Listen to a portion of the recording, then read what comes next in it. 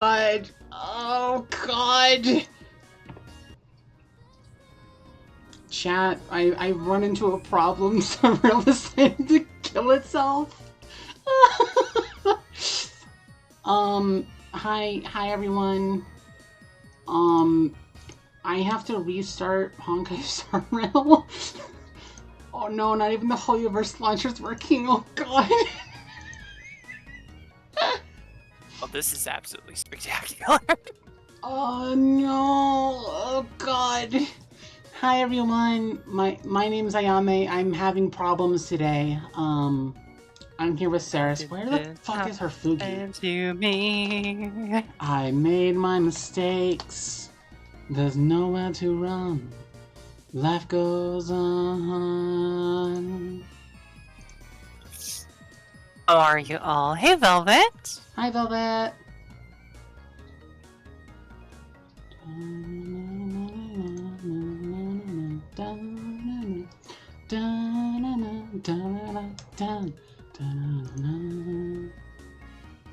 You know what we need to do, Saris? We need to like schedule a time where we can just like sit down and zoom through Star Rail Story. What did Saris do? Why did she make you cry, Velvet? No. No? What do you mean no? No. What happened? None of that. What happened? Tell me. You will tell me. What? That's up for Velvet to decide if she wants to say or not. Were you being nice to her? Yes. Good Yes, girl. it was happy cries. I'll say that. Okay. Why are we not working, YouTube Studio? Or sorry, not YouTube Studio. Why are we not working, Fugi? What the fuck?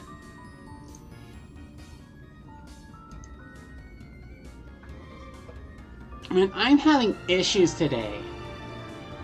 Happy thing. Okay. I just want to make sure, because if Saris is bullying his sister, I would be surprised. I'm trying hard. I was gonna say. Just today. I don't bully meanly. Unless they want it to be mean. Oh, it's loading. It's loading. Fugi.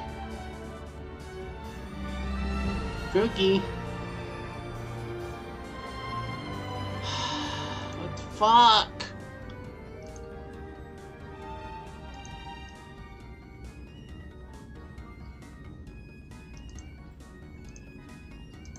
I am having... Oh, there you are. Hi!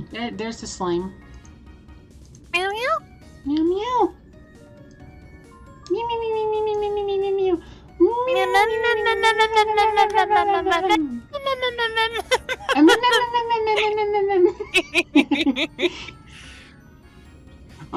Okay, we're loading.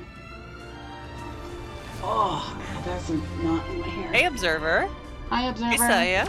Hi, Ninja. Hi, Saya. Hi, Observer. Hi, Velvet. Welcome in, everyone. Hope everyone is doing well today. Now,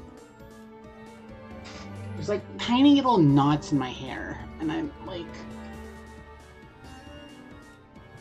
I really need a haircut. I can imagine that's not fun. Yeah, no, because it's the curse of having wavy/curly hair. Wavy/curly hair equals you get knots in your hair so often that it's painful to like deal with.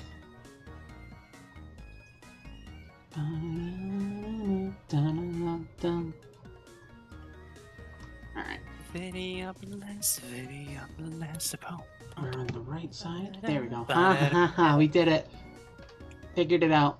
Okay, drift fail. For some reason, like, the tenor of how you said that just reminded me of, like, Woody the Woodpecker.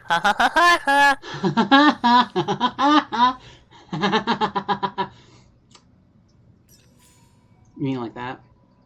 Yes, exactly. Exactly like that. Either way. Hello everyone, welcome in. Welcome to Honkai Star Rail Story Time with the lovely Saris. If you'll excuse me, I'm going to distract her. Very, very quickly. What? Yeah, we're gonna distract you.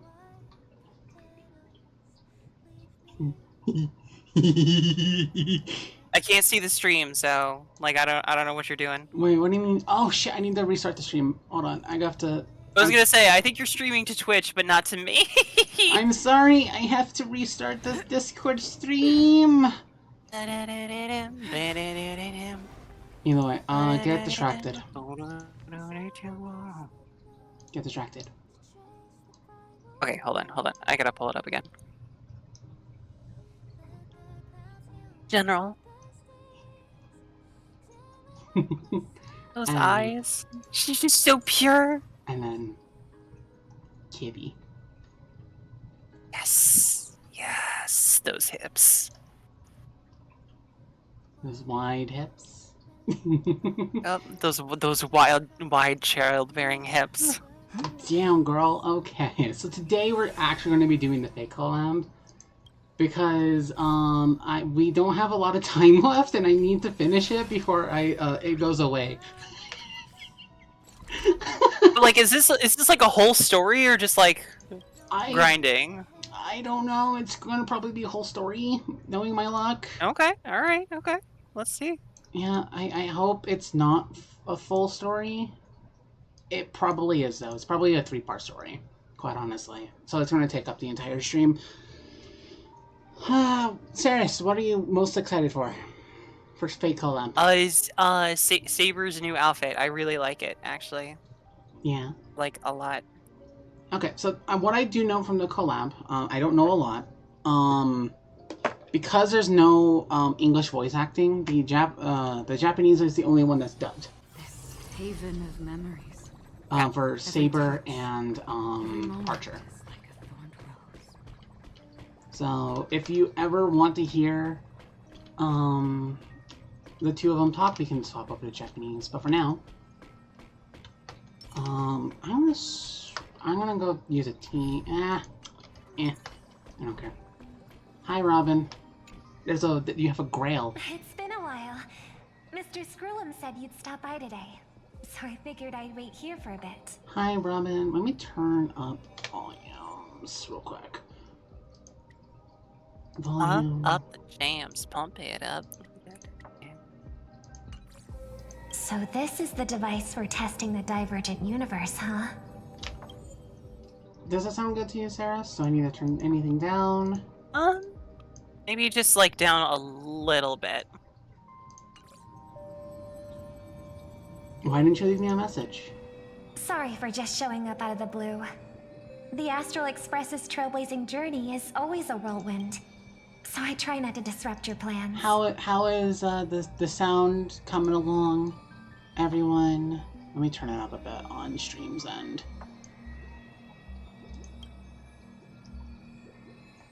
I'm here today on someone's behalf, to bring you a gift. Do you still remember the Holy Grail War we had back in Penacony? When was this? What? I know there were parts of Penacony that I missed. No, this never happened though. What do you mean? Where did this come from? What the fuck? No, not a clue. Not surprising at all. This so-called Holy Grail curio is bizarre indeed. Are we seriously gonna tell a Even though I still tale? recall that adventure we went through together, some of the details get a bit hazy when I think back on it. Wait, you mean to tell me that like this is like Old Odie gave me this Holy Grail as a token of gratitude for everyone who participated in the war. I wanted to display it on the Radiant Feldspar. He agreed, wholeheartedly saying, Ho ho ho ho! What better decoration for the Radiant Feldspar than a cup set to grant any wish? Talk about grandeur! You should not make a wish on that thing if that's actually a Holy Grail. Now it's just an ordinary dream bubble, stripped of its wish-granting properties. Yeah. Good? Good? There's no wishing. Don't? Don't wish. No, I've always no. wondered. No wishing. Why If not? the Grail really could grant you a wish, You don't know fate lore, do what you? would yours No, be? I don't. Don't wish. You never wish on a holy Wish, grail. huh? Don't wish. Feels like someone asked me a similar question during the Holy Grail War. Thank you, Scrum, for the Golium. Yep. Your thoughts gradually rewind to the beginning of that Holy Grail War as many vague details gain clarity. It was a long time ago, or not so long ago, in a time far, far away. Let's say, so the Grail is bad juju. Okay. I don't want to say because I don't want to like ruin anything that's potentially in here, but yeah. Is it like a monkey paw situation? It's like worse than a monkey paw. How is it worse than a monkey paw? As Penacony's last festive superstar, I don't wanna she say. was once the I don't wanna center say. of everyone's attention. Damn. And now, with the unprecedented First Penaconian Holy Grail War about to kick off, Is that you, she is Sampo? back in the Sampo, is that spotlight. you, motherfucker? Come on, girl. Show the audience that, what's it called? Tattoo on your hand? Sampo, if that's you, I'm gonna fucking stab Command that. spells. Wow. Oh, actually, those are pretty cool command spells. I'll give him that. Right. Command spells. Proof of your selection to join the Holy Grail War. They say its power lets you command legendary figures from Penacony's history to fight for you. If this isn't Sampo, I'm gonna be grateful. And now, let's give up the floor to the star reporter of the Crystal Daily. Oh, wow, this is amazing. Thanks for the no voice acting for this one random character. So, honorary member, if you win the Holy Grail, what wish would you want granted? Why are there two... Why are you even here? Whoa, looks like an honorary member is dodging the question. Could it be they've secretly got a secret wish they don't want anyone to know? Well then... You also don't tell anyone what your wish is. That's the other rule of the Holy Grail War. Gotcha. Do you think you got what it takes to win the Holy Grail War? Why are you both acting as reporters? Oh, dodging question, huh? Must be hiding a mace up their sleeve. It's an ace up their sleeve, not mace. Right. So, honorary member, which legendary figure from history are you planning to summon? Don't tell me you're as close about Penacony's history as I am. What's your deal anyway? Oh, hi. Come on, girl. It's a rare treat for us Belabogian folks to travel off-world. Running into an old friend on an alien planet. Fuck you, That's pure Sampo. joy. Sure, the occasion might be a little weird, but don't tell me you don't recognize us. Well, in all fairness though, fucking Hook isn't speaking. She has no voice actor. Why is this how the game runs? Why? I promised Pitch Dark Hook the Great we'd record every thrilling moment of this trip to the planet of festivities for the folks back home. And here we are stumbling upon you being interviewed for the Penaconian Holy Grail War. I see. I was just wondering why someone else was taking my job, considering our channel secured exclusive rights to this interview and broadcast. Security! Clear the area. We can talk this out. How about a collaboration? Hey, even the money-loving Alfalfa family wouldn't charge such a cute kid a licensing fee, right? Shut the fuck up, Sampo. Miss, Is that why you brought the consider child? charity. Yes. Let this kid finish her social studies project. I mean, what's the harm in that, Sampo, I will throw you into the sun. We all wish that. No. I want to throw him directly into the Nook's path and let him get destroyed in many different ways. In every way possible. And I would watch. Assistant! Get these two out of here! The assistants surge forth without warning, escorting the two foreign visitors far from the scene. The Alfalfa family proudly presents the first Penaconian Holy Grail War. We'll be following the masters every step of the way. bringing you the freshest, Why most are you- exclusive coverage. What? Why are they having a Holy Grail war? Like, as somebody who knows the lore of the Holy Grail war, like, why? Why are you having one? For the fun of it. Because the Star Rail writers clearly didn't want to put much thought into this.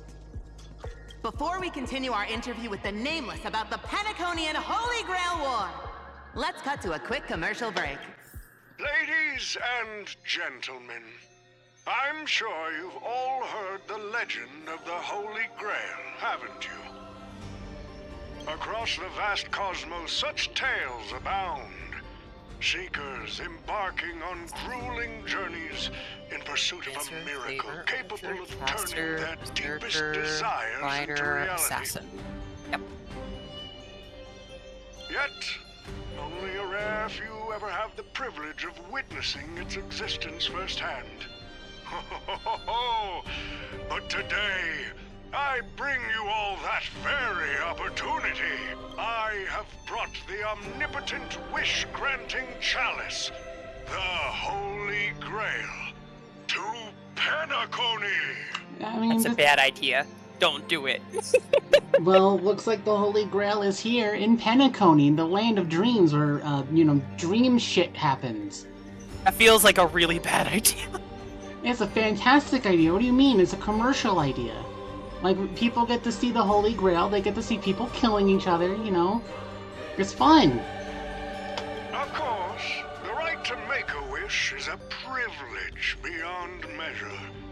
And like most competitions in life, if you want to claim Hi, your Saya. reward, you'll have to fight for it.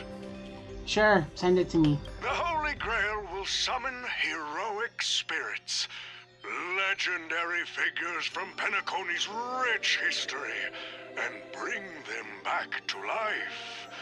And you, daring dream chasers, will become masters, commanding these servants in battle until only one survivor remains. If she hasn't summoned a heroic spirit, how does she already have command spells? You don't get them emblazoned on your hand until after you summon your servant and forge a pact with them. What? Oh no, what have I done, chat? This is what this stream is gonna be like, by the way. This is gonna be like the one person who's really confused about everything and just here for the ride, and the one person's like, what the fuck? Oh god. Oh no. Chat, what have I done? Hold on, Saya sent me something. What did you send me, baby girl? Thank you. Baby girl. Worried it sounds a bit violent? Afraid it might turn into another Tychean Robo-Ball competition with limbs flying and blood spattering everywhere? Yes. Yeah, because that's how a war works. Fear not. Mark my words. In the sweet dream of Penacony, there is no such thing as death. Any violence you witness is nothing more than harmless spectacle. The only thing real is the prize of having your wish come true. So, we know that's a lie. That is a complete lie. Death happens in Penacony. I mean, for fuck's sake, Gallagher's pet is literally called Death.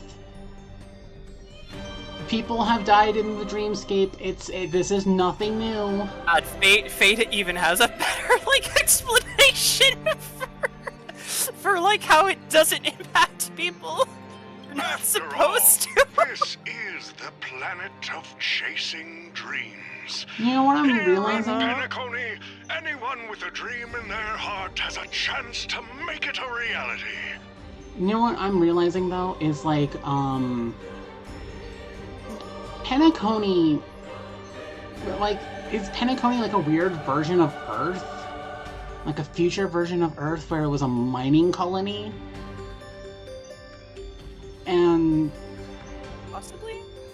because he's saying, oh, Penacony's like history makers. I'm like, okay. How does that explain Saber? Yeah, I listen, I've never played Fate before. I don't know, like, the place... Like, the whole thing is you're supposed to be summoning heroic spirits of the past.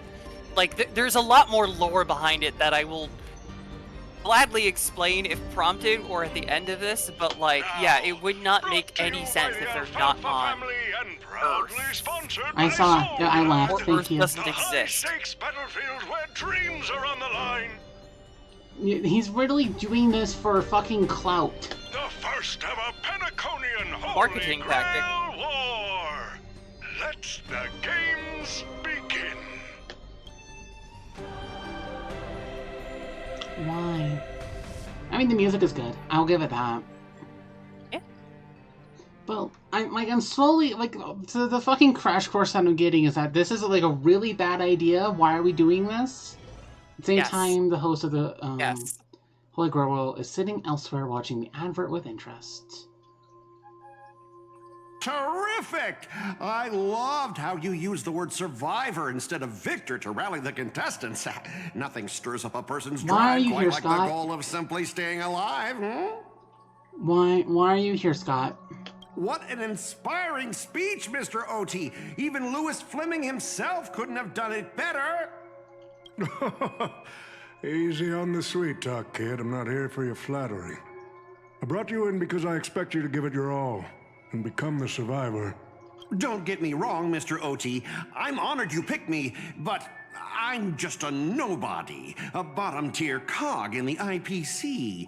And if the He's a rules are bottom. true, He is you're a not bottom. exactly a This fan is of the the same dude who's IPC, barked so like multiple times, by why the way. me? Because Stell forced him to.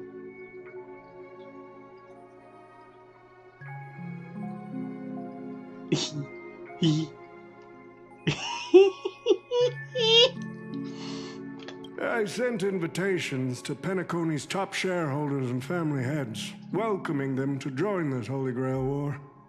Some accepted. Others turned their noses up, dismissing my carefully orchestrated spectacle as just a marketing stunt. Which it Seems like is. living in luxury has dulled the ambitions of the so-called elite. But underdogs like you, you're a whole different story. Now, Desperate remind me people. again, what wish would you make to the Grail? Me, Scott? I'm just a lowly grunt trying to climb to a P45 corporate rank. What a delightfully mundane wish. You aren't even dreaming of rubbing shoulders with legends like Diamond or something. But compared to lofty nonsense like world peace, your dream is refreshingly grounded. So, the Holy Grail, can it really grant my wish? Of course it can. No. Kid, No. the command spell branded onto your hand is proof of your qualification. You've also No, it's summoned a not! servant. You're not supposed to Witness have their it yet! power for yourself. Oh no. Saris is losing her mind. Wait, you've also summoned a servant? Wait, so what servant? Wait, okay, no, it makes it sense, I guess, if he already has a servant, but... Yeah. Well, we are in a dream world where ice cream talks, wine bottles sing, and instruments play themselves. A grail that grants wishes and legendary figures resurrecting from history? Not so far-fetched here, I guess. Okay, so it is from history. Huh. So that means, like, in Star Rail's universe, or in, like, this timeline, Earth's history, like, Earth is basically Penacony. Okay.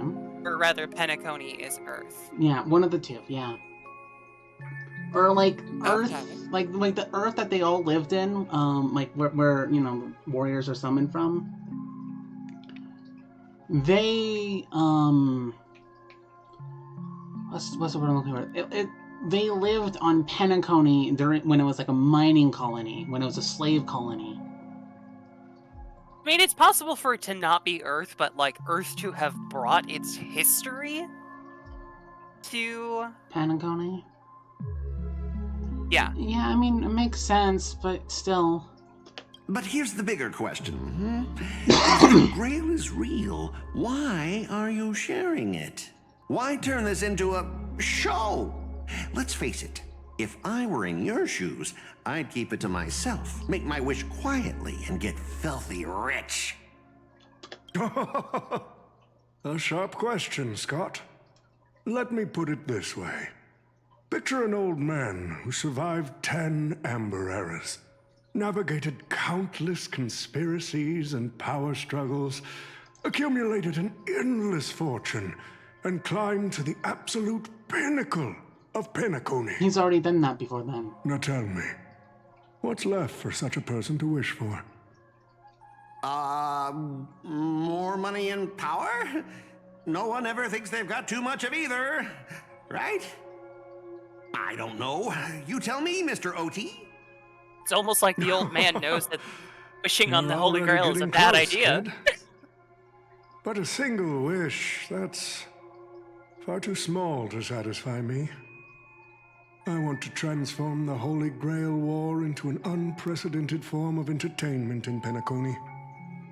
Imagine meeting historical legends, summoning them as servants to fight for you, and finally making your wildest dreams come true. This will be Penacony's next grand spectacle, standing alongside the Charmony Festival as a beacon for the universe's attention. You're doing it for Dreamers and wealth beyond Yes, he's measure doing will it because he pour wants in, more far money. more than ever before. And for the first ever Holy Grail War, what story could be more compelling than the wish of a nobody coming true?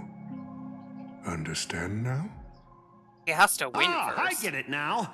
Don't worry, Mr. OT. I won't let you down.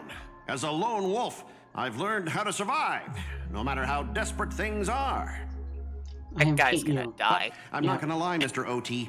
Just now, during that broadcast, I saw someone who's dragged me down to rock bottom more times than I can count. She's gonna make Funny you do how it again. fate I hope you works. know that, dude. She's here on this battlefield, too. He's gonna get pegged by Let Stell. me guess. Yeah, he's gonna get pegged by You mean that Stell. name She's was gonna from be. the Astral She's gonna give Express? him one look and be like, bark. And Real he gets on his showboat knees and and starts tough barking competitor, because he I'd say. knows he can't defeat Stell. Oh, yeah, in terms of pure strength, the old me couldn't compete with that monster and her crew. But the person I am today, I'm not the same man I was back then. As a master, survival hinges on using your summoned heroic spirits, your servants, wisely, and utilizing their noble phantasms. Isn't that correct, Mr. Raka? Oh shit! Hi, Rekka. Haven't seen you in a bit. While the Holy Grail War is ongoing, please address me as Greedy, producer. Greedy Actually, producer. during this war, he should call you by the code name Assassin. You're right. In the current Penacony, the name Greedy carries no weight. Best not to bring it up. Okay, because. Okay, so this is the Wait, assassin. who the fuck is this? Mr. Rekka. He was he was part of a story that we missed. In all fairness, I skipped it because it was very boring. But this is Yeah, I get that he's the assassin in this this Grail War, not so sneaky ninja, but like Mary he's a character from a previous No, storyline. I think he's disguised as a person from a previous storyline. Someone who disguises himself as other people. But he's Curious. acting like Rekka, which is weird. You got a chance at a second life. It's best to let go of fragile pride, old friend. Holy shit. Thank you, Saya. Yeah, I purposely skipped He's the talking about him like he knows him, though. Yeah. So clearly this is not Rekka, because I don't think Odie and Rekka actually met. But, yeah, I skipped over... I purposely made sure Ceres was not involved in that brain rot of a storyline. Names tie you to your past. They also expose your weaknesses. A wise competitor hides their true self from the opposition. Listen up. No. I had to offer him film credits and the chance to experience a heroic spirit's memories just to convince that director to act as your vessel. Oh, he's a hybrid. Okay, so, like, this is where I will actually, like, yeah, I was going to say, I actually will interject in here. Okay. Some heroic spirits cannot be summoned in their totality. Their legends are just too large, or honestly, some are too small. And as such, they have difficulty manifesting as a full spirit during a war. So what will frequently happen is they will have a portion of their legend grafted to a person, acting as their vessel, so that they inherit the powers of them. This frequently happens in like Fate with like Rin Tosaka like gaining part of the powers of Ishtar or Erishkigal, two of the massive Sumerian gods. Mm-hmm. Like, so because they're divine entities, they're too big to like manifest on their own in a regular Holy Grail war. So some fucker is using Rekka's body as a vessel. Okay, Gotcha. that explains it. You've always dreamed of creating a masterpiece that would shake the world and cement your name in history, haven't you? On that point, you and Mr. Rekka share the same goal. Don't waste the opportunity I've created for you. Go record the stories of the participants in this Holy Grail War, and help this ambitious young man by your side fulfill his wish. Following my master's command, my noble phantasm has already been trained on those you invited. I can show their movements to you both in real time. Well done, assassin. With an ability like this, we're sure to stay ahead of the competition. So he has to like. The participants who have accepted the invitation and plan to join the Holy Grail War are already under my noble phantasm's watch. So, producer, which one do you want to check out first? Grady. Okay. Is there a person named Grady? Producer, time's ticking. Let's hurry and No. check out the other participants. Okay, we have. It's not that I know of. Investigate this one. Jade is Aventurine a part of this? It's probably Aventurine because we saw Jade in Aventurine. Alright, bye, Observer. Wow. Wow, I have to read off Jade's voice lines? Fuck. This is the issue. Always feel free to let me know if you want help. Alright. Using memory bubbles as invitations. A very Panacone thing to do. But what's even more Panaconian is this omnipotent wish-granting chalice. Well, listen to that. Doesn't it sound like a cheap business scam? Only someone from a backwater place like Eurilo 6 could be fooled by a trick like that. Damn, what the fuck? Old Oti's serving up the nectar. What kind of poison is mixed into the cup? Madam Jade. Oh, don't tell me you're actually trying to figure out what kind of game this old man is playing. Hi, Pop-Tart boy. Yeah, hi, Pop-Tart boy. Why not? Panacone's biggest tycoon throws away his usual image of polite deal-making to invite the family heads and shareholders to participate in this dream contest, promising afterward to grant a wish that someone could never fulfill on their own. Isn't that fascinating? Fascinating? Well, people with real power wouldn't waste a second of their time on something like this. I mean, who would lower themselves just to entertain him? And if this so-called Holy Grail turns out to be nothing but a marketing gimmick, then things are gonna get really interesting. Hi, Pop-Tart boy. You're pretty. Old Oti knows that better than anyone. So what kind of return is big enough for him to risk the Alfalfa family's entire reputation? He is pretty. Can I have Aventurine as my servant? You believe this omnipotent wish-granting chalice might actually be real? How do you want him to be your servant? I want him to wear a collar and bark for me, He's already wearing a collar. You're one but step. it needs a leash. Oh my god. Wow. Across the cosmos, ceremonies that tap into past power to create miracles aren't uncommon.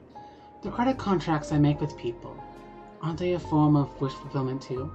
And even more so, are the cornerstones we receive. So does that mean you're interested in accepting the invitation? I am interested in the Holy Grail War, but not in the Grail itself. What intrigues me are the people who joined this war of a so-called miracle. Well, placing your hopes and dreams on some unknown Holy Grail. It's like dousing yourself in oil and diving straight through a ring of fire. Doesn't look promising.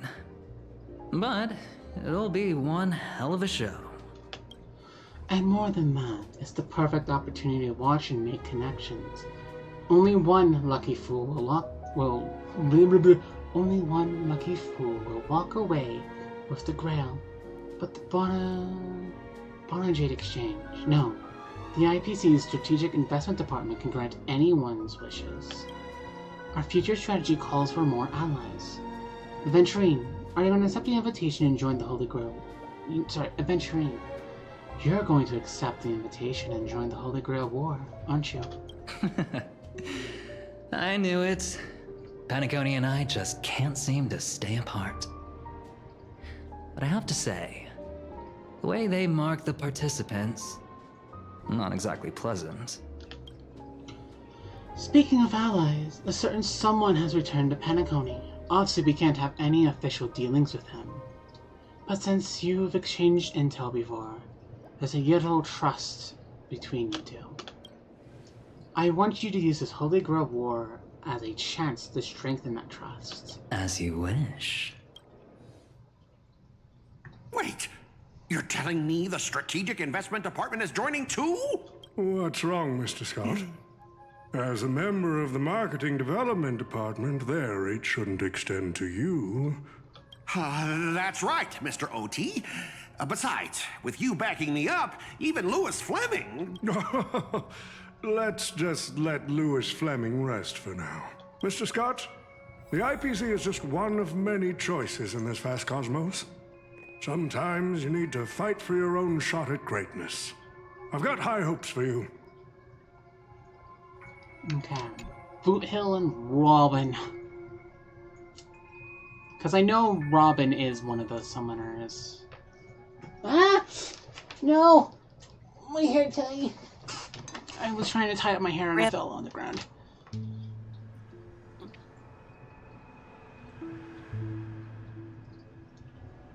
Mr. Pom Pom, it's been a while. I forgot that Boot Hill used Pom Pom's name to get into Penacony.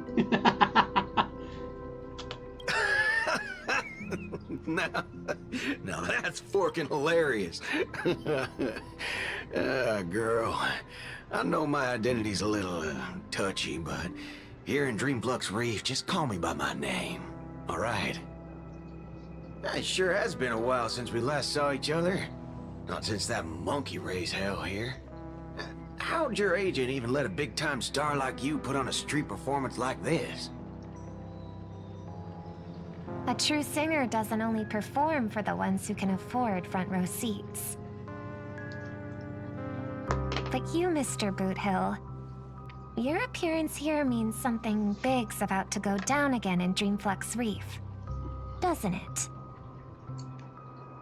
Hey now, don't go making me sound like some kind of walking disaster siren.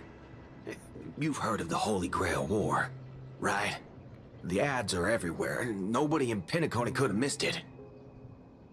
Wait, are you telling me you're joining the Holy Grail War? Oh, why do you sound so shocked? Am I not supposed to? That's not what I meant. Or maybe that is what I meant.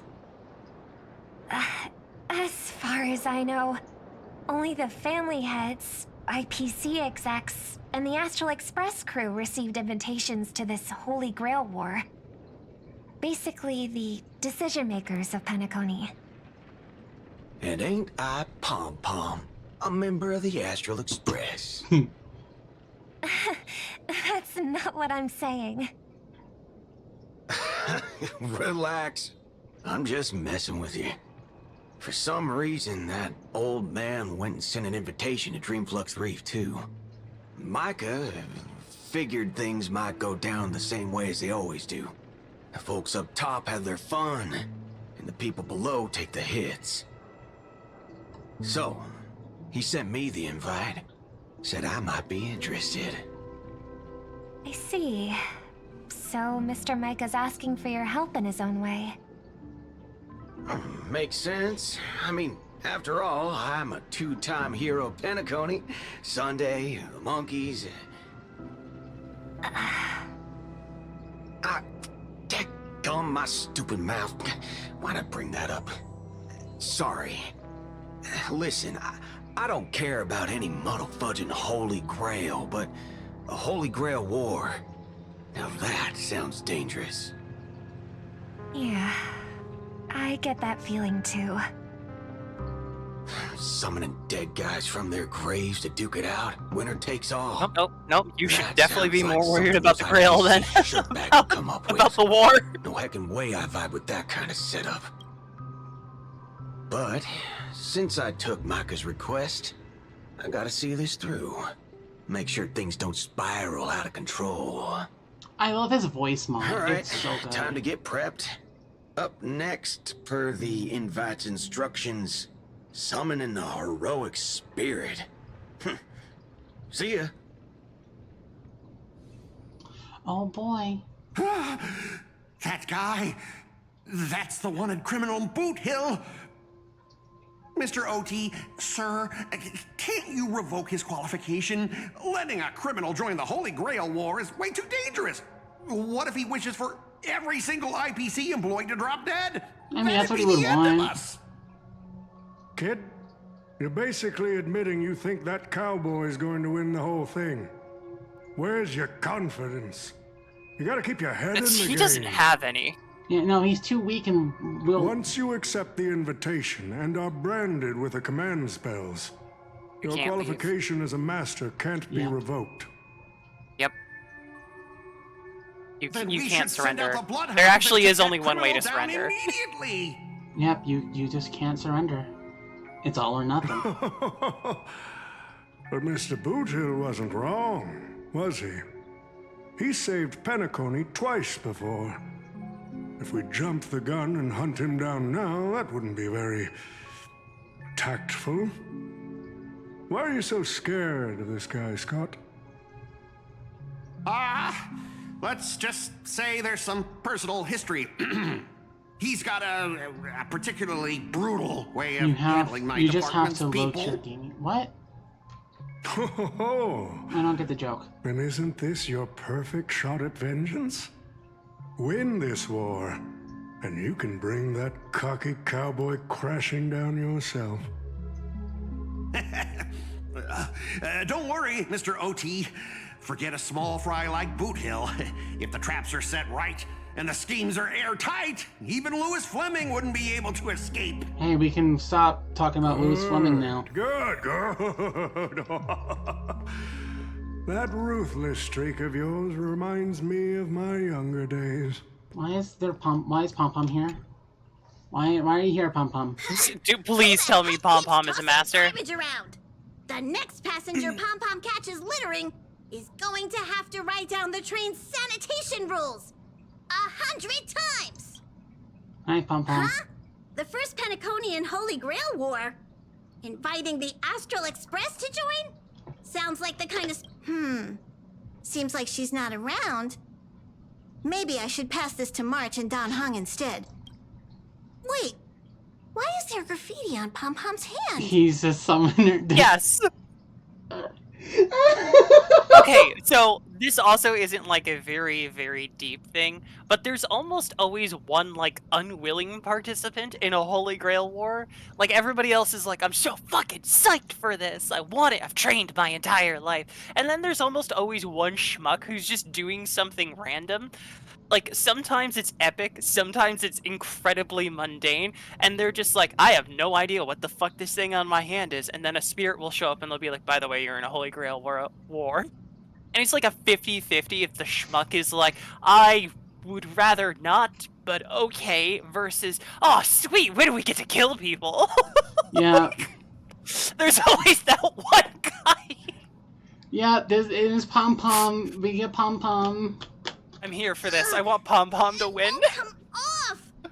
Who's behind this prank? The world's turned upside down. Even the animals on the Astral Express can enter this tournament. Mr. Odie. I hate Scott. Should I take care of this Don't first? worry, I also hate Scott No as well. need. Letting a contestant like them compete just makes things even more interesting. It just makes things more funny.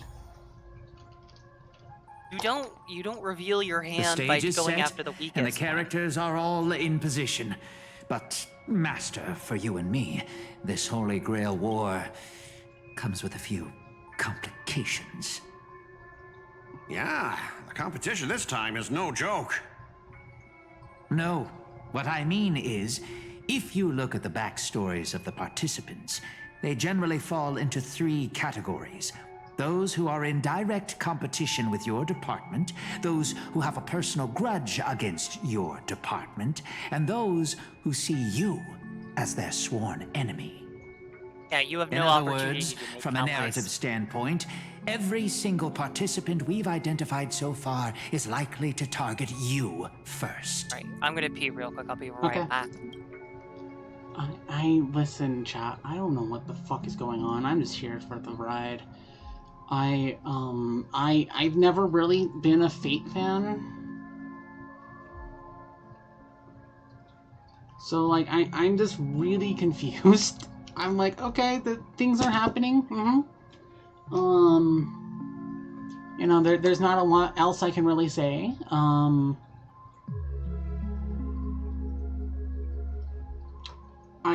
I'm just very confused. I'm a very confused little girl, and I don't know what to do about it. 'Cause I'm dumb. Do I not have the ones on? Hold on one moment, everyone. I will turn on.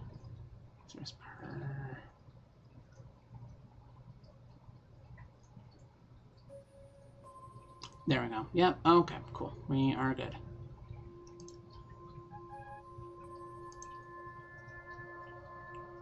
It's us. You call that a complication? Like I didn't already know everyone here has a bone to pick with me?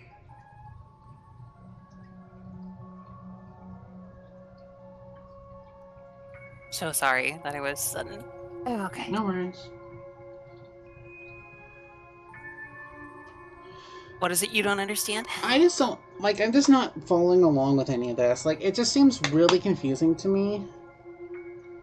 And I'm just trying to, like, enjoy it, but at the same time, like, try to, I don't know, Scott the Lone Wolf playing. It'll get more enjoyable once we know who all 7 players are and what kind of servants they have, like, summoned. The thing is, like, I know it might be a cowardly tactic, but from Scott's standpoint, like, they made the observation that all the other participants, like, would have reason to target them. You're an assassin. Just hide.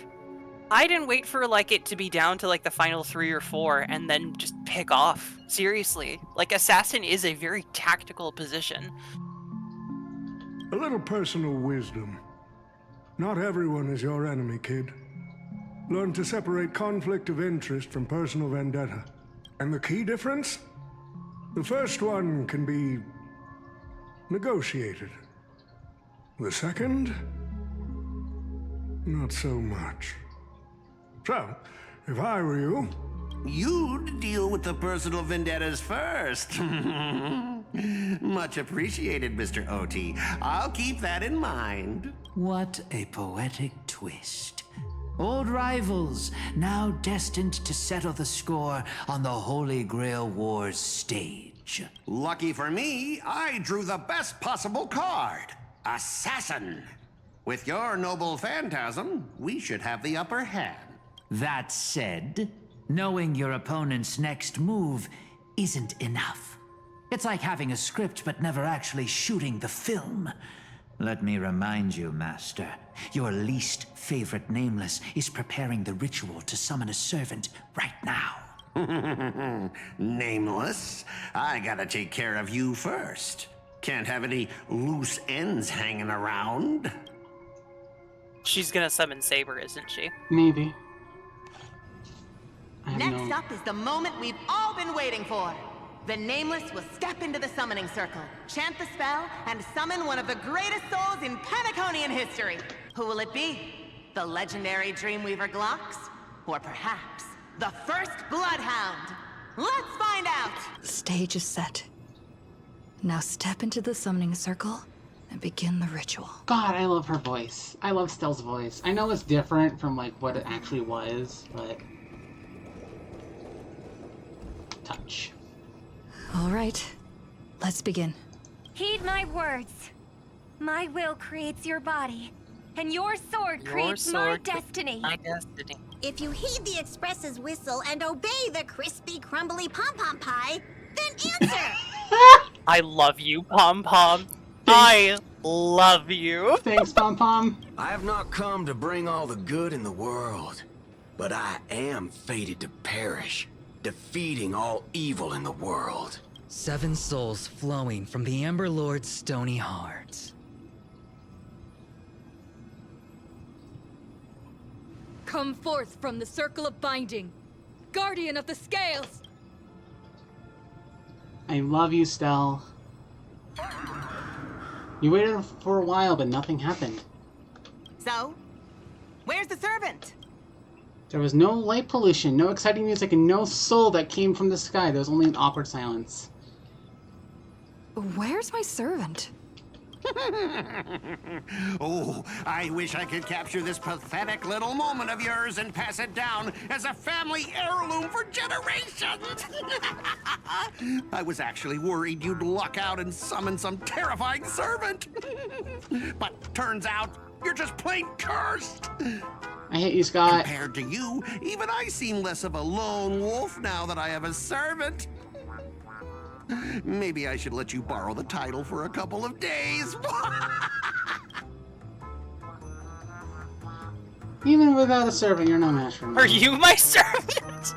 You think you can take a cheap shot and beat me just because my summoning failed? Listen up, girlie. Let me teach you why rules matter. This is the Holy Grail War. Having a servant versus fighting alone? That's the difference between wearing power armor and charging in shirtless. Let's not waste time. Your summoning ritual I want a just shirtless Stell. This is the perfect moment to serve you every ounce of humiliation you once dealt me, with interest. But hey, I'm a fair guy. Since you failed to summon a servant, I won't use mine to beat you either. Boys, go get 'em. You do realize I'm running my Acheron team, right? Right, Scott? Like, He doesn't know that. Scott, you do. Specialist Scott! You never said the enemy was this strong! Way out of our league! Don't forget to file my overtime pay! You idiots! Hold the line! It too shall fall. Together as one. Enemy data signet markers activated. Time for a good old counterattack.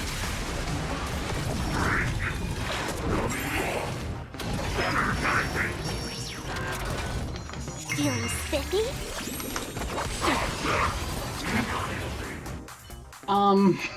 Scott. These useless mooks are even worse than I thought. Anyways, just fall back for now. Scott, that's all you've got? Guess it's my turn to hunt you down now. I love her. I love her. I love. Unless this is a ploy, like to actually lead her into a trap with the assassin, this is the stupidest plan ever. You really had the guts to chase me down, huh? What a shame. Your Holy Grail war ends right here. Target is in position. Ready, assassin? Ready to roll, producer. A blood-splattered interstellar slasher comedy. Action. Again, What are these things? Just some disposable extras. Nothing special. Watch your mouth. You're very valuable to me. What the fuck am I looking at? I weep for the These departed. faces. It too shall fall. I'll go easy this time. Feeling spiffy? Destined for oblivion. Ready for And the another? sound effects? A quick divination. Converge and awaken. Let's play. Can you find the answer? Freaky ass Scott. Still waters of oblivion. Again. It came together. Let's go. Feeling spiffy? Free will, I weep for the departed. It Wasting too my shall ult fall. on that? Yeah, that's a bit excessive. Cut! These extras will keep performing forever. If I can't kill you, I'll exhaust you. He's not playing like a assassin. He's playing like a Enemy data caster. secure. Net On the still waters of oblivion.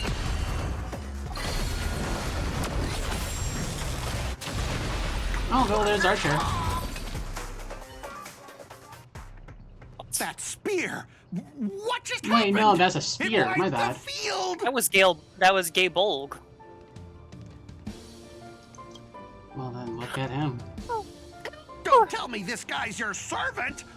Assassin, do something. Look at how cool! I love you. Someone's crashed the set, producer. I'm not built for frontline combat, and that guy is bad news. So, how about we take the smart approach and run? Presence concealment and then leave. There you Yeah. go. Duh. So we put his master in the spirit form too. Assassin class. Always such a pain in the neck. It's not just spirit form. It's presence concealment. And fuck you. Thanks for saving me. Oh, don't thank me yet. My plan was to take you out next. You can call me a Lancer. No, I'm gonna call you Cucullin. That's not my true name, of course, but since you'll be out of the game soon. Well, does it even matter? Farewell, master with no servant. Yep, that's Cuc for ya.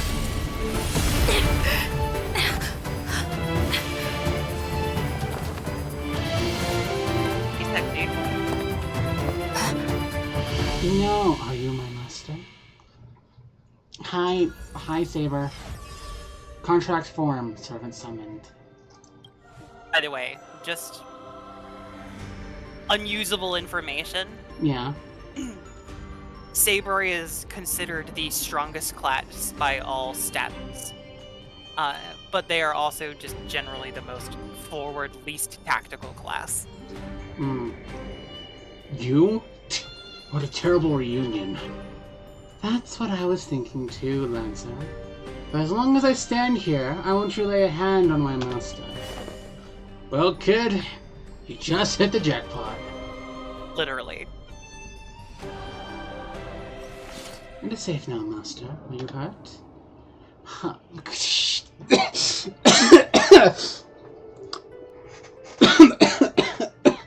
I'm okay. Sorry, pretty women. She's very pretty. Very pretty. Are you my servant? She's shorter than Stell. Yeah, Saber's short.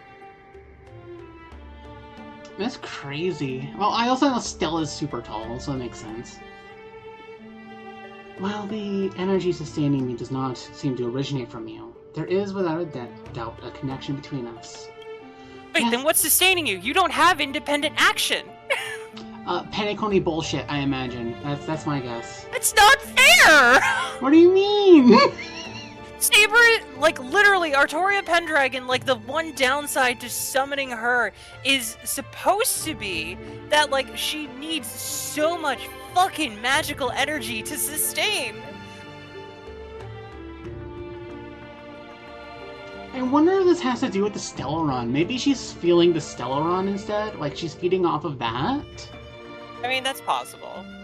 You know, because I imagine, like, if it was just normal Stell, I imagine, like, she would be like, oh yeah, you are the connection, But for Stell, because she has the Stellaron, it's technically not even a part of her, it's part of Nanook.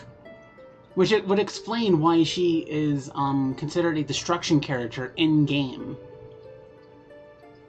So by all technicalities, Nanook is the battery, per se, for Saber. For, Pendragon. That's not fair. Yeah, she's really feeding off a god for her energy. Really feeding off a god to keep her alive, and it's like one of the strongest gods in existence. That's crazy. You don't seem to be from this world. I've noticed that as well. The Holy Grail granted me the knowledge I need to participate in this war.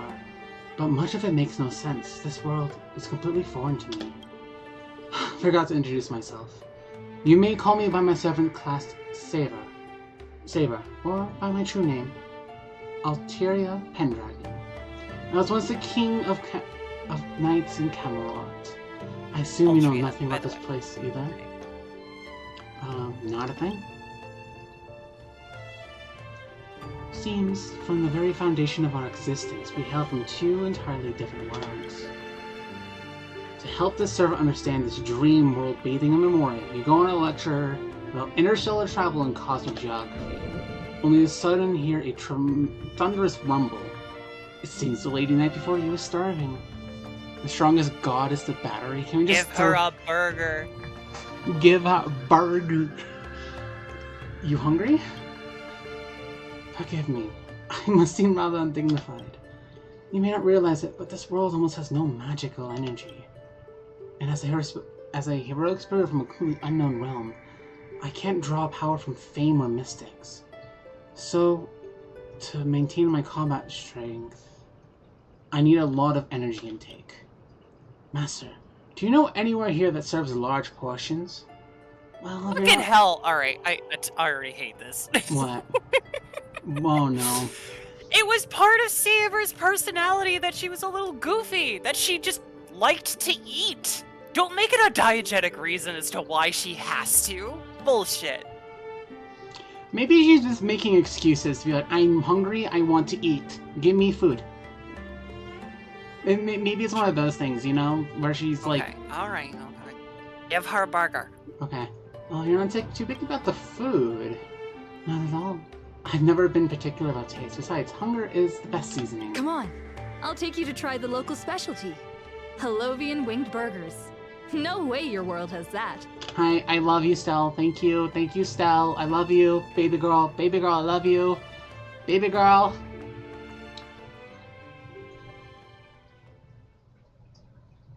Baby girl. Baby girl. Baby girl.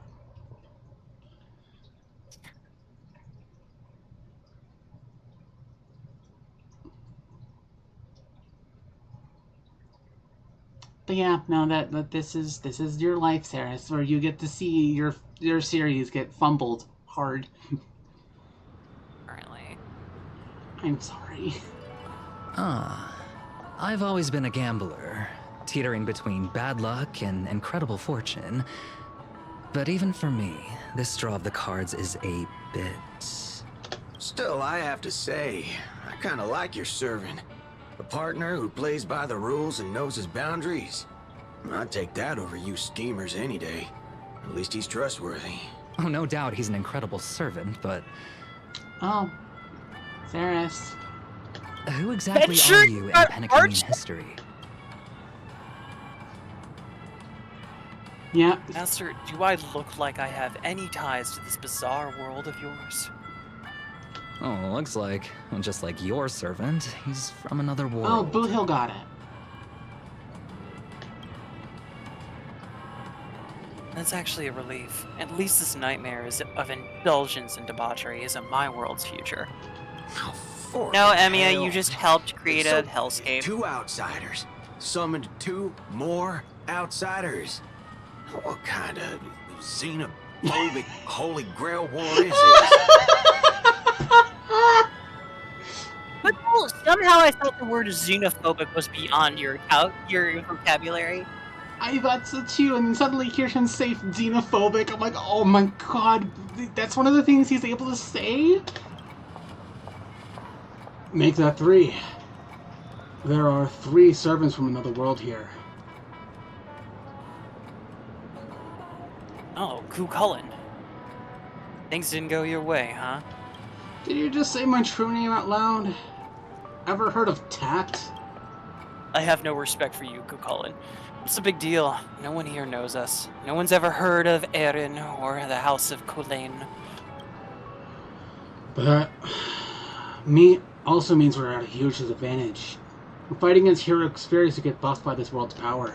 Man, all I asked you to do was a little recon. Oh. How'd you end up looking this beat? My bad. So yeah, no, Boot Hill gets Lancer and Cuchulainn.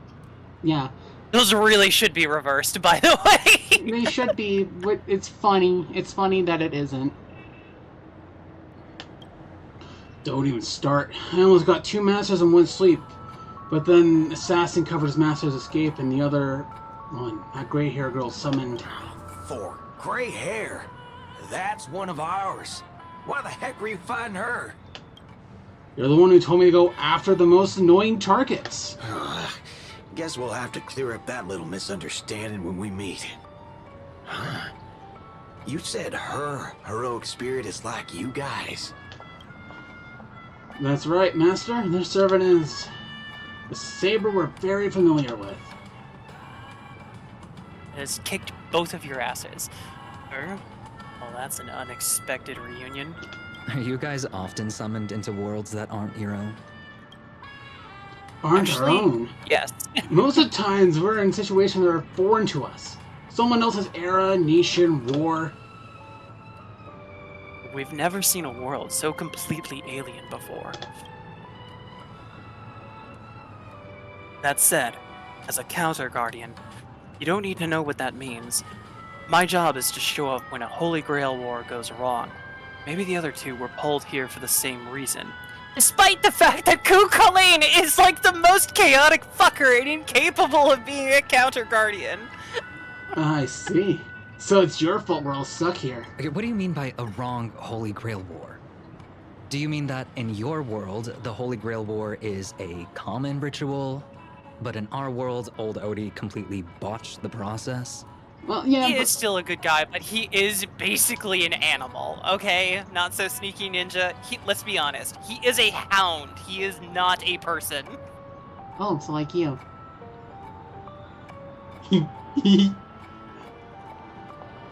That stunned her into silence. It's not exactly our world either. But you guys definitely screwed it up. First off, the Grail is not a toy. And surely it's in something amateur mages like you should be messing with.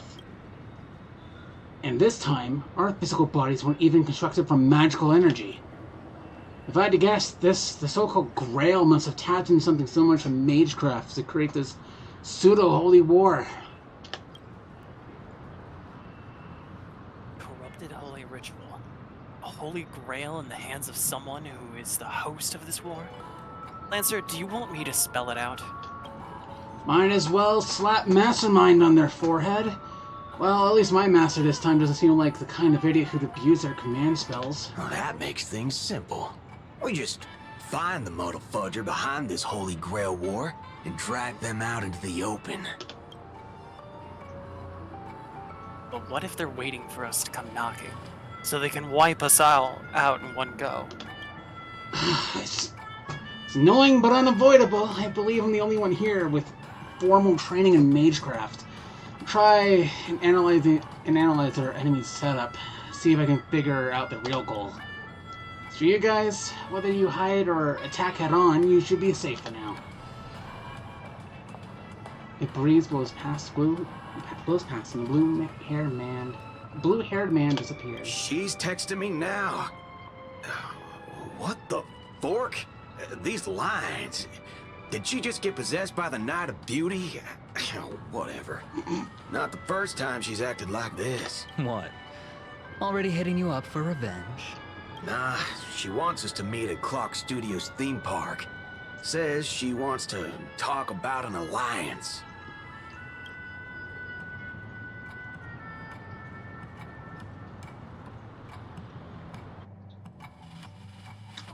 Dun, da-da-dum, da-da-dum.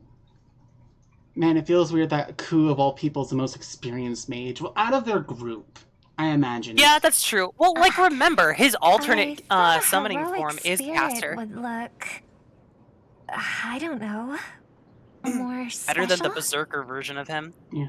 Wow, it's almost like they couldn't get make another model for Robin's spirit. Whoa, it's like they're using an NPC model. That's crazy. Star Rail. So who'd she get? Star Rail. This has to be somebody from Penacony's history. Mm-hmm. Do not recognize. Star Rail. You have so much money. You can make so many more unique models. Please.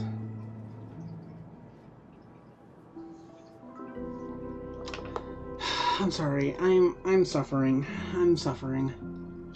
This isn't quite my true form, but I'm afraid this is the only way I can appear before you. Oh wow, I don't have to voice act. Yay. Summon at your request. I am Caster. Caster. Okay, so figure out who it could be already. Well, I imagine this is probably someone from Penacony's past, honestly. Based on the fact that seems to be the way, like, that they're getting around budgets, sort of thing. Like, Assassin is borrowing somebody's body as a fuser, like, he's, like, disguised somehow with magic. Yeah. Yeah, and then, you know, Caster seems to be actually someone from Penacony's history, and then we got the three idiots, you know, the three Kukulane, Saber, Pendragon, and, who? Archer. Who is Archer again? His name is Emiya, Emiya, thank you. I don't remember names. I would of course prefer to be honest with you, but every time I try to say my own true name, it turns into this. Wow. She broke the fourth wall. Dissonance. But that's your name. It was. But it's been trademarked, copyrighted, owned by someone else. I'm sorry, Master. Wow. What the fuck? Okay, there's only a couple things. Oh no, I'm trying to think. I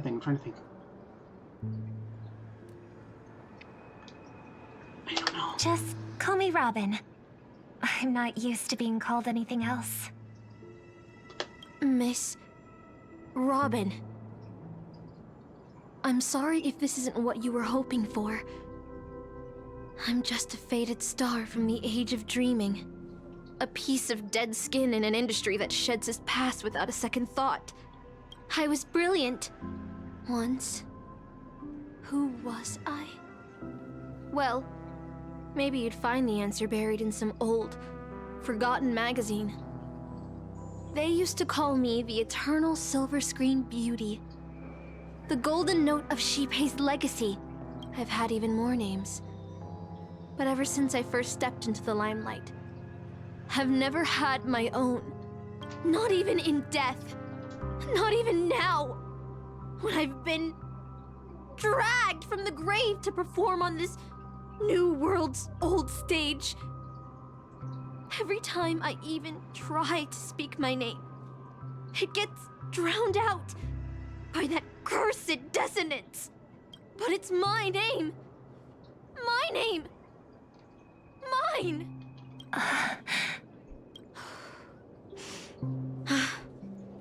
I'm sorry. It's okay. Let it out. I get it.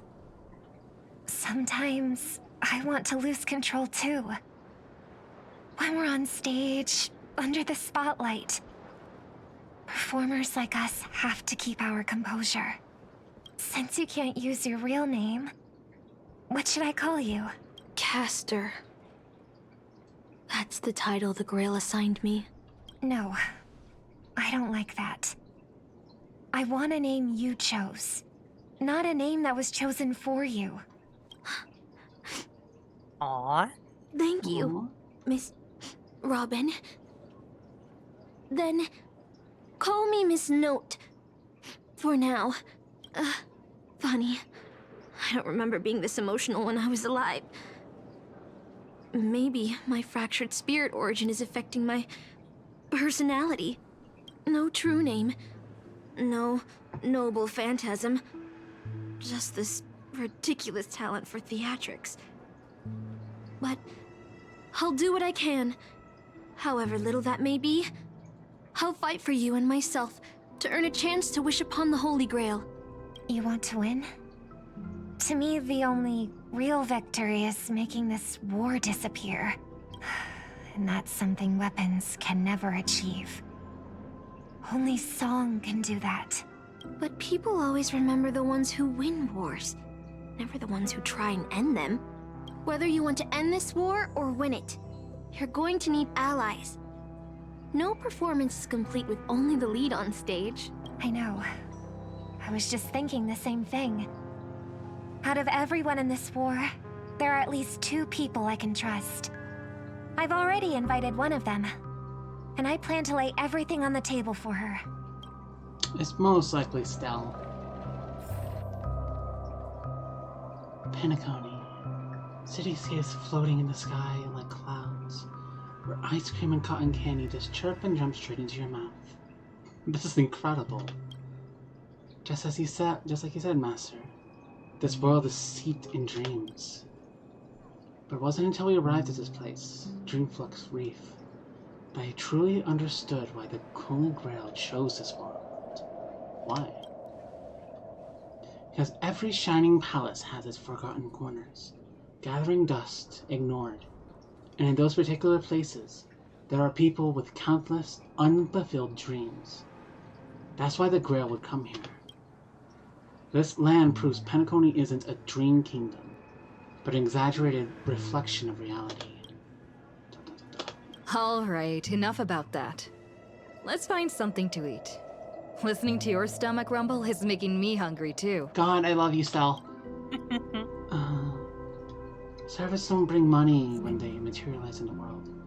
Is your wallet good to go? Don't sweat it. I've got plenty of cash. Yeah, we have a lot. Good. I'll make sure to repay you with a glorious victory. Almost there, Saber. Up ahead is the Dreamscape fast food restaurant. Restaurant in an unknown world. I wonder what kind of delicious surprises await. So, how are you feeling so far, Saris? It's interesting. I'm curious to see who all the players are. I think it's weird to have like a mix of like fictional of like heroic spirits from, you know, Fate and ostensibly Earth versus those from Penacony.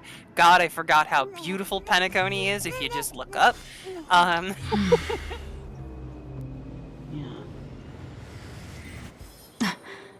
Yes, thank you, Frey. The stream is going very well so far. But yeah, no, I get that. Available long term. I can wish for Saber whenever the fuck I wish.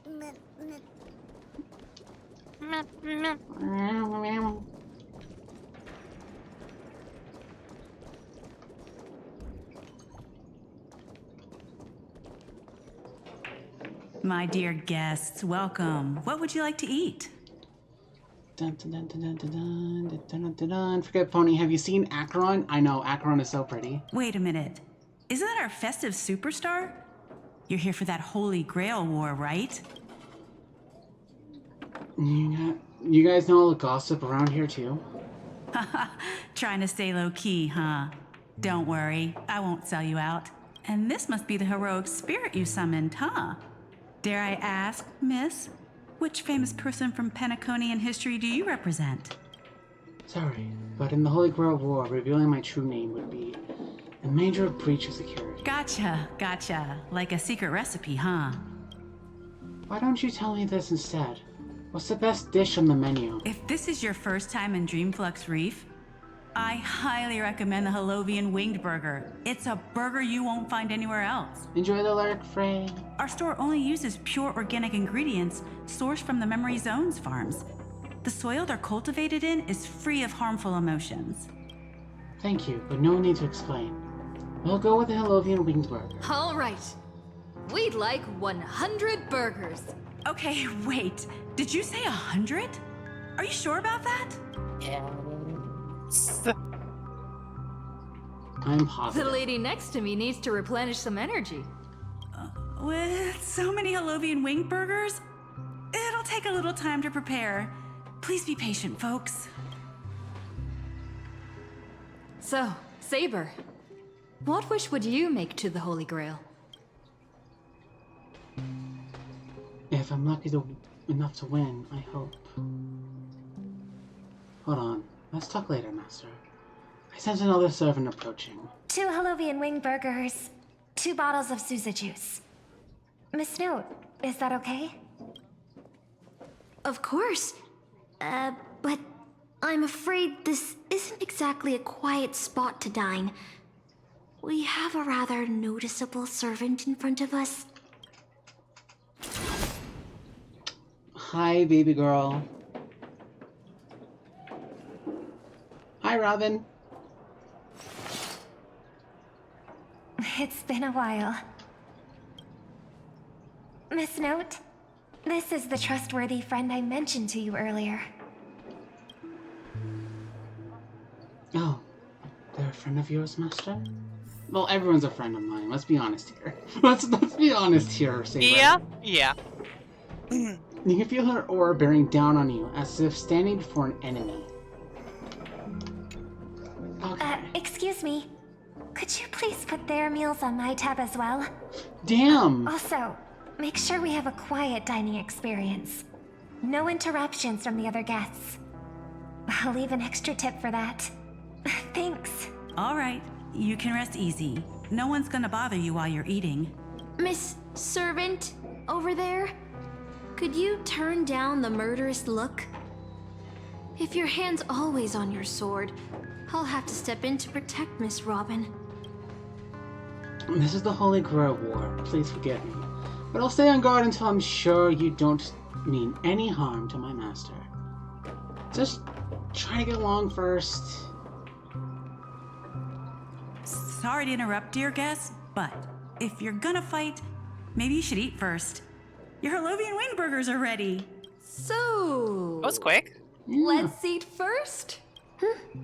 Agreed. You 2 ordered all of this? With quiet poise and grace, 2 servants followed off to... It seems they've all calmed down after eating.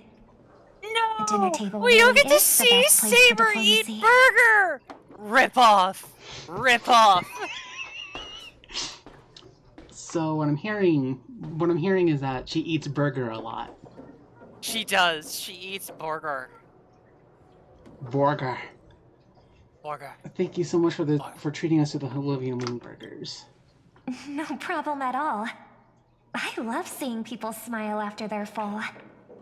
But your servant's appetite is truly impressive. So we're just not even going to attempt to have like the whole, like we're not going to have like a whole model of like the food she's going to eat, or like a quick little cut scene to where we see her eating all the burgers. Really, Star Rail, we're really cutting on expenses here in a collab of all things. Yep. Miss Saber, I don't remember anyone like you in the history of Penacony. That's because I don't come from big Penaconian history. In fact, I don't come from the history of your world at all. I don't quite understand what you mean. I'm the king of knights who once ruled the kingdom of Britain in another world. I don't exist in Penaconian history, and thus I shouldn't have been summoned to this Holy Grail War. But in reality, there is at least one other heroic spirit in this war who also comes from the other world. Forgive me for asking such a naive question, but what exactly are you heroic spirits? Are you truly the souls of historical figures who have passed? That is an excellent question. We don't know, do we? No, we do. We actually know incredibly well what they are. Let's put it like this. Heroic spirits are those who have been remembered by history. When summoned by the Holy Grail, they materialize in the form of bodies made of magical energy and use special abilities, noble phantasms, which are based on their famous deeds in life. Magical energy, noble phantasms. Do these things really exist? How is this hard to believe? You live in a dream world that has an upside down in a universe where eidolons, emanators, and gods exist. Like, yeah. Fuck off. How is this not hard to understand? What is the magic other than this? Also, I'm sorry, I really need to get this out. As somebody who's a Fate fan, one of the things that's kind of integral to a Holy Grail War is that servants are summoned with all of the modern memories and understanding of society, civilization, culture, and history of their master up until that point. It's meant to prevent cultural whiplash and the servant having a panic attack from seeing a city when they grew up in the Middle Ages. So in theory, Saber should know all of the history that Stell does. I think that she did. Yeah, I think she mentioned that. The reason why she wasn't in it. She's like, I think when we first meet her, she's like, okay, I know everything. I just can't wrap my head around it because it's so fucking weird. Yeah, I think because it's strange. Yeah. Because she's probably used to okay, I'm summoned in the future, in their cities. Okay, it's still Earth. There's nothing crazy going on. Suddenly she's in a alien world where you literally have some of the smartest people in the entire universe making an artificial universe that Stell participates in as a test subject. You literally have Stell being watched by three gods, because this happens before Amphorius. 3 omnipotent gods, of the paths. She rides on a magical train in space, which might be the most normal thing out of everything. One of her friends is a dragon. Another one of her friends is March, and we love March. Her caretakers is a woman with a fucking space laser, and the other guardian summons black holes willy-nilly. So I don't blame Saber for being what the fuck? I don't blame her for being what in the actual fuck am I doing here?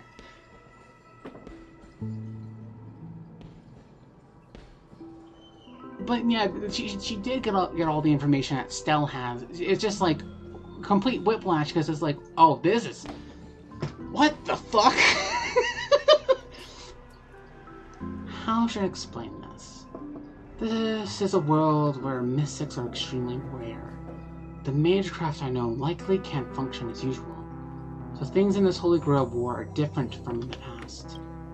My body is no longer composed of magical energy, but other fundamental elements. But you, Miss Note, being a caster, you should have a better idea than I do of what has happened. In life, I wasn't anyone special, so I'm quite surprised to have been summoned as a heroic spirit. I don't have the sense of security that Miss Saber has, nor have I even retained my true name. I honestly don't know what a servant as weak as I am can do for my master. Miss Note. Even so, the fact that you were summoned by the Holy Grail means that you must have left behind your own story and history.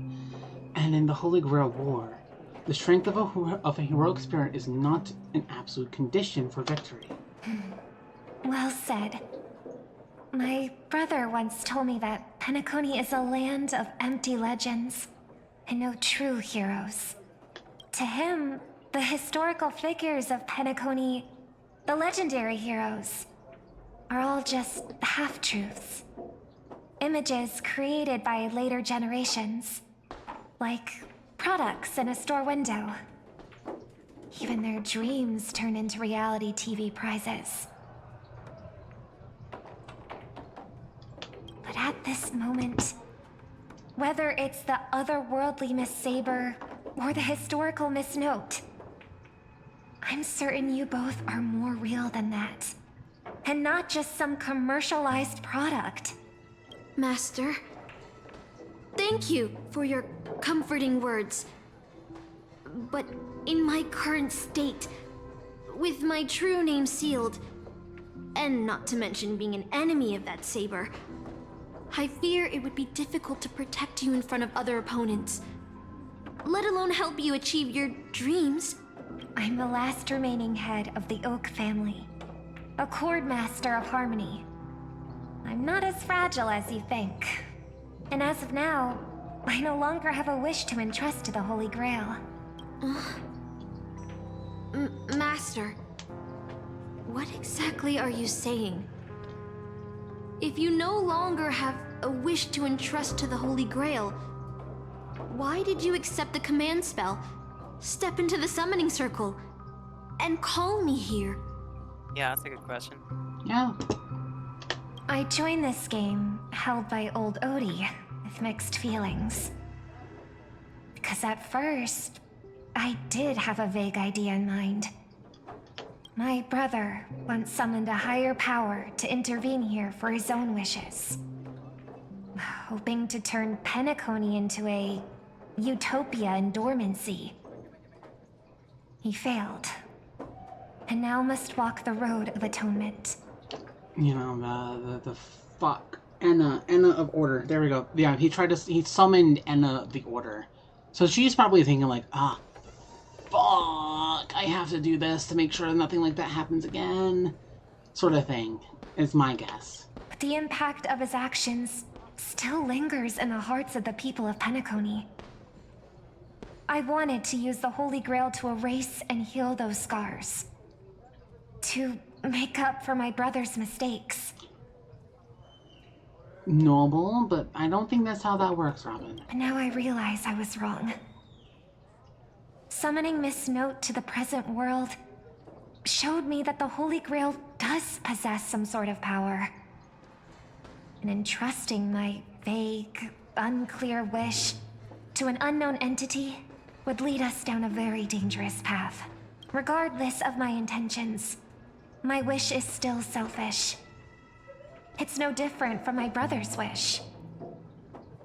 I'm sorry, Miss Note. But the moment I summoned you, I realized my true feelings. The people of Penacony are not so weak that they need Enna's dream to save them. I shouldn't ask the Holy Grail for anything. What concerns me more is... what exactly does old Odie want to use the Holy Grail for? This Holy Grail War is indeed suspicious. You may not know, but in my world, the Holy Grail War was originally a ritual for mages, one that needed to preserve its mysticism in order to obtain the power to create miracles. But this old Odie, the host, is openly displaying the ritual to the public? They should have tainted it, making it impossible to carry out. I've experienced many Holy Grail Wars and have seen many different ritual forms, but this one is unlike anything before. In my view, it's best to proceed with caution. Master, what do you think? I don't know what I'm feeling right now. Like that's leaving out some important history of what the Holy Grail War is back on Earth, Saber. You sure you do? Okay, alright, I shouldn't pick on her. I shouldn't pick on her because I don't know whether or not she carried over any of her other memories from, like... from, like... From, like, Earth. Yeah, I just don't know. And, like... They're trying to explain everything and trying to explain, like, oh, this is the lore reasons, this is how we're trying to connect it all together, but it feels sloppy. Let's unite everyone. That's right. Exactly. From what I know of old Odie, he won't stop this game no matter what. So I want to form an alliance with as many participants as possible. Until we clearly understand the true nature of this Holy Grail War and the power of the Grail, we shouldn't make any wishes too hastily. You're a worthy successor of the Oak family, Master. But I think your plan for alliances is a bit idealistic. Each participant and their servant have their own desires. And until the final winner is decided, no one can guarantee that your trusted friend and her saber won't turn their blades on us. Hey, that's a bit harsh, but it's true. But, for now, I'll follow your lead. However, if the situation changes when trying to form alliances with other servants, I'll make my own decisions. Huh? Boothill just sent me a really long text message. I got one too. Was it a mass text? I'm so glad Stella's speaking more. I'm so happy. So good to hear from her. It is. Boot Hill, Purepoint. Okay. To my dearest masters, greeting to you all. I am Boot Hill, the Galaxy Ranger. As the evening breeze of Astana carries with it. What the fuck? This isn't Boot Hill. This is probably, Kukulane. Or Kukulin, because... Yep. If it was Boot Hill... It's long and wordy. Yeah, I was about to say, if it was Boot Hill, there'd be a lot more curses. And a lot more, like, unable to send because of how many curses there are.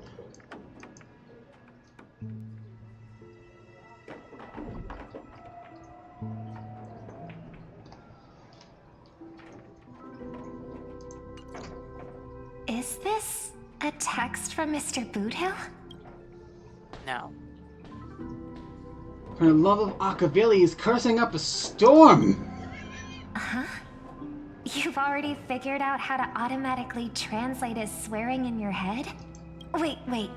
This absolutely isn't from him.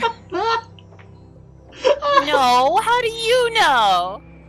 Well, I mean, in all fairness, she is kind of friends with Boot Hill. Because I know. She's like, wait, hold on, no, this is...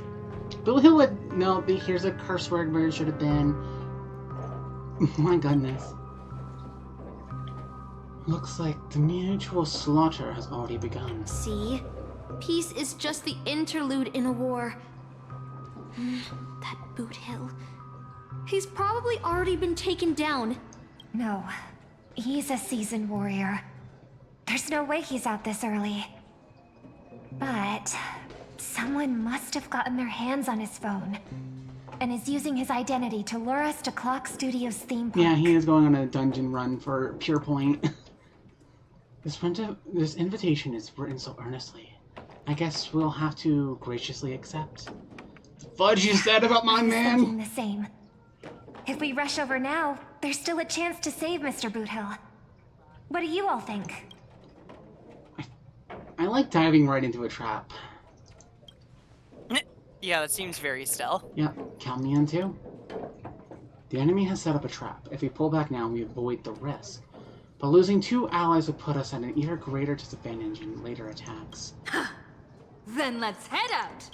Love you, Stell! Ah, I'm so happy she talks! It makes me happy. It makes me so happy. I know it's sad that like her voice actress got replaced, but like I'm just happy that she talks. I don't know. It just is nice to hear Stell.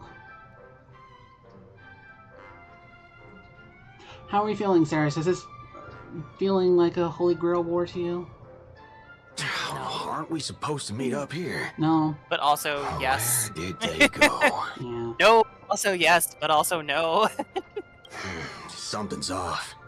Maybe someone got the jump on them and took her and her servant out before we got here. With all due respect, if that hypothetical enemy could easily defeat your friend Saber, then none of us here would be walking away alive. Or maybe our old friend is concerned about an IPC employee showing up. So they're lurking in the shadows to assess us. Oh? Were you enemies once? Oh, past enemies can still become present-day allies. Am I right, cowboy?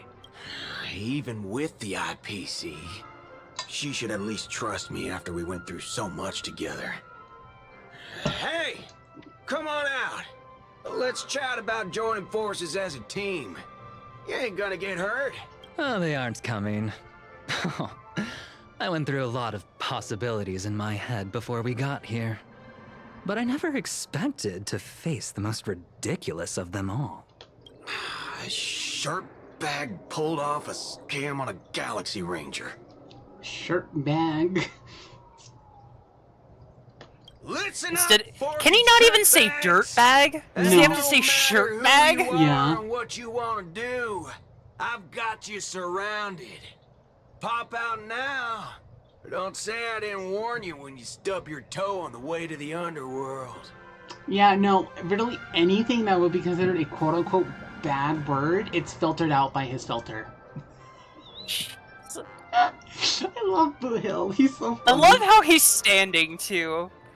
Man, can I brush your hair? I think he would be very... he's very tsundere coded, so I bet she's like, no, don't brush my hair. No, oh, don't touch it. Don't touch it. Oh, that feels fucking nice. sure. Oh. Or... Oh. Ooh, you're good. Did you hear that?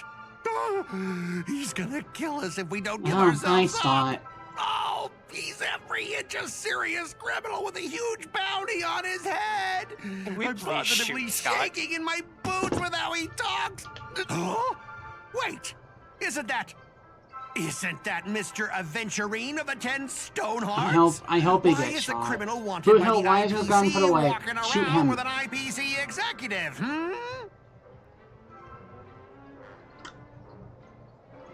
Boo Hill, please shoot him. Sir, if that blasted cowboy's got you kidnapped at gunpoint, just give me a blink. Or maybe you two are actually friends? An IPC executive secretly in cahoots with a cosmic fugitive. Assassin, you've got to grab this awesome scene on film. Oh, your servant is... Mr. Rekka? No. Wait, now that I'm looking at him, there's something off. Hey, you know him? The guy in the IPC uniform next to Rekka? There are more IPC employees who know my face than there are grains of sand in Sigonia's desert. You think I can remember them all? Oh, wretched brat. You think I'm scared of you just because you're a Stoneheart? The Strategic Investment Department's reach may be long, but it will never reach my neck of the woods. After I win the Holy I like how Grail, strategic I will make everyone do as I say. I'll make you all kneel before me and beg for mercy, then have you bark like dogs, oink like pigs, no, croak like frogs. Oh, is that Saris? What's the Department of Adventuring works for again? The Strategic Investment Department. Oh, okay, so it's Sid. I thought it was Sick for a second. I was like, wait, does he work for a department whose name is Sick? Yeah, the SID. Oh my god, it is! It is Sid. Wait, no, he said SEC. I'm stupid. The Strategic Investment Department, yeah. I'm stupid. No, you're not. I'm dumb. No, you're not. I'm dumb. No. So we made him bark like a dog, oink like a pig, and now we're going to make him croak like a frog.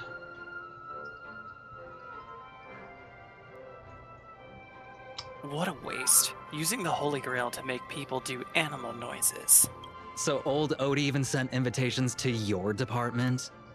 But I thought you folks barely stationed anyone at Penacony. Unless your name is... Huh?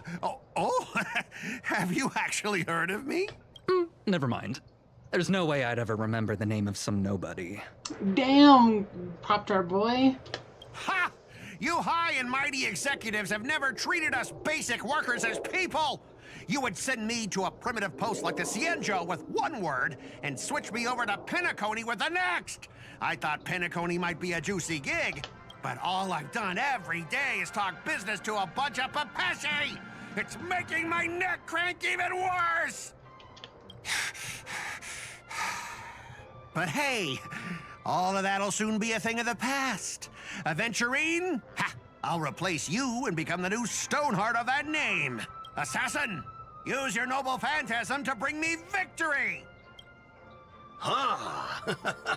Do I finally get to see this shrimp servant in action? Archer, get ready for a fight. Once with a happy smile. The filming has begun, actors. Take your positions. Let the camera roll. Let the film spin. And let us return to the silent horror picture show. Do you like his eyes? I'll give him that. Action! Yeah.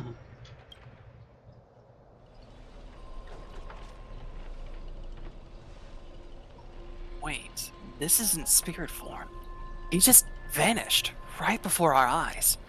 This servant's presence concealment is more disturbing than I imagined. Wait. Where's your voice?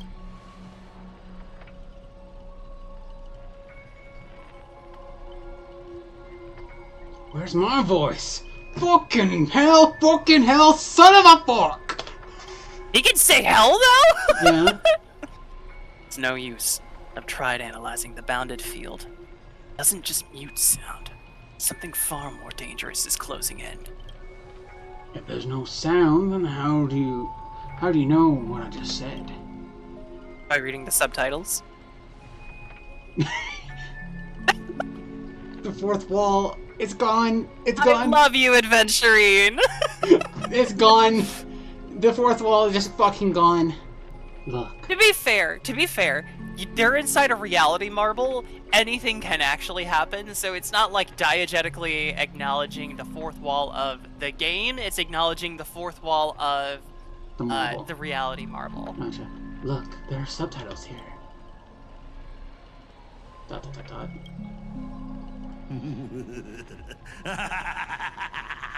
I've always wanted to see you people like this. A bunch of idiots subjected to my every whim. That's not fair. Why do you get to have a voice? And why have you been reduced to this, may you ask? Because now I am the protagonist. You extras will never be treated in the same way as me. I can't wait to hear what kind of petrified screams you'd be making in this horror show. Oh, wait. Oops, I forgot. No one can hear their own screams in Assassin's noble phantasm. A moment later, the cowboy's friends arrive, equally clueless. Hi. It's unusually quiet. No sign of Mr. Boothill or the enemy alert us here.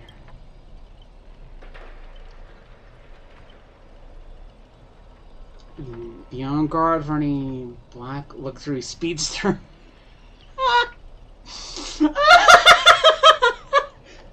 I don't know that I know that reference, so...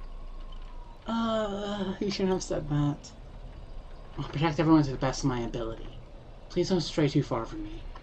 But with the enemy in the shadows and us out in the open, even the greatest caution can't guarantee our safety. It's in a wide open area like this.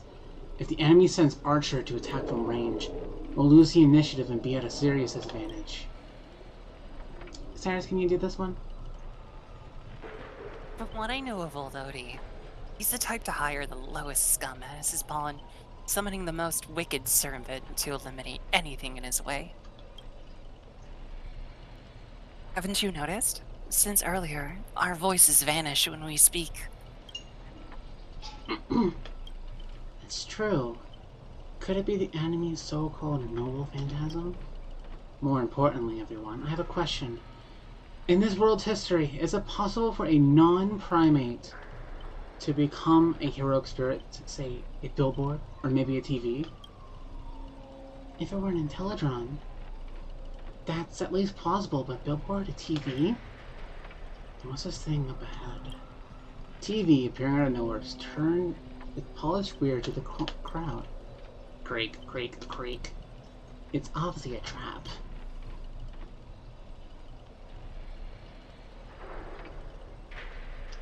Scan the surroundings and look for anything unusual.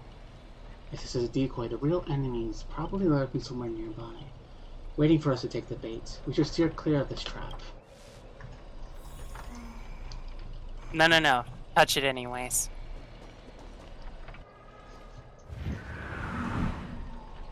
Frigid Force drags you violently back to where you started, and then a voice you know all too well murmurs by your ear. Ha! You want to leave after entering Boss Scott's turf?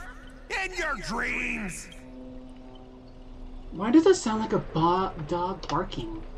Scott? The ICP specialist who does those bionic voice impressions? Unbelievable.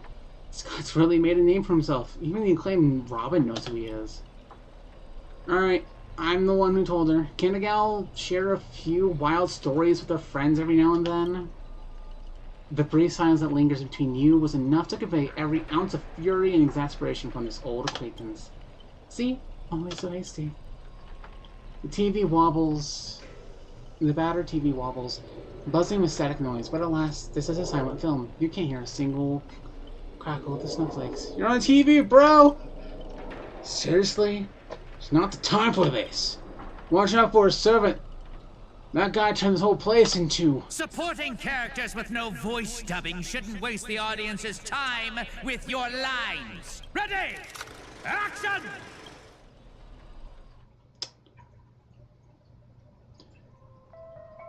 Dun, dun.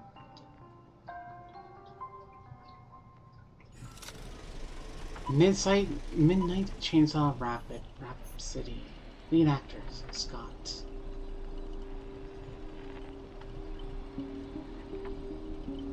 You all wake in a sealed chamber. The TV static crackle, singing Death's Lullaby. Separated from your servants, you run into another pair of familiar enemies. As for your cowboy and songstress companions, vanish without a trace. Why are you here? Scott sent a scammed text to Mr. Boothill in your name. And you know how that goes. That punk doesn't even bother switching up his tricks. Forget the third-rate nobody. What I really want to know is, where did he send our servants? Splitting up in a horror movie? That's a death flag. Let's figure out what we're dealing with here.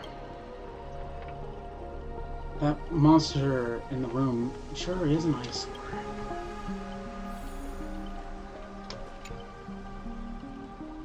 A nameless corpse lies before you. You don't ask why it's still twitching. More importantly, you find no clues on it. But I've got a little hint for you all. You are employees of the Interastral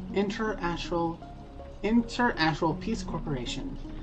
To reward your outstanding performance this year, the IPC has organized a special vacation at a hotel. But when you arrive, the hotel is completely empty. As midnight strikes, its true nature is revealed. This place. This is already the fifth room. Hey, can you hear me? What a bunch of troublesome fools. I can't believe you even fell for it, Archer.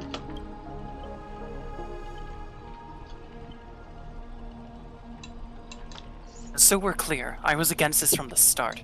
Those two blockheads insisted on investigating. Now it's 3 blockheads. Masters of an otherworldly Holy Grail war, and not a hint of caution among them. That's how I end up with frown lines. Isn't it a bit late to say all that? Listen carefully. This Holy Grail war is strange indeed. It's my fault. I have failed as a servant. I should have kept my master away from this trap. You two, over here. Master, I saw your subtitles. I'll find a way to get you out. Hold on. If I were the enemy, I'd disguise myself as a master and wait just behind that door for the perfect ambush. Archer, listen to my voice. It's obviously me, right? Sorry, this is a silent film. All I see is a line of subtitles under the door with the name Adventurine slapped on it. If you want to prove you're really my master, you'll have to spill 10 humiliating secrets that only my real master would know. You really don't know who I am? Will this ever end? This is a horror film, people! Background characters, start acting scared! This place was once an IPC prison, where criminals were banished, its deadly traps ensured no one escaped. Now the inmates have passed, leaving only bloodthirsty, vengeful spirits. I wanted to ask this since your first line. Why target the IPC workers? Back when this was all a prison, the IPC scoundrels turned it into a living hell. What do audience love most? Watching those criminals suffer. Saw if somebody's leg in the door unlocks automatically. But if nothing happens after system hour, boom! The room explodes. You, the guest, will also go up in flames. I know this one. The room you can't leave unless you do a particular thing. It's one of the classic tropes from Penacony's vintage horror flicks. You watch rather wild films. By sheepbabe, do not expect someone your age to know that much about Penacony's early dream bubble cinema. You have a bright future ahead. That's right, I was the one who gave the world my genius vision with my first film in Penacony's early days. So his noble phantasm is based on that? This guy's really getting carried away and started babbling. Nice work, Master. No wonder the scene feels so awkwardly shoved in. Now it all makes sense. Rambly comedy together old school horror tropes? Yeah, not exactly groundbreaking. Take that sawing off someone's leg bit. Originally the protagonist was restrained by ferrofluid shackles and had no choice but to cut off their own leg. But here, it's just a lazy copy paste. Kid, I take back every compliment I said about you. Your screams will be played on loop in the most conspicuous spot at Grady Films. Revealing your true name on purpose. Let me guess, just part of your dramatic flair, hmm? You fool! How did you let your true name slip like that? Isn't that supposed to be a heroic spirit's greatest weakness? Assassin! Don't panic, producer. I'm not some legendary hero or anything like that. Just ask them, what does great even mean in Penacony? Who are you? I've only heard of Clock Studios and Humana Films. As expected, soon you'll see who Penacony's greatest director is. For now, I'll slip behind the scenes. So, what will it be? Self-sacrifice? Or will you turn your blades at each other right before my eyes? Take what little time you have left and talk it over. But keep stalling, Will. Tick, tick, boom. Oh, you finally met a kindred spirit, and I don't get any fans with any fan benefits? Master, you heard him. Pick a leg, left or right. Honestly, if I could get a bonus, I'd rather go for the arm with the command spells. Hey, you're my servant, remember? At least consider cutting off Aya's leg instead. Wait, old pal, don't give me that look. I was kidding. Everyone, don't dance to his tune. Don't let him pull us along. The more chaos he sows, the calmer we have to be. Still not turning on each other yet? Room's about to blow! What class are you, bomber? Let's vote. I vote for my flamboyant master. Hey, we don't need to egg things on. You already figured out the real answer, didn't you? A sealed room, a bomb about to go off. It sounds dramatic, but rationally speaking, as a servant, wouldn't it be easier to just cut the door down? Master, please take 2 steps back. The sword-wielding girl unleashes a fierce shout. Crack! The door is open. Master, stay close to me. I don't know what that assassin plans to do, but it's dangerous here. Using brute force in a horror film, heroic spirits from another world clearly have no sense of art. A blonde beauty like you, shouldn't you be screaming for help and waiting for the hero to save the day? Sulking assassin. That is not Saber. Sulking assassin, once eyes reach you, scream all you want. Call for anyone to save you. Then you'd better reach me first. Thanks to your recklessness, the hotel's chainsaw spirit has awakened by the noise. Protagonist, take the stage. Trying to run? Did I, the protagonist, ever give you permission to run? What are you, a piece of gum stuck to my shoe? As the star of this film, I'll be the one to personally tear you all apart limb by limb. Again, I'm running my best team. You see these chainsaws in my hand? With assassin's power, these 2 poisoned saws can cut 3 times the blink of an eye. That's 6 cuts in one go. You only have 1 chainsaw. What the fuck are you talking about with 2? You won't escape me even if you turn into a swallow. Let's play. Can you find the answer? Can you find the answer? I weep for the departed. I weep for the stupid.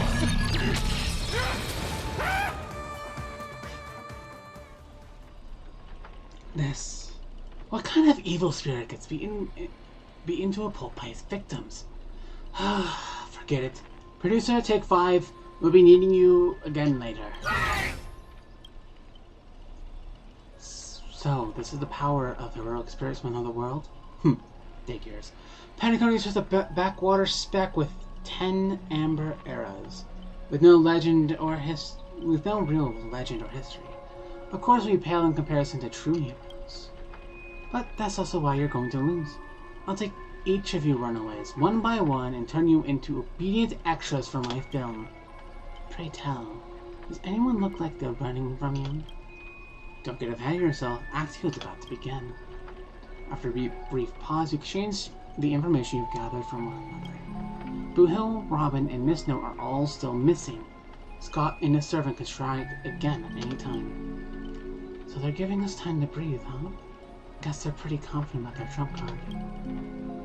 Archer's Master, you seem very familiar with films. What do you know about this Grady? I've only heard the name before. The guy was some terrible director back in Penacony's early days. He cranked out a ton of cheap horror silent films and was a master of interesting commercial gimmicks. But people in Penacony forgot about his name ages ago. I only found the film he used to trap us into sheer luck. Picked it up at an interstellar junk market. So, we're dealing with a total nobody? That's not good. What makes you say that? A heroic spirit who left a mark in history. As heroic spirits who left a mark in history, our legends usually hint at our greatest weaknesses.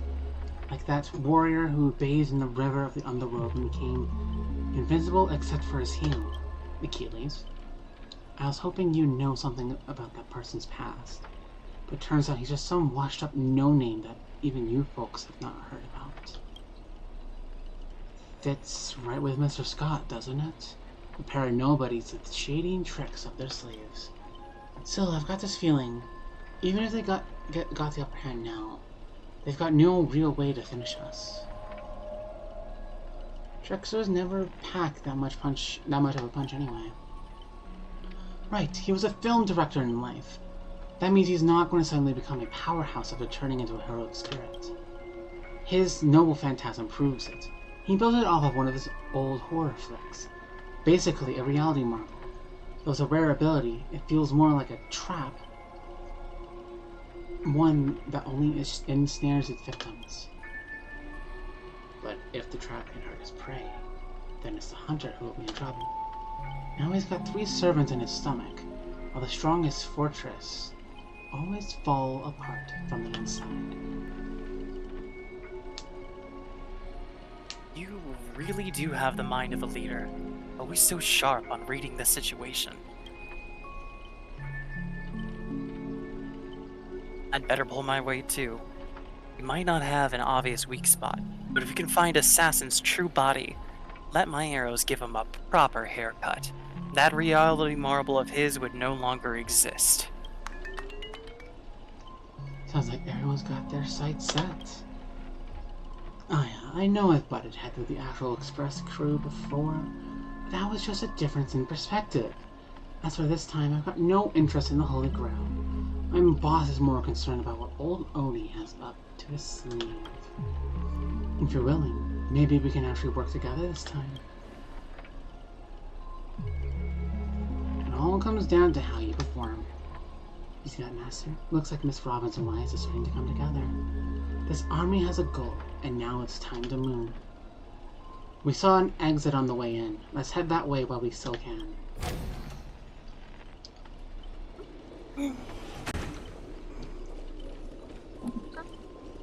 What?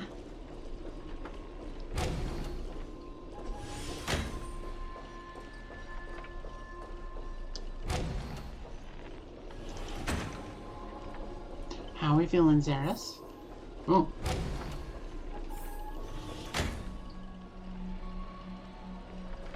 Corridor.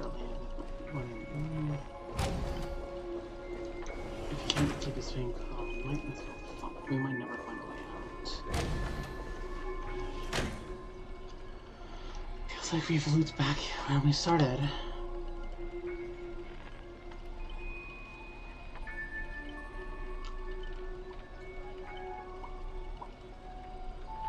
If we don't fight some kind of counter-massacre, you'll be stuck running in circles forever. Master, why not leave some of your chips and dice behind as markers? You don't remind me of that. I've already tried. But didn't expect Grady to be such a greedy money grabber. Hey, don't go! Wait for half a sec. Don't go throwing shade, extra boy. I was cleaning up the set as usual. Gotta make sure random props don't ruin the scene. The next scene is all about IPC employees trapped in a haunted hallway and cursed to suffer forever. Nowhere to escape and no one will ever come to help. And here, any struggle is just wasted effort.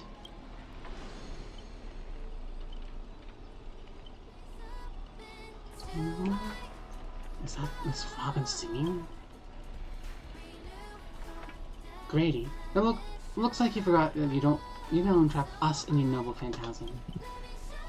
That's what you get for cutting your budget, Grady. While you're busy writing, directing, and starring as yourself, Miss Robin found the way out on the other side of the set. Everyone, follow the music. Producer, useless piece of junk. I sent you to ambush those 2 mere those for characters. How do you still mess that up?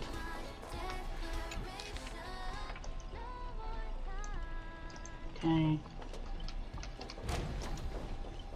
2 incompetent people yelling back and forth at each other. There he is. A gentle force of harmony flows through the tight space. At its heart, 2 singers light the way for the lost. At the same time, evil spirits approach them, determined to shred and consume these visitors from beyond the sky. Miss Robin, watch out! Whatever you have in mind is already too late! In a blur too fast, Miss Note grabs the attacking monster and viciously smashes their heads into the floor. Oh my Kithra ray tubes! Ah, don't hit my screen with the microphone! Ow! Clunk, clunk, clunk, bang, bang, bang. Honestly, that might be the first R-rated scene in this whole movie. You start to wonder if Robin actually summoned the Berserker. That's it. The guards back in Astana prison were tougher than these things. Bravo! Truly Penacony's brightest bloom. Brilliant in both drama and action. This terrible wardrobe, the nonsense plot. No one else could have cooked this up but you, Grady. Spent so much effort clawing my way out of the grave, so quit burning my eyes with your bargain bin flicks. Of course, real directors know when to leave the stage to the actors.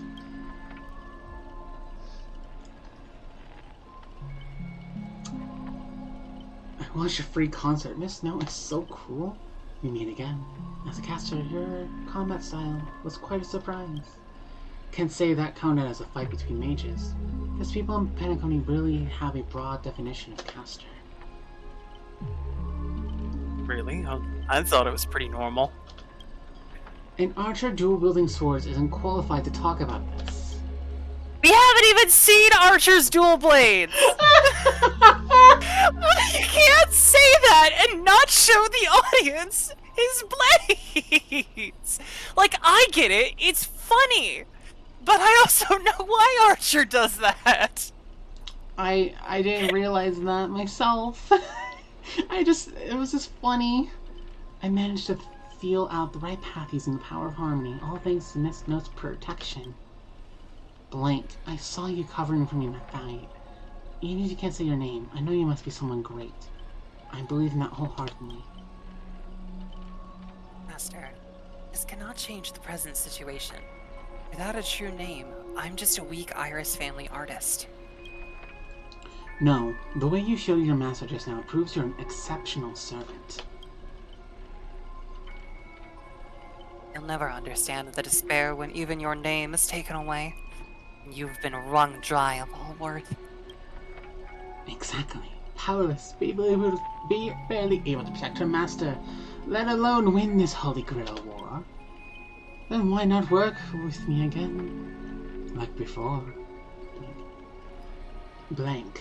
Mr. Ochi can grant you all your wishes. Shut up. You're a fool with less artistic taste than an automatic instrument. Your work doesn't even have the artistic value of a ruined roll of film.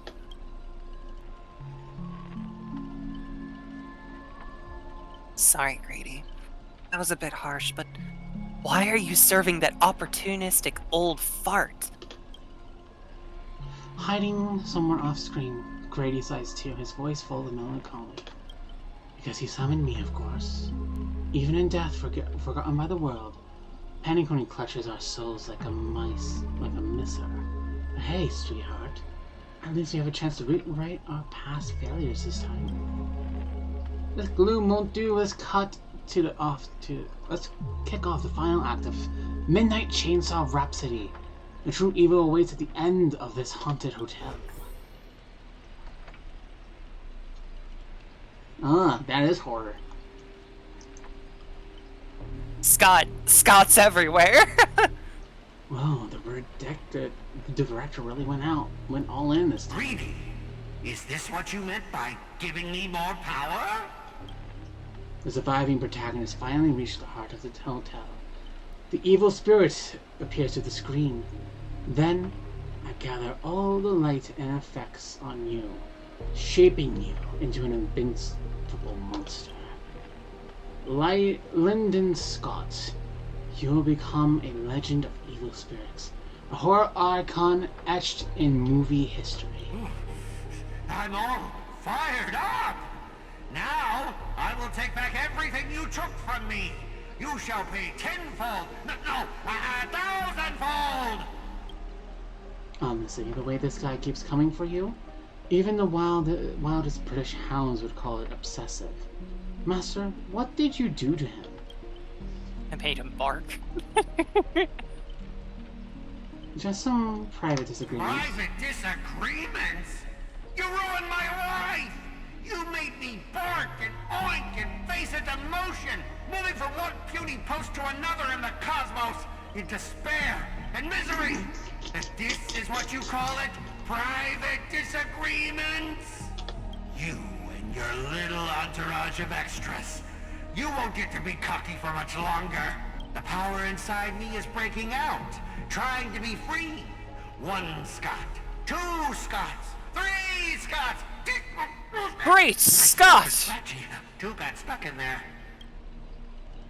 Master, say your line, say your entrance line.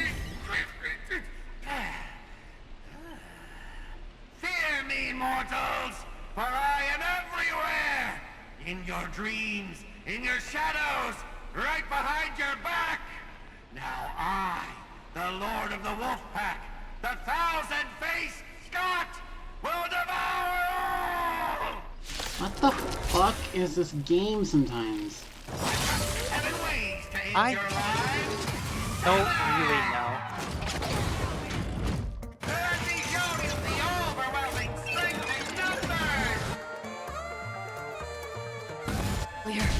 The game is on. Feeling spiffy?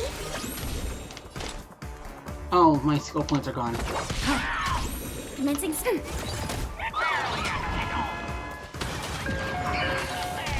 I see together as one. Human. I was wondering why I couldn't fucking use influence skill. Yep. He's taking away your skill points. He has none! Again. He just got Let's yin and yang. I weep for the departed. It too shall fall. Don't you think you messed this one up? Oh, shut it! Weren't you just getting your butt kicked a moment ago? Still waters of oblivion. All things human creations. Ready for another?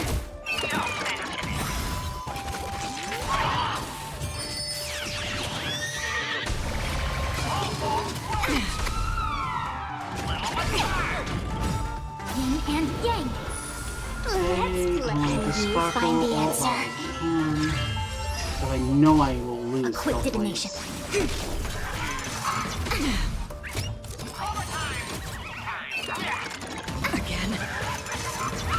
I do like your voice lines during the fight. I'll say that. Yeah, it's funny. Destined for oblivion.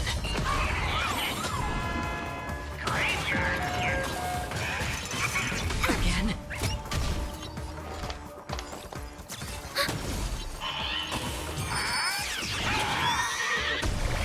Yin and yang. Fucking horseman-y there? Yeah, there's a horseman. What the hell? I actually want to change up my lineup for this, because I didn't expect to fight the fucking Banana-Rama of Scots. The Banana-Rama of Scots? Listen, okay? Okay, for this grouping of characters, I probably want... Let's go with Blade. Blade seems like a fun one to do. And we'll keep... No, actually I want to use... I could show you Jingliu, actually! Oh, yes, I can show you Jingliu! My Jingliu team, yay. You get to see Pretty Woman. Pretty woman. Pretty woman. Pretty woman. I got 7 ways to end your lives. 7! Let me show you the overwhelming strength and numbers!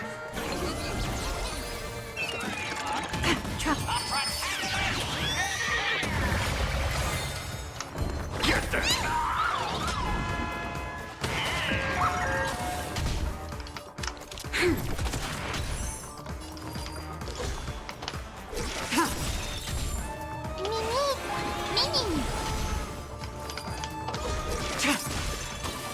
Blade of moonlight.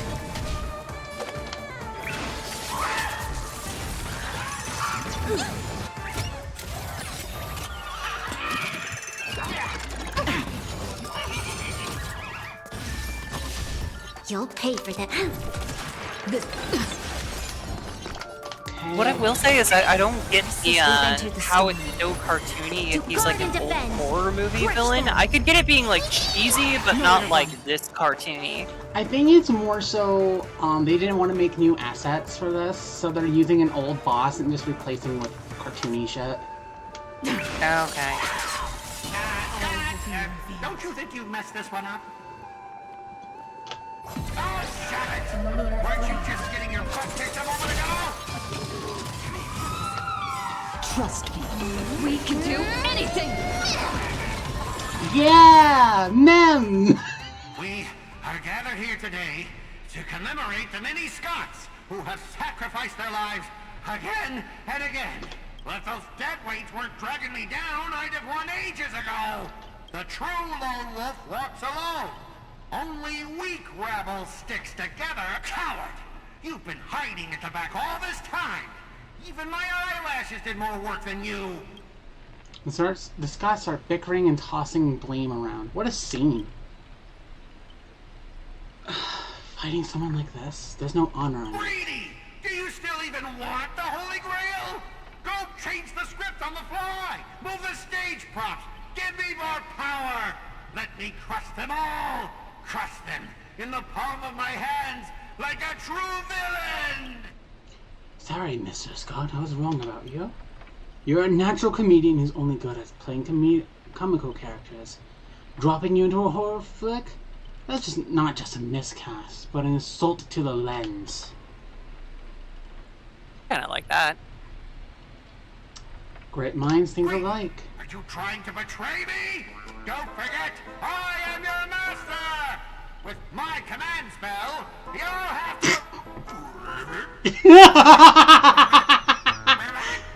Yes! Trying to dominate me in my set with just 3 command spells?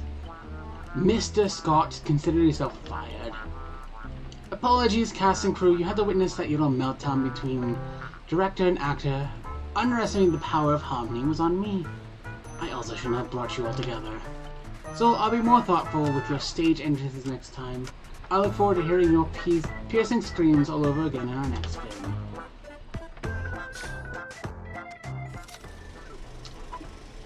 My haunting of clocks. Wait, what the fuck? Did we just... Oh, sorry, this is you, Saris. Did we just leave his reality marble? Something's off. Each night, the clock hand will reveal its unknown side. As a protagonist, you open your eyes and find yourself trapped in a nightmare with no exit, and now, a terrifying enemy standing right beside you. Knowing we're allies, you still go out of your way to stir up trouble and sow discord? Mr. Archer, you don't strike me as someone married to a contract. Wouldn't it be smart to take this split-up operation and eliminate a rival for your master? I might give it a thought.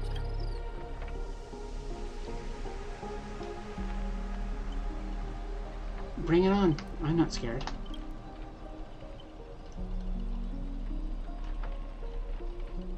Should I kill her? I turned that question over 12 times before you woke up. If I had decided to act, you wouldn't ever get the chance to open your eyes. Too bad. I thought you were smarter than this. Guess you'll have to suffer for it.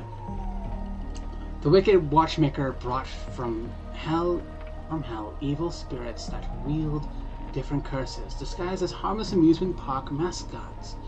They drag victims into sleep and torture their souls for eternity. Excuse me, I'm the director at Clock Studios. Do you own the rights to our clocky? Don't worry, Mr. OT's PR team will handle it. I used to dream of turning Clock Studios theme park into my own nightmare park. Who knew I'd get my wish this way? It's even more satisfying than biting into a triple stuffed Stargazer's pie.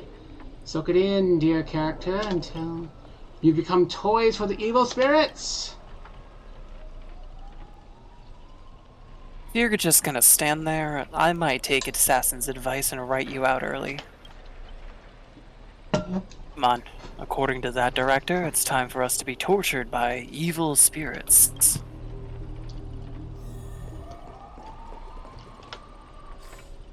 Indeed. So this is really just him saying, like, making one of those, like, horrible Mickey horror films.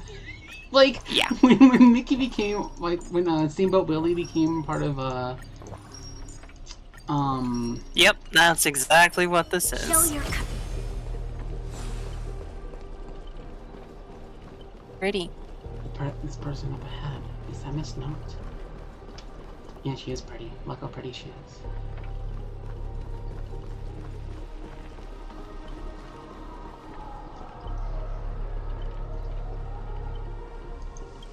Oh, my bad, sweetheart. Almost forgot. Your voice is already my personal property. First, it was the copyright of your songs, then your image, and finally your name. They found a younger, prettier girl, slapped the name blank on her, and put her on stage, and you'll die in despair in the desert of the dreamscape. Yeah, I like the design of this enemy, but why does it actually have some very slight jiggle physics? Because I don't need my violins to have boobs, thank you.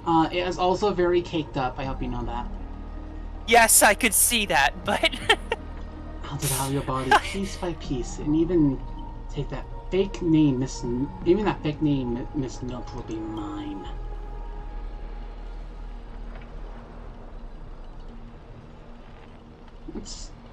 That's not copyright, that's monopolization. Finally, and right on cue, let your friends get a good look at how far you've fallen. Oh! There's the double blades. Right there. We saw them. Yep, for like half a second. Don't be so quick to charge in, Red Handsome. I might look frail, but I can drag Miss Note down. I can still drag Miss Note down with me before you land a hit. Why would I spare an enemy's servant? 2 birds with 1 stone sounds perfect to me. You seem like just another hollow loudmouth, like Grady. Figures. You foolish outworlders don't realize just how powerful this nameless servant can be in Penacony. Call it a charitable performance. Let me give you a taste of what a caster can really do. And the voice of harmony will compel all life to dance to my tune and become my familiars, and you'll drown in syrupy oblivion. We'll see about that. Hi, Saber. Anyone who fights with a stolen weapon is bound to get hurt by it. If I were you, I'd think twice before swinging something you ripped off from Miss Note. Master, are you alright? Of course I'm alright. Archer's threatening me. Archer, what nonsense are you feeding Aya this time? I didn't... Wait, is this really the time to talk? Time to tattle to the grown-ups? Trying to steal the spotlight from the star? Get them. Whoever takes them down gets a lifetime supply of So Glad from our investors. We're so glad. For free meals! Seriously, So Glad and 2 bottles of syrup and you're all in for the devil? What happened to your pride as monsters? I'm a background extra. Who has time for pride? Human or monster, beast or demon? If you've got a mind of your own, then you've got the right to chase hope with your own 2 hands. Your soul's worth is far more than the pittance your employer is offering. I can't promise you paradise, but I swear I'll always fight on the front lines, not behind you when you die. So what will it be? Spend your life as a dancing puppet for him? Or live one moment as a knight? It's not too late to turn back now. There's only one extra to that. There's only one answer to that. Wheresoever my king sword points, our hearts shall follow.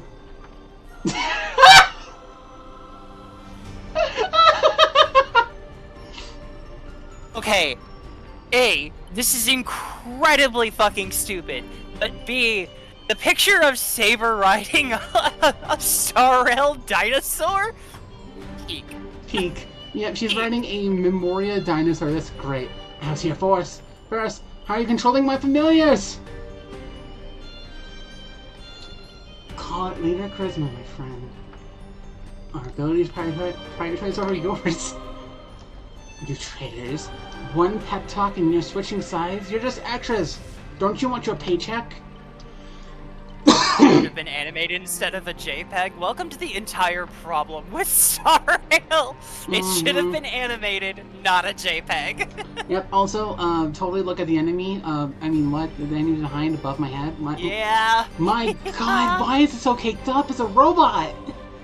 My God, woman. Look at you, acting all high and mighty.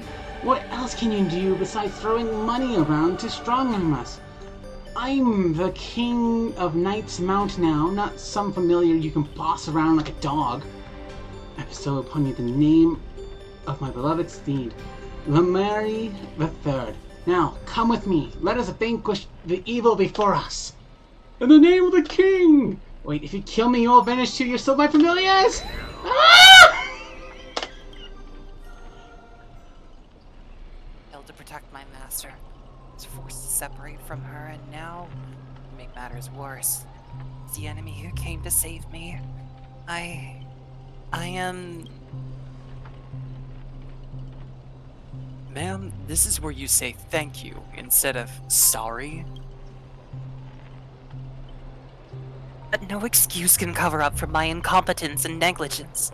Powerless servant is nothing but a worthless doll. About Miss Robin, there's something... Never mind. Come with me. Writing bee. Okay, so that's actually funny because Saber does have the writing skill in game, and her first ability is called Charisma. Mm-hmm. But it's not used to take control of other familiars. I'm just going to chalk it up to the Star Rail writers wanting to be funny. I know. I'm not sure what the enemy did, but she's been split into pieces. It took me a while to even find these few. I figured I managed to do nothing in this war. I don't deserve to be called a heroic spirit.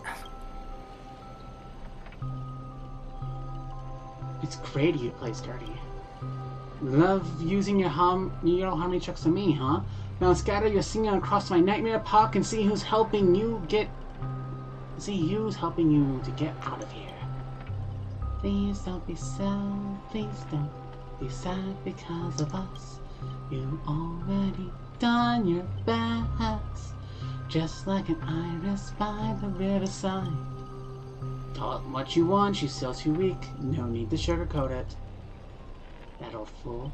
Once I find that darn Odie, I'm gonna tear his puffball and stomp it right on the ground. Judging from what I can tell, splitting us up like this was probably an act of revenge, but our minds naturally try to reconnect. Theoretically, if we can reunite all the means, we can summon the Aeon of Harmony. Give me a break. Are there no functioning adults around here? Yourself included, Emiya! Alright? You are not a functioning adult. The correct answer is, she'll merge back into original form. That is, if you survive the curses from the devils. Then let's get going. Wait, you're already planning to drag all these deadweights with you while you fight? Heads up, I don't have the action part of Robin with me. I only think I don't do. Wait, please. Someone must stay behind with me to protect Miss Robin. I know this is asking this too much, but I'll even offer my life. Victory gained through coercion is a disgrace to any warrior. Since Miss Robin is our ally, protecting her is only right. Then let Saber say. This is indeed the best solution at the moment. Archer, please protect Aya. This is all I ask as an opponent. Don't place too much faith in me. I always have faith in every friend of mine. Master, good luck. Alright, let the knight stay here with the princess, and we'll go reap some enemy lives. God, Emiya, you don't always have to be so edgy. No, he does. He has to be. I mean, yes, but you don't know his backstory. I just like making fun of him. Okay, fair enough. Evil spirit, Why do you despise humans so? Is there not a single ounce of love or compassion in your heart, Ribbit? Lone Wolf Brothers. Traders don't get to boss us around. Before I lose my patience, here's your chance to switch sides. Get the one next to you and return to us. Despite its rough design, the dog-shaped monster's name suggests it's molded after a classic figure from the Clocky cartoon, likely a derivative of the werewolf brother Hanu. Stop pushing yourself, Mr. Scott. Its target is me.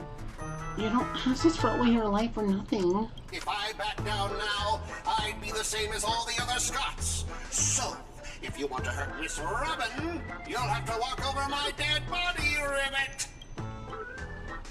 The ribbits are fun. What do you even have to do with justice? Old foe, you've arrived just in time.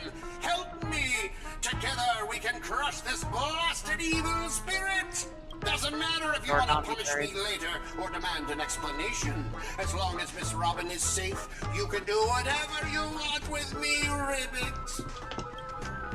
I'm not you. It makes no difference. You don't get stuck in an endless cycle of suffering and play Hanu's adventure for the next billion years. The Lone Wolf Brothers is let out if everyone's satisfied. Enough chit chat. Time for the most terrifying torment in all the Penacony.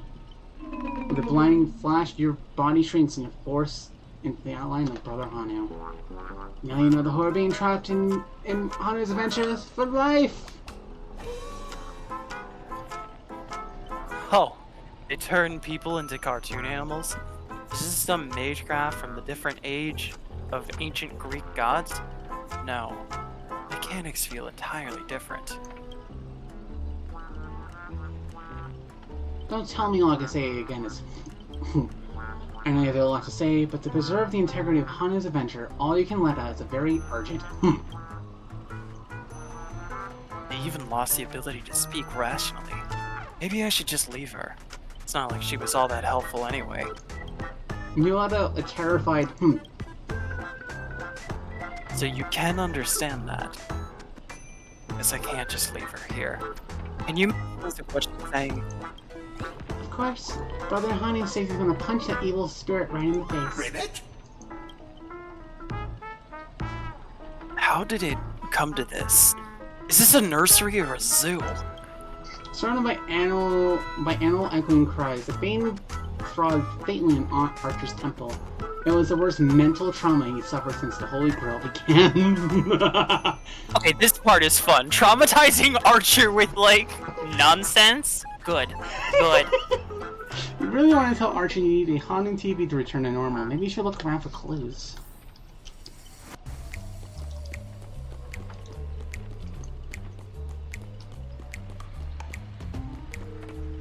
Investigate. Think you can turn back using TV to Lone Wolf Brothers already smashed every Hanu TV in the theme park ahead of time. Wait, is there something weird about this TV, or is it part of the solution to the curse? Not a confirming humph. Clinging to small of hopes, you glance at Scott, but as a righteous TV, all he can offer is anything but help. Maybe it's your imagination, but his expression seems 30% smug and 70% mocking. You lash out, kicking Scott in frustration. Alright, let's do this. Every time I ask you a question, if the answer is yes, kick him once. If no, kick him twice. This TV is the key to lifting the curse, isn't it? Yes, kick once.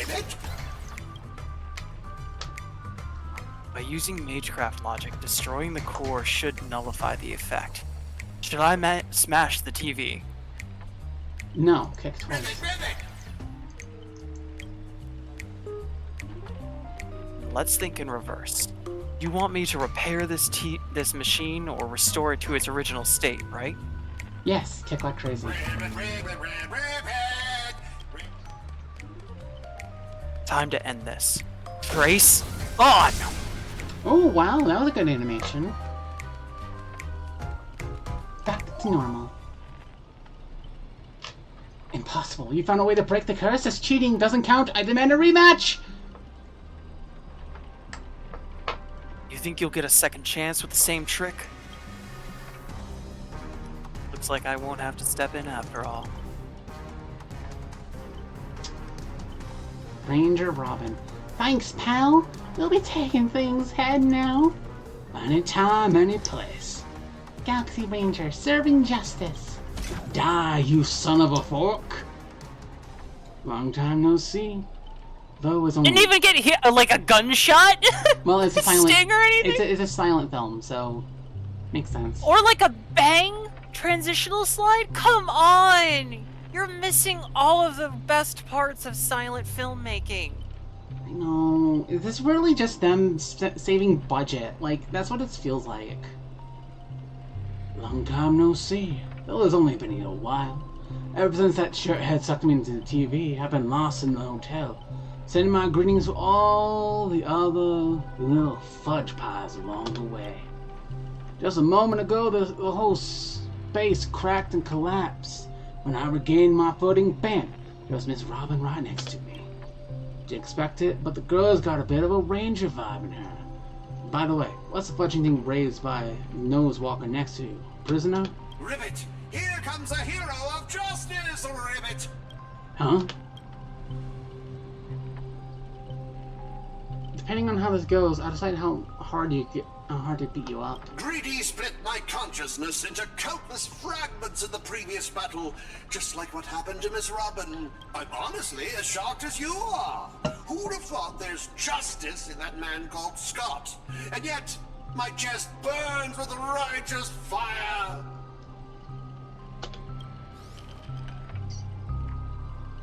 Scott of Justice, not like the evil ones.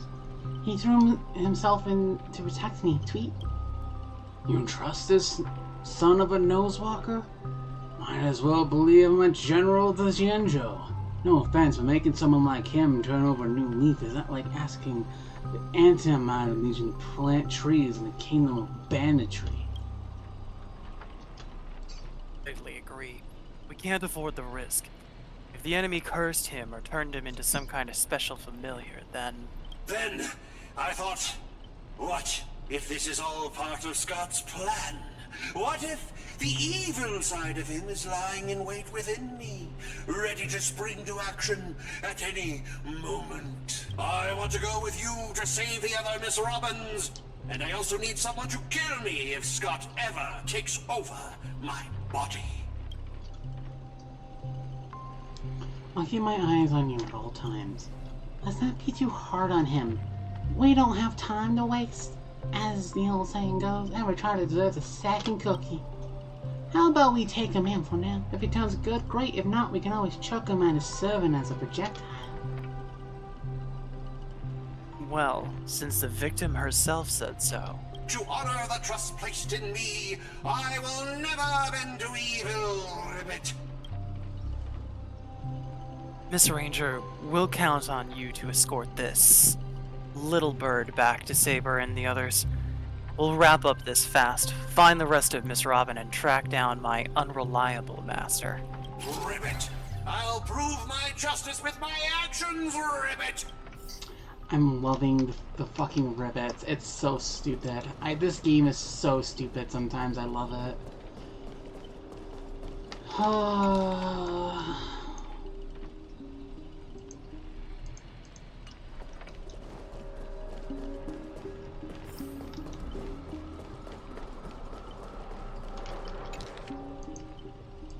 Oh, these are like history fragments on Miss Note? Mm-hmm.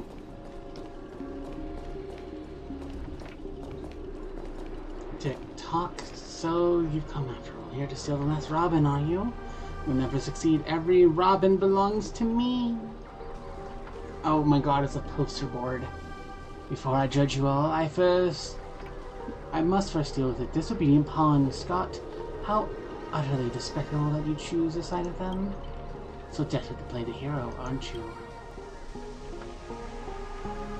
Just felt an ominous chill run down my spine.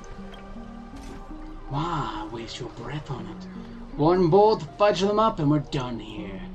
Tick-tock, though I just play along with your hero fantasy. Mr. Grady gave me a special bowl that never misses. One pull of this trigger and the master with the most dialogue will drop dead on the spot. Die! Scott took the fatal hits meant for you. I can't keep going with all of you. But I'll die happy, knowing that I gave my life for justice, to keep others safe.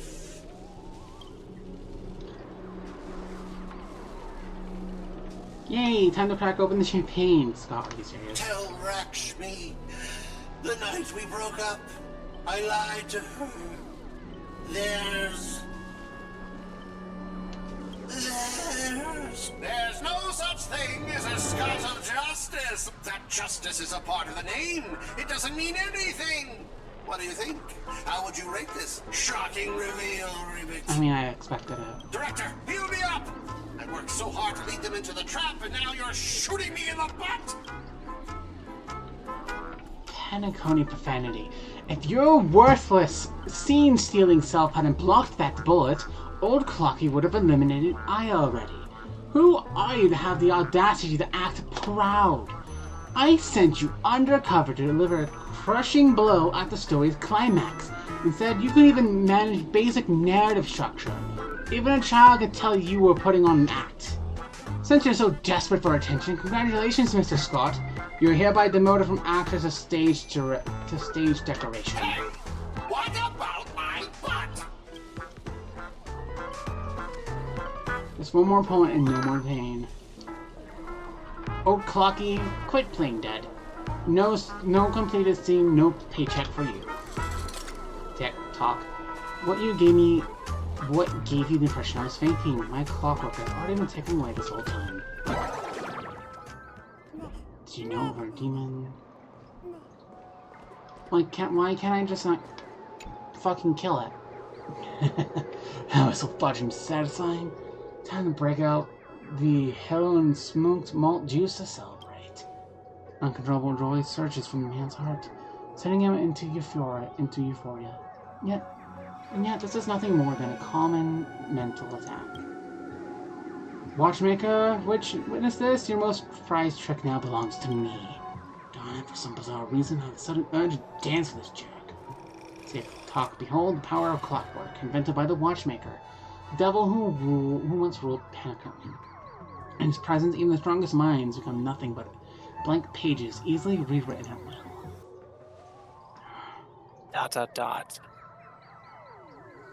What are you so proud of, you cheap imitation? Messing with your bro Boot Hill? Big mistake. Come on, man. Let's show this knockoff what actual clockwork can do.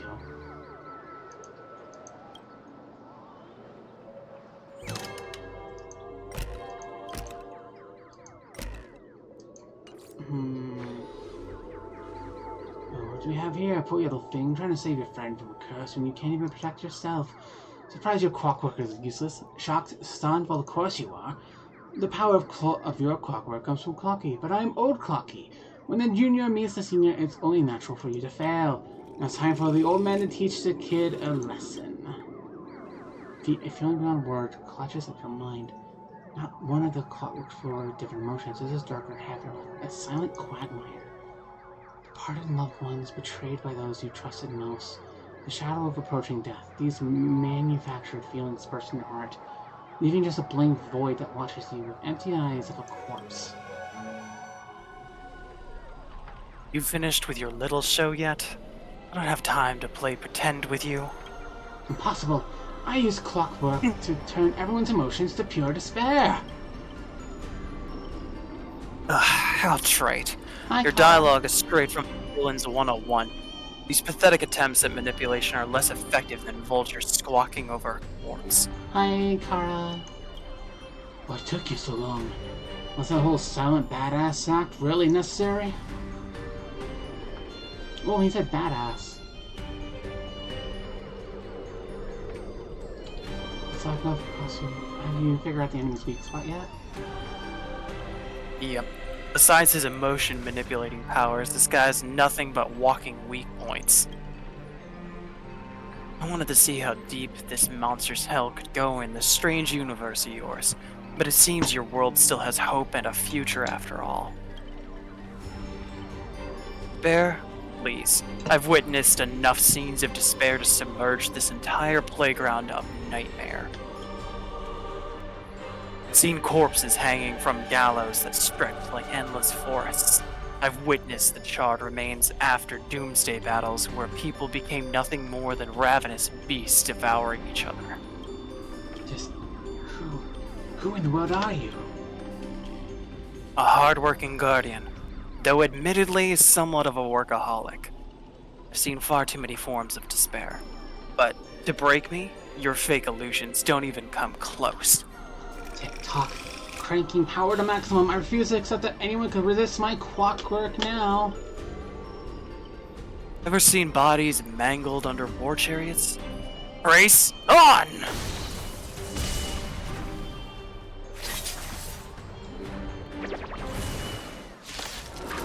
He literally threw a fucking ball at them. That's funny. Let's try it this other way. We can do it! Get down! You'll pay. Lend me your strength.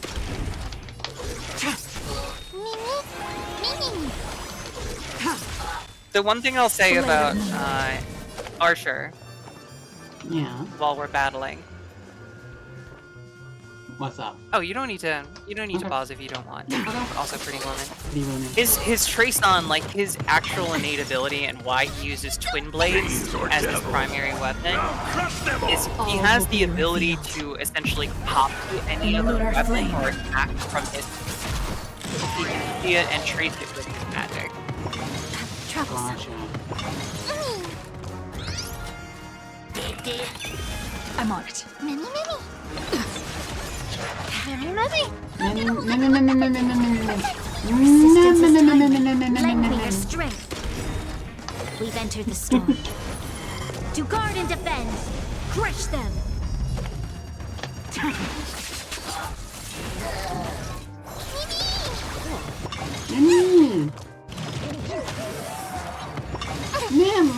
Trust me.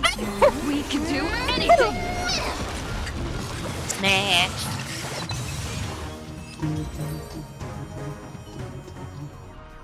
Don't get smug. The director will avenge me.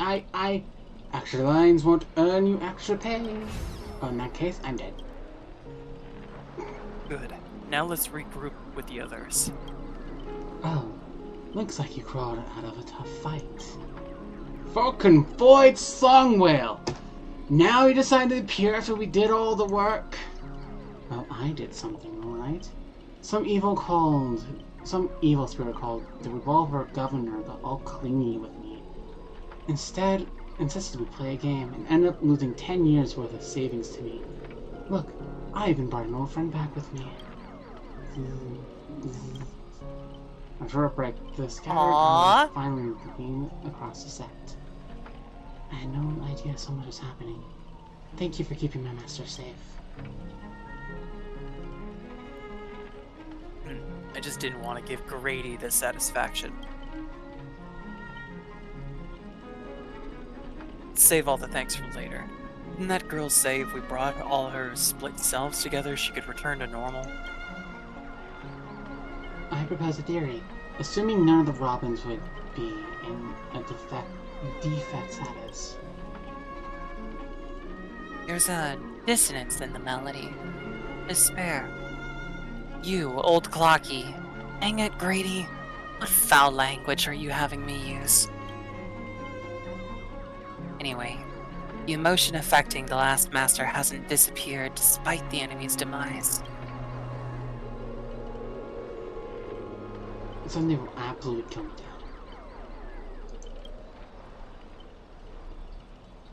My resonance isn't nearly as powerful as Miss Robin's, but it's clear enough it's enough to clear this minor dissonance, Master. Please stay quiet and don't disturb my melody. Ignore whatever you see.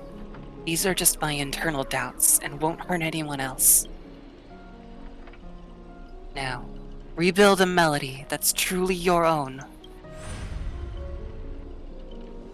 Thank you, everyone, for your help.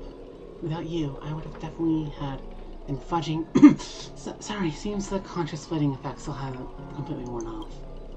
Everyone, please come closer. I've decoded this film's melody with a few adjustments. We should break free from Grady's noble phantasm. Master, you gave me the chance to join the Holy Grail War, and I saved you once in return. Now we're square.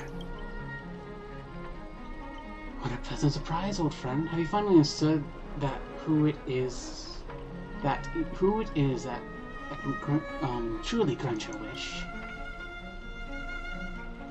The evil spirit must still be affecting you. Let me tune you properly. Master, you're far too kind-hearted, with no interest in the Holy Grail. That's why I must pursue this path myself. Mr. Odin's a businessman through and through. His price will be astronomically high. And would you really betray your friends just to let me win the Holy Grail War? Here's some advice. While I'm still here, use a command spell to kill me. Just like all those others who toyed with my fate. If this is beyond you, Miss Robin, then we must part ways here. Is this a declaration of war? Seeing you're no longer Miss Robin's servant, I have no reason to let a potential enemy walk away. I can tell you're still hesitating. Before I draw my blade, there's still time to change your mind. Everyone, aren't you forgetting something? I'm still here! My old friend is finally... no one asked you! My old friend is finally finding her path to fulfilling her wish. I won't have anyone blocking her way. You want to escape my noble phantasm? Then I'll just have to add some more excitement.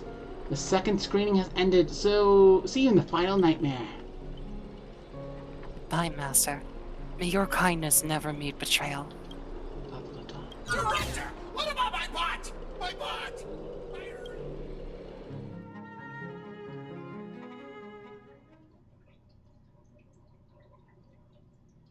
I mean, it makes sense. Robin is too kind-hearted for the Holy Grail War. Very. Plan 6. Oh my god! Please, Star Rail, please save my ass. Please, I'm so tired. My butt!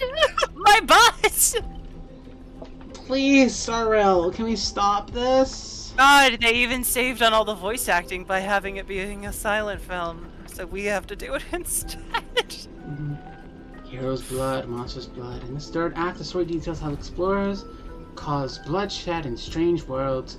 This is exactly what dream chasers of the pioneering age live for. Dadgummit wubba-boo, will this ever end? Aren't these movies all the same? Oh my. Even a proper pioneer like the cowboy can't bear to watch any longer. Director, though, I don't know your life story, but surely a box office disaster and a miserable end seem all but fated. And you, Mr. Scott? Did you change your tune because you are planning to abandon the darkness and embrace the light? Mostly not even Assassin's Master can tolerate his trashy films anymore. Director, did you put me in the wrong spot? I'm still among the bad guys! No, given your stellar performance earlier, our partnership ends here. As for OT, I'll file a claim for accidental casualty compensation on your behalf. It'll be issued to your family. Because the ending of this Plan 6 from outer space is no survivors. Grady, since you've shown no mercy, don't blame me for returning the favor. Director Adventurine! My earlier hostility was just an act to fool our enemies. I infiltrated OT's group specifically for this moment to help you win the Holy Grail. The only one who truly deserves it. I may vomit. Mr. Scott, I know things have been going quite smoothly for you in your department, but if you can show enough commitment, the Strategic Investment Department might have a better spot for you. I just want to point out before I do Archer's line here, if they truly just wanted this to end, both Saber and Archer would be like, can we just kill Mr. Scott? Because if we kill him, the servant disappears. Yeah. That's how this works. At least on our planet, that's how this works. Yeah.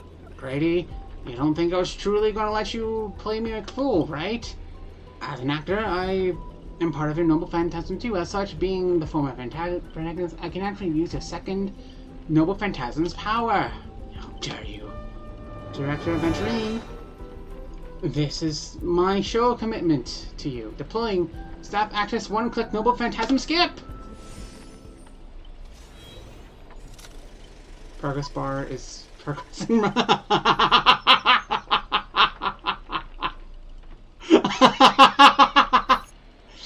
Okay, so this is funny, but like... Please. Indian Scotch? Well, obscene language from the prison world era. Me. How can there be an audience so uncultured? You skipped all the best parts of the movie. This is the result of my life's entire work. And it was trash. You know nothing. I am the creator of the dream bubble movie genre.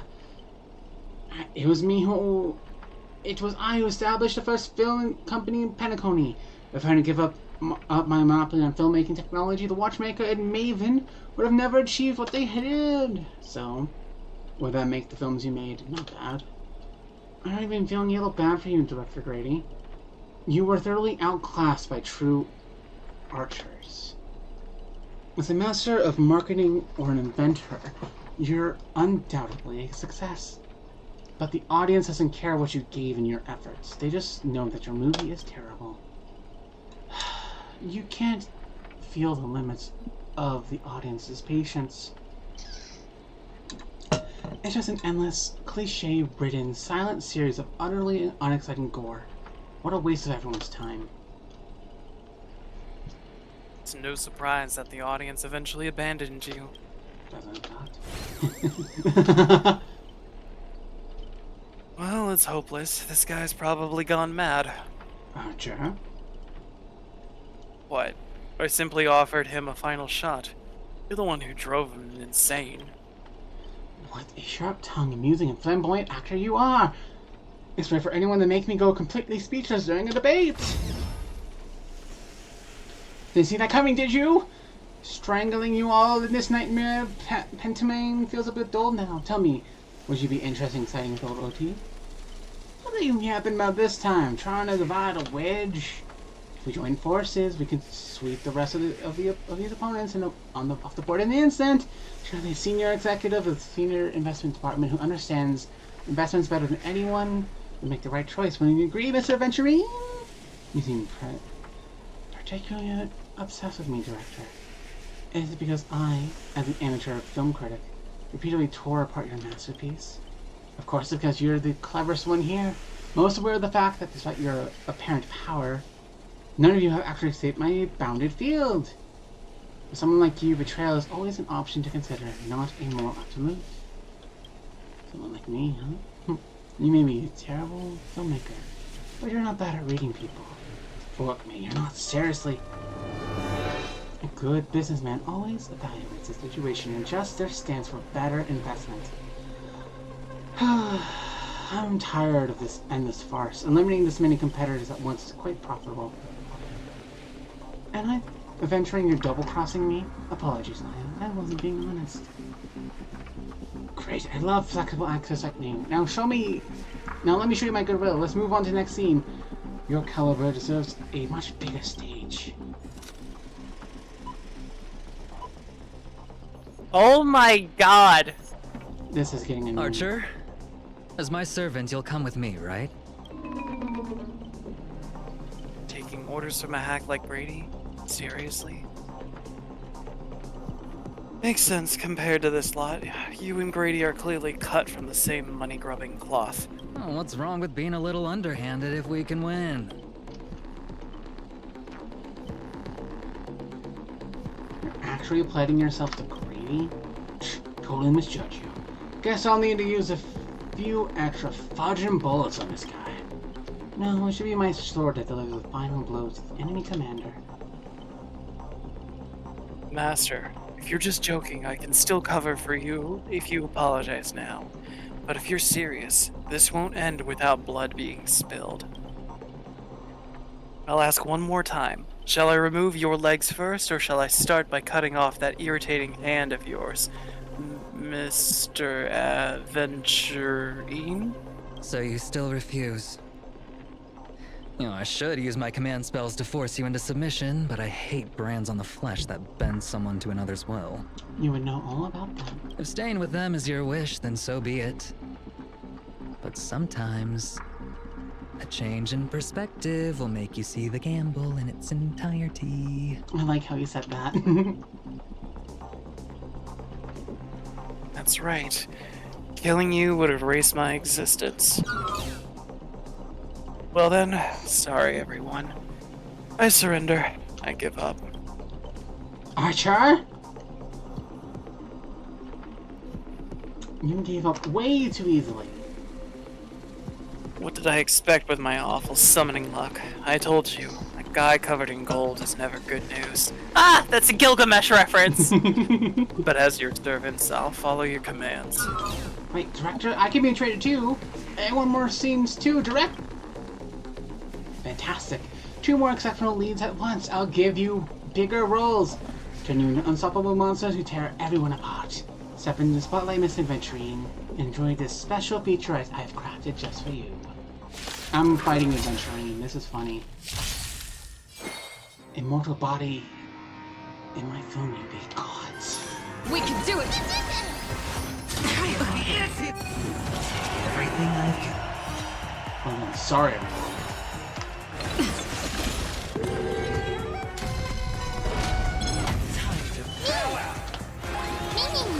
Tedious.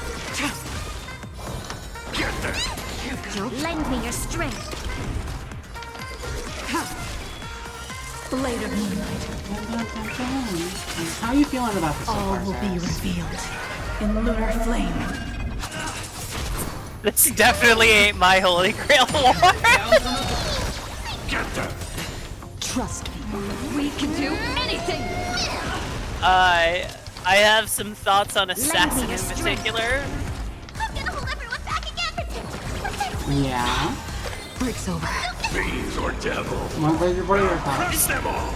I mean, he really does play more like a caster. He uses a reality marble, familiars, like a whole bunch of tricksy stuff. He plays like Shakespeare. Not honestly. a bad Uh, idea. from other Fate franchises. Not an assassin. Like an assassin would use a reality marble backset of a horror film and actually make it horrifying. You know, blend in as one of the killers. Like, they've actually done an event like that, and it was really fucking cool. I do like being able to see Adventurine again like this. It makes sense for him to do double cross. It makes sense that Archer would obey no matter what, still. I think Archer and Saber's characters are like well enough done here. But like, I don't know. I find Assassin to be incredibly disappointing. And while this is cute in a lot of ways, I think it's stretched on too long. Trust me. We can do I think the lack of voice acting has definitely been a pain for us streaming it.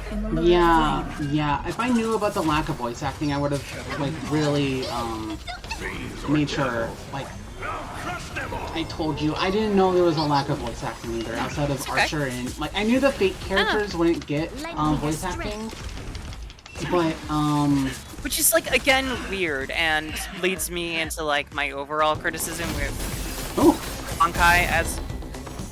Hey, finally an animation. Are you seeing the enemy's position now, Archer? Finally using his bone arrow. Oh no.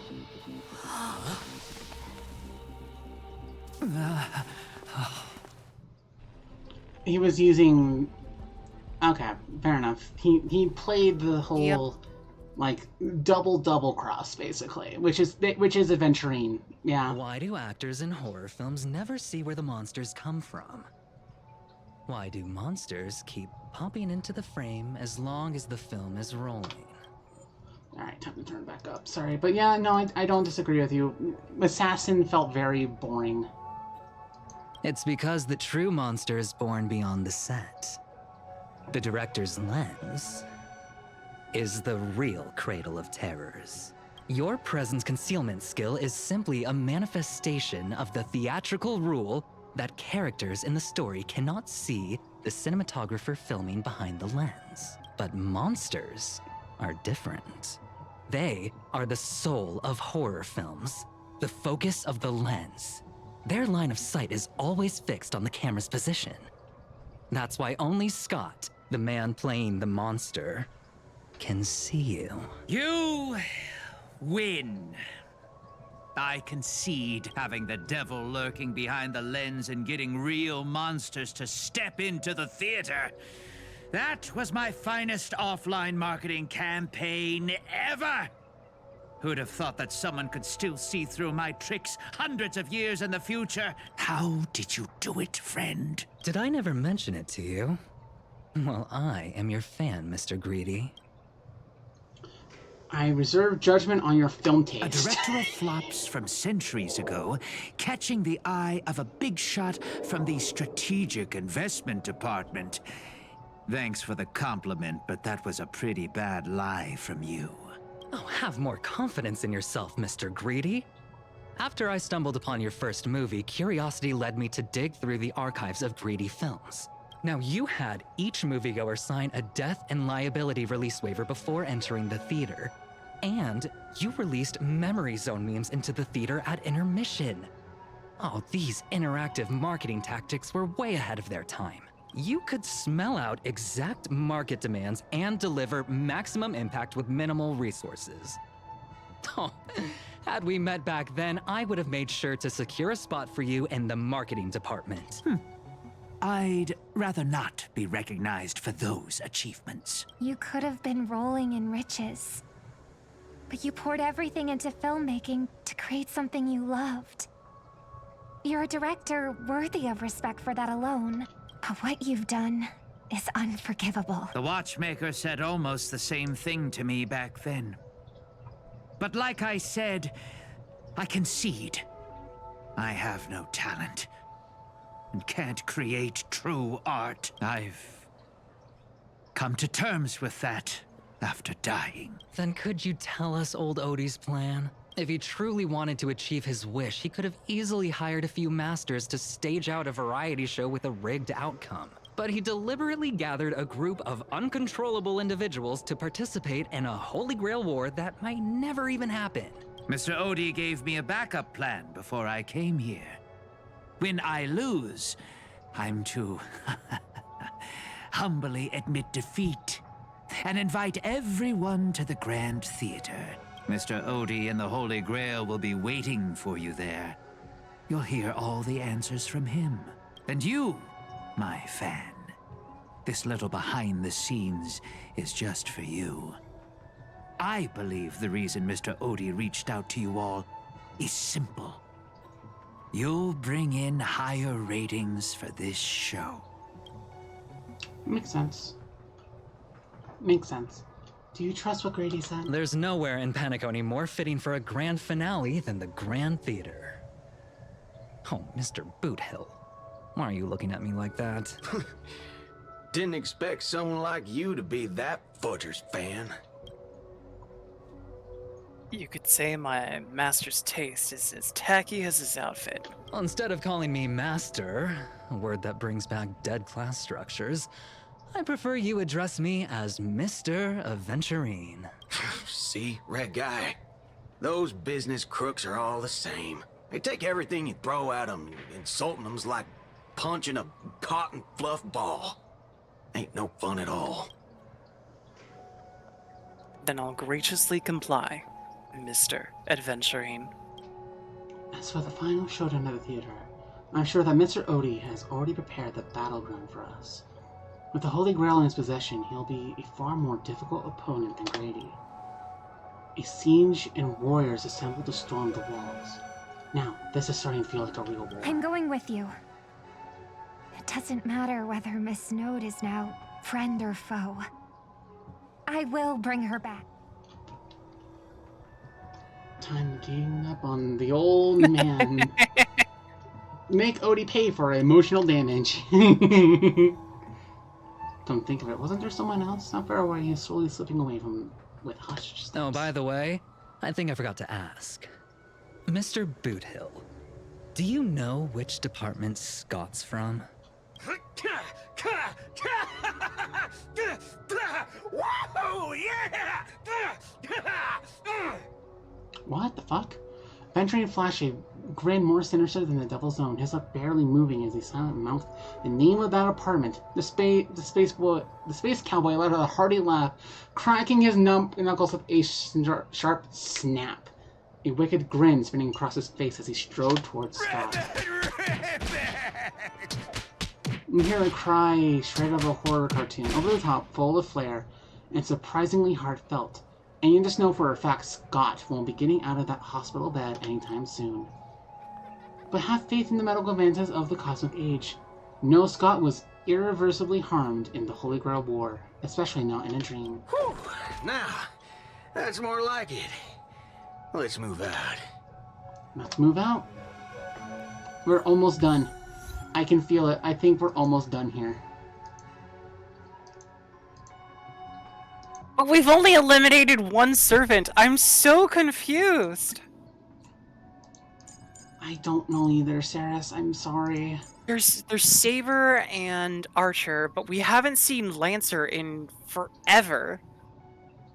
And we haven't seen... There's Berserker, right? Assassin's dead. Mm-hmm. We haven't seen... Caster went off with Odie. We haven't seen Pom Pom's servant, which either has to be Ryder or Berserker, and I don't even know who the last master would be. I imagine because it Odie. Doesn't sound like. He made it sound like he wasn't participating, though. Well, maybe he could have been lying, you know? That is something he would do. Also, owning the Holy Grail doesn't do anything until the war is completed. Hmm. At least not in Fate. Okay. Saber, we get to see her in action now, in actual combat. Hopefully we finish. Hopefully this is like the last thing we have to deal with regarding this. Oh no.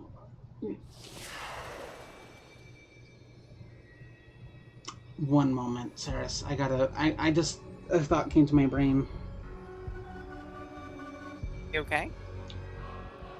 Remember the two people who came along as well in the start of the story? A particular Hook and a sleazy scumbag we all want to throw into the sun? Oh. Yeah. I think Sampo was the last one. Is the last master. It's a mockery of a battle. But you set it up so intricately. I don't get it. 12th hour that referenced the passage of time and this moon was right at the heart of it all. Anyone with magecraft training can feel power continuously flowing into this place, but this world has no magecraft or mages. So did you really design this whole Holy Grail war, old man? You don't exactly look like a mage. The sharp instincts of a businessman are enough for me to know where and when to make my moves. And the Holy Grail has told me everything I need to know. You are the servant of that Galaxy Ranger. I didn't think your nose would be even sharper than the Bloodhound family's minions. Is it really wise for you to charge in here on your own instead of loyally staying at your master's side? That cowboy's in quite a pinch right now and would appreciate a speedy rescue. What a pain. If I blow your head off right here, that'll save my metal chump of a master too, no? Let me offer you some advice from experience. The Holy Grail never grants wishes to people the way people expect. All leaves behind are dead souls buried by their desires. I appreciate the advice, truly. In that case, am I not giving the Holy Grail a new purpose? It'll become an entertainment spectacle much more worthy of investment than some wish-granting chalice. Entertainment spectacle. I get it now. That cooks pretty well with the essence of the Holy Grail. No wonder it managed to power this Holy Grail war. I've been wondering what you can possibly put into this Holy Grail apart from wine, given this is a barren world where mystics have completely degraded. But if something could replace magical energy and manage to infuse the Holy Grail with enough power to create miracles, well, that changes things entirely. Instead of something that must maintain the concealment of mystics, the Holy Grail War will become a public entertainment spectacle instead. Then the people on the dream-soaked planet will come to believe in the miracle of the Holy Grail through learning its rituals and witnessing the summoning of heroic spirits. And so, little by little, their wishes will turn into fuel, coating the Holy Grail in a fabricated miracle. And the farce you've orchestrated will end up stomping all over those wishes. Quite the impressive insight, servant from another world. Your presence here was certainly a surprise to me, but you and your friends are needed. The Holy Grail needs more efficient fuel. And that means you. Miss Note? No. It's time for you to show Penacony your true charm. Oh shit, wait, what if she was the assassin and assassin was Caster?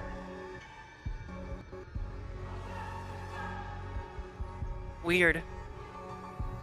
Maybe Scott was told he was an assassin?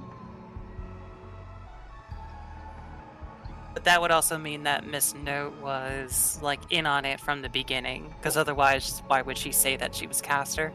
Well, she also hesitated on it as well. Huh. The curtain fell with a soft rustle, veiling the stage. I did what you wanted me to do. Well done, my old friend. So many years have passed, but I still remember every performance you gave, every dance you danced, every melody you sang. You were like a blooming iris. But I prefer how you are now compared to your heydays on the stage. Stripped of all the external pretenses. So simple. So ordinary. Enough, OT. Outdated metaphors are as revolting as last night's leftovers. I've kept my promise. Now, it's your turn. There's no rush, my old friend. Everything you desire can be obtained without magecraft or miracles. Money is all it takes. The so-called Holy Grail is nothing more than a vessel crafted from gold, and the real stars of this show are about to make their entrance. Your job is to hold them off until the last step of the ritual is complete. Once that is done, I will honor my end of the deal. OT. Looks like your business acumen has rotted along with this world. I could barely restrain that one servant. And now you expect me to take them all on? Don't be so modest. Unlike Greedy, you are a true artist.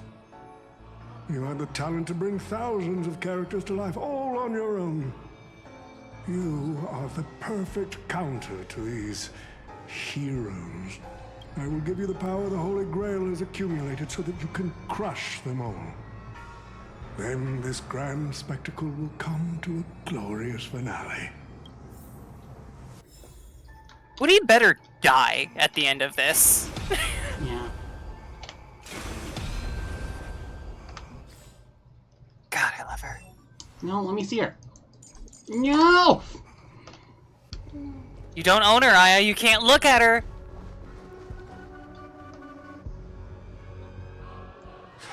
Fork it. Wasn't that blue guy supposed to scout this place ahead of us?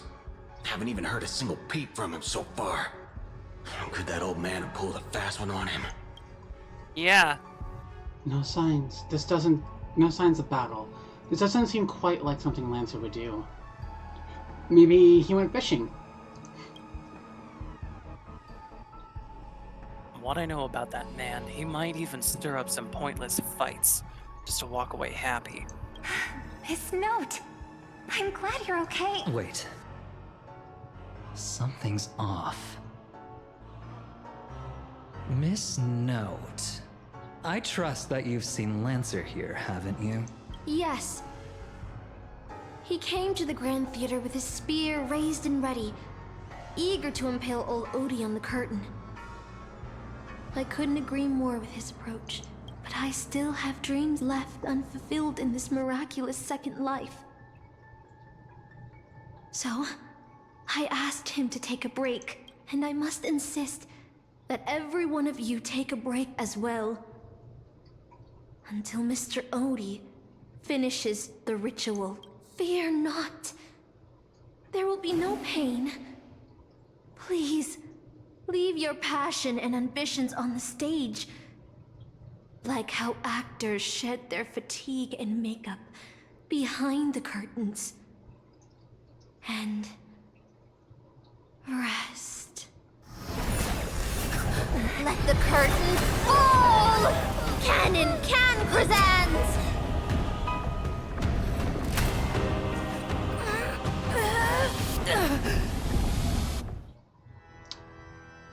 She grabs Saber's head.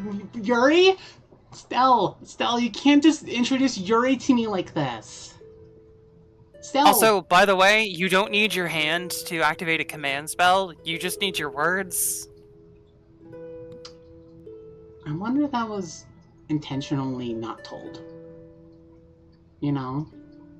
Yeah, probably. Where's this? How is this possible? Why am I in Britain? Is this your homeland? Yes, I remember it all. Every tree, every blade of grass, the fields, the wind scent in this town. Does Castor think she can trap me with these memories? Saris, I was spoiled on this part, sadly, because people were complaining about it. We will be seeing this map again whenever we reach Fainan's backstory, because this is the same town of Fainan's backstory. Does not surprise me. It doesn't surprise me that they reuse assets, no. But for now, we can imagine it is Britain. This town is nothing less than where my life began. My life as a knight began. Oh, Artorias! Here to draw the sword, aren't you? Calling me Artorias? Is it Aiden? I knew it! That mage Merlin spun such a tall tale, something about whosoe'er pulleth out this sword of this stone is rightwise king of all England. Even an apprentice knight wouldn't be able to resist that. That being said, a little fellow like you drawing the sword and becoming king? I really can't picture that. Right, I agree. I hope the sword in the stone manages to pick the right king. Master, let's go. Did he just call you? Artorias. That is the male name I used. After all, a female knight would have had a very difficult time ruling Britain back in those days. We returned to the moment right before I drew the sword from the stone. Meow. Hi, Seth. I thought Castor would use monsters, foreign armies, or even dangerous traps. And even dragons would trap us here. I miss all this. I never returned here after I left as a knight. What we see before us is the childish dream I had when I was still just a nameless nobody. The girl seems drawn by something, her gaze wandering to this end of the path. What a shame. She created such a fantasy for me, yet I don't even have a mount. Is there somewhere you wanted to go?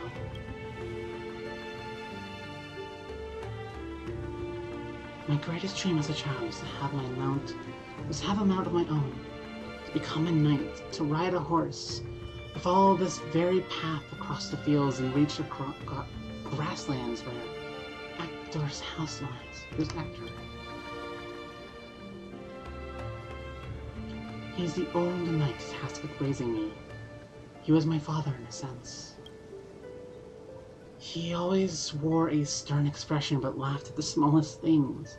He always told me that he hoped I'd become the ideal king for this land. I'm just testing something, so no worries. Hi, Jen. I know. I know it is. I really wish it wasn't. Okay, VTube Studio, come on. I know it's been laggy for like a couple hours now, but it's what it is. Hi, Jen. I hope you're doing well today. But in the end, he never got to see me become a king. I'm sorry, Master. I got carried away talking about my past. Now that we're here, how about we set aside our worries about illusions and dreams, and I'll show you around my hometown instead. Shouldn't you be trying to escape? Maybe. Also, this music is so fucking similar to the Witcher soundtrack, it actually pisses me off. There, beneath a tree, a tiny dog rests, as if lost in a dream that would never end. If this is the soldier summoned by Castor, it must be an incredibly powerful opponent. It looks a bit like you. I'd never seen a toy like this. My first 15 years are mostly spent caring for horses and honing my swordsmanship. During my breaks, a mage named Merlin would visit me in my dreams and teach me about ruling as a king. I think I did cap it. One moment, please, Eris. I'm sorry. It's okay. Settings.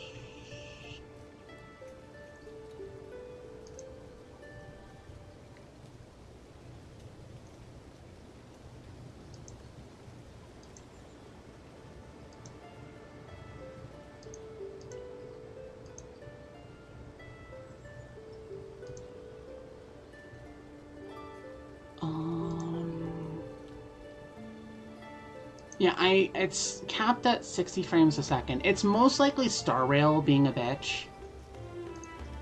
But here's what I'll do. I'll restart OBS, or sorry, not OBS, VTube Studio, and see where that leads me. What about you, Master? How did you spend your childhood? You've never talked about your past. I don't remember a lot about my past. The only thing I remember is being woken up by someone in a space station. That was her first memory, was Kafka. Really? No wonder your personality is so carefree. It's because you don't have a past holding you back, Master. My earliest memory was boarding a train, headed for the stars, and meeting many kindred spirits as friends. Though I have no past, I have a future. I'm really lucky. I'm really lucky. Well, even in the face of hardship, you are still continuing on your wonderful journey. I wish I did that in my life. Once upon a time, I also wanted to become a specific person. I wanted to save the land I stood on and the people who lived upon it. I wanted to repel the tyranny of King Vortit for... what the fuck do you... How do you say that name, Saras? I don't know if she's here. Saras! That's fine. If she's not here or not. Vortigern, the White Dragon. I want to deliver my people from the foreign invaders. I want to deliver my people from the foreign invaders' hostile rule. I wanted to be the king, the ideal king my people dreamed of. Someone who saved Britain. For that, I would have sacrificed everything. Okay. Model's moving.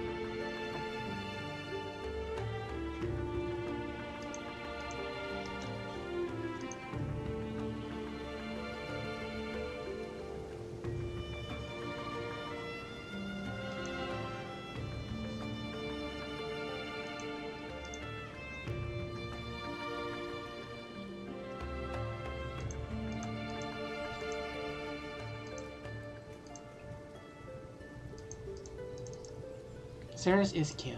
Sorry, chat. I'm trying to figure. Meow meow meow meow. Hopefully. Oh, what the fuck, OBS? Hold on, please. I'm trying to fix. I'm trying to fix. OBS, please. OBS.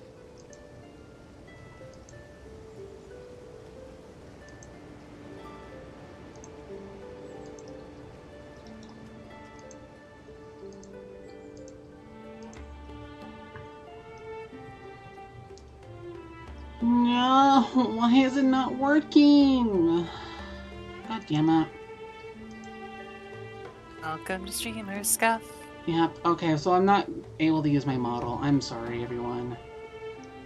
That's not fun. Oh, no, not even the fuck. OBS!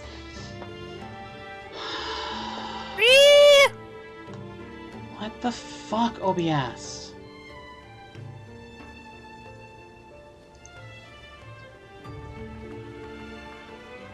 God damn it. This is annoying me. I was trying to fix one thing and now it's all fucked. Well, that's typically how a cascade of stuff happens. Yeah. So was Britain saved? If you want to voice Saber, you can. Jess, if you want to. While I didn't save Britain. I once believed that... Oh, Jesus Christ, this is bad sentence structure. I once believed that once I slew Voidgun, expelled the foreign invaders, gathered the Knights of the Round Table, and built the impenetrable castle of Camelot, peace would finally come to Britain.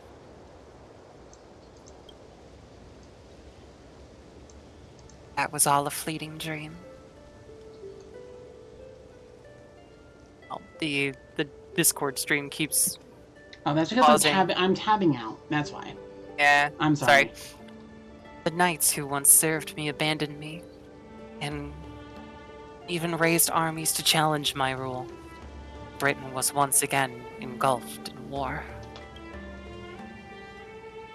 Merlin had already warned me all of this before I drew the sword of selection. He told me that once I drew the sword, I would meet a tragic end, hated by all. And while the kingdom was in its prime, he also told me that Britain would one day fall, and its current prosperity was built on the suffering of its king. If I thought I could carry the weight of the kingdom's pain and trade it for the peace of the people, sacrifice would be worth it, and I would be willing to face my thankless end. The only thing that can grant your wish would be the Holy Grail.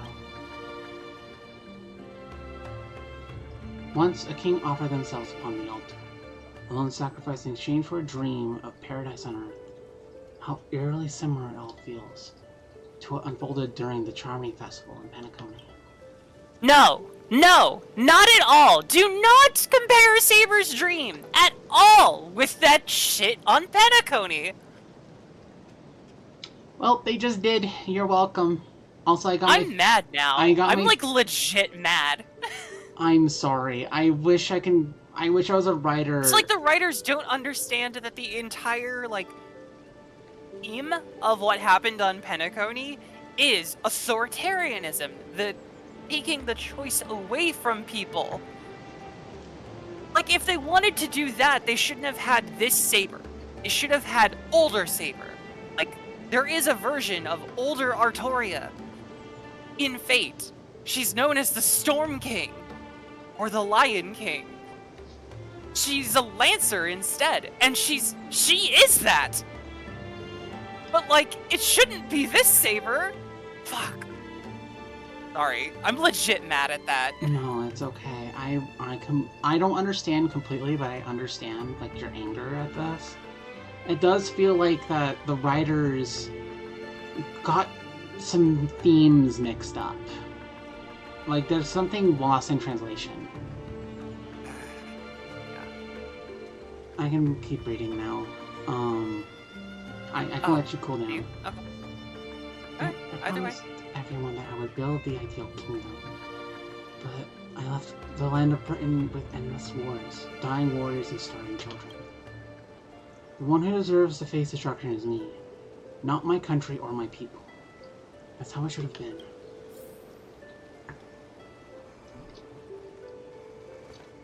She says hi. Sayo wants cuddles, apparently. So this is the sword in the stone? I've wondered countless times. Had I not drawn this sword, or had there been someone more suited to be king? Would Britain have truly become the utopia I dreamed of? And what kind of life would I have lived? To pull out the sword and become king, to give up and stay in my homeland to quietly live out my days. She brought me back to the moment I made my choice. Saber, do you wish to stay? Master, I'm so tired. I wish I had a horse to ride across these fields before the sun sets. Saber. You called out, your voice echoing, but the drawn-out words never reached the servant. In the moment she hesitated, fate had already been sealed. In truth, you were never here at all. What remains in this place is merely a shadow of whom you fell into an old phantasm, lingering in the dream of another. She was nothing more than an ordinary girl. Playing the part of a king was already painful enough. Why should we force her to continue in the delusion known as heroic spirits? Better to cast aside her sword, abandon her glory, and become a nameless nobody who watches the world's grand show on the sidelines.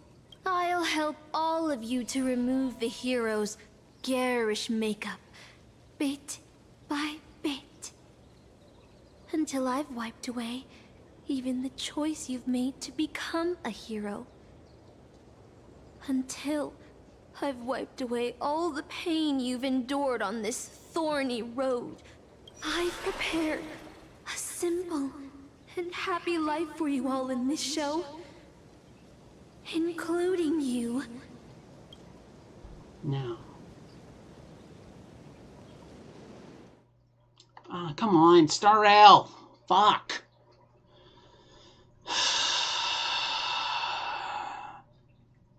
My anger. So, newcomer, are you staying? Oh. So this is what would happen if Stell stayed at the... Someone like you has probably already burned through all your luck just trying to get into the Herta space station. But I'll go through the motions and confirm it anyway. Just so you know, working at the Department of Cosmic Geography isn't as easy as you think.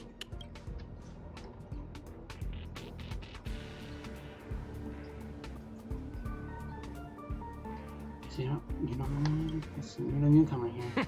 Look, I thought I was pretty impressive too when I first arrived. But you'll be beaten into shape in no time. You're just a regular researcher on this station. No one's gonna even bat an eye at your so-called talents and smarts. But I'm a nameless, I don't belong here. Are you dreaming or something? Maybe you should take a sick day and get a checkup at the medical. I'm a bit of a fan of the Astral Express, and I know that every nameless who boards it has been through some incredible adventures. So, tell me, what great deeds have you done? I don't know what to say. I imagine... Oh, I know what's happening now. The Department of Implement Arts imported a batch of dream bubbles.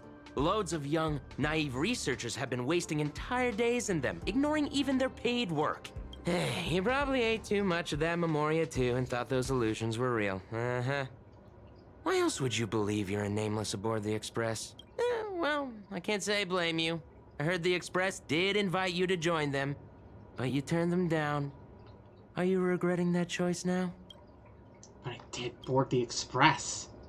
You tried to yell at the researcher before you, but your wavering voice gives out a different response. I don't know. I don't know. But was that truly...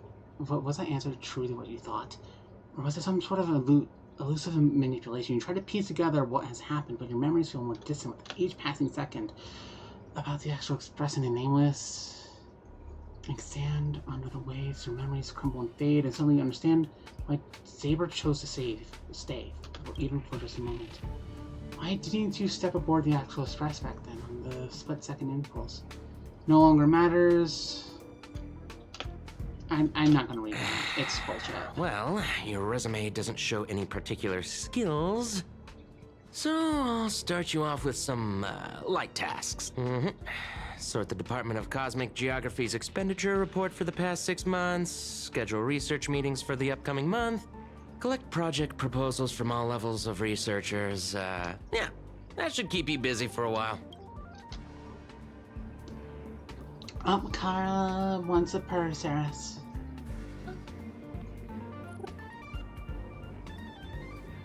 Fucking hell. It's okay.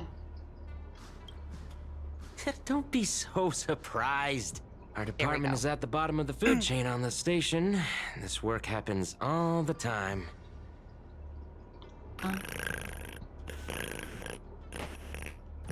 Yay, purrs, thank you.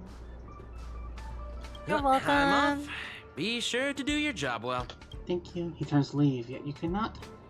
But, yeah, cannot help himself from looking back at you. Yeah. Sometimes I regret picking the Geography of the Universe course when I was 14 and walking away from quantum history. I felt math was just too tough for me back then. But now I ask myself, would I still be stuck in this dead-end job if I made a different choice? No, come on. Don't worry about the what-ifs. Why waste time regretting a choice you've already made? Look at me. Things aren't so bad here, are they? This is all wrong, you scream eternally, but the fury is fleeting.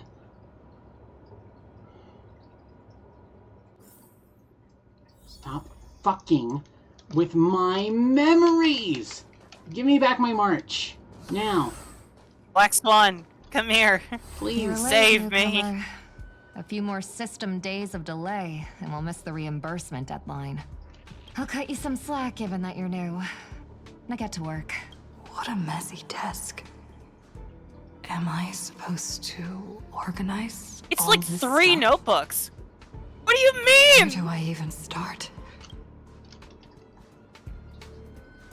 Sort by timeline. You're too slow. Keep going like this, and you'll still be here when the Amber Lord makes our next hammer swing. Why don't you do it yourself? You're on the verge of shouting, but then just a sliver of doubt creeps inside you. Is this really what you want? Take a deep breath, don't lash out, focus on what you truly need to do. Read the basic tasks. What are you standing around for? You think space bionic snails are going to do the work for you? Sort by budget category? Yep, that's it. Calmly and nicely drop the fight. By now, the job feels like second nature. Might as well tidy up the last files. Blah, blah, blah, blah. Document pile.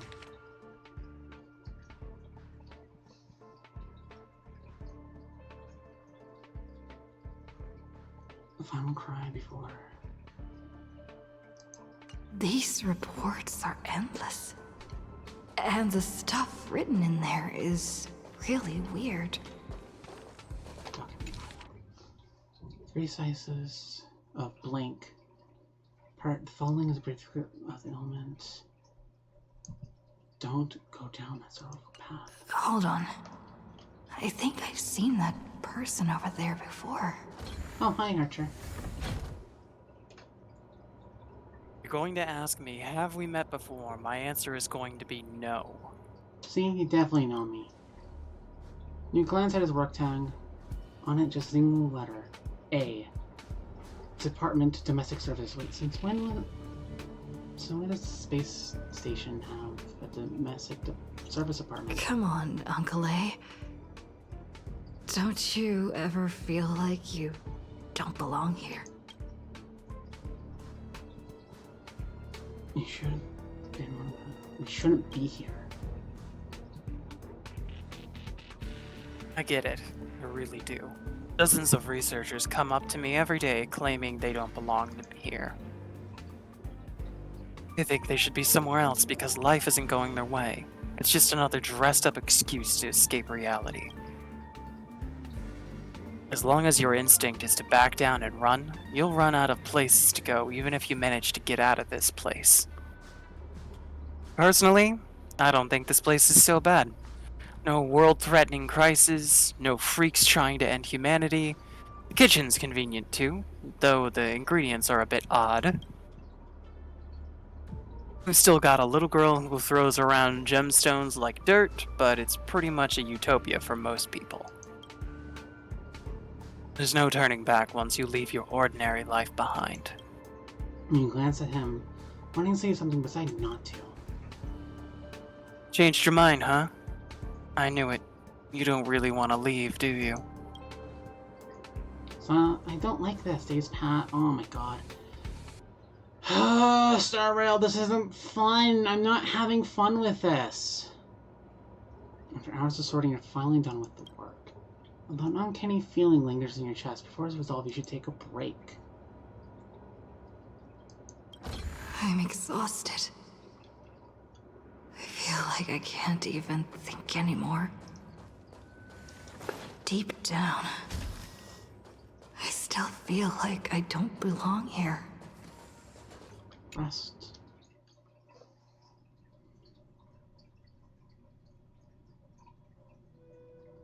Yeah, I'm not a fan of what's happening right now. This is Star Rail's stupid bullshit again, and it's just not fun.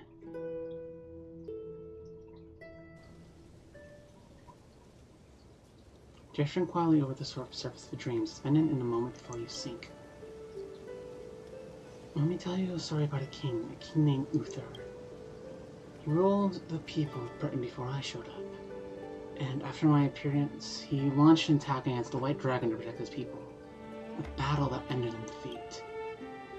Even so, people called him the greatest king. What do you think it made him a hero? The deed he achieved as a knight. The courage he was as a human. He raised his sword to challenge a dragon he knew he could never defeat. The sword shattered, the bow snapped, and he was beheaded. As a human, everything about him was destined to fail. But the way he raised his sword would bring deliverance like the shining star in Britain's darkest nights. The stars we see may not be their original forms, but their light isn't a line. Will shine for ages, lighting the way for the next hero. The heroic spirit who lost her name referred to our lives as a stage and she used her noble phantasm to erase the star's radiance. Master, you still have courage if you're still willing to become that star. And all the spectators who have seen you will also step onto the stage and become heroes themselves. Look at me. Talking all big all of a sudden and doing a bad imitation of Marilyn. Where are you? I'm waiting for someone who's about to take the stage. I'm also riding through the wilderness. The dream is nearing its end, Master, for me and you. Saris, go ahead and vent your rage. What a strange... Uther did not die fighting a dragon! You fucks! Scheduling Department of Cosmic Geography meetings for the next month. This should be easier than yesterday, right? Oh, why?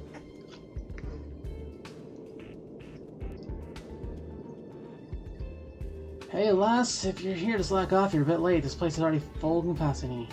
I'm here to work. Well, no worries. You work here, and I'll slack off. We each get what we need.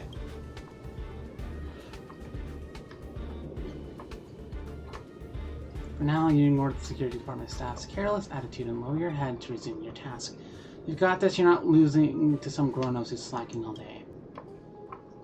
I don't care.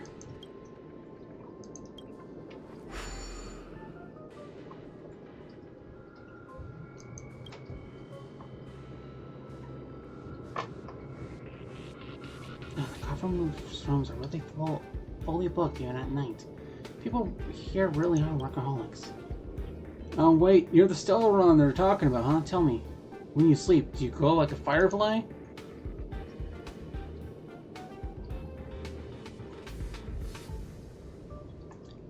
Young ones like you should really find a mentor, learn some skills, and carve your own path. Live like a true hero. No strings. Oh, that's mysterious. Yeah, Hell, sorry. sorry.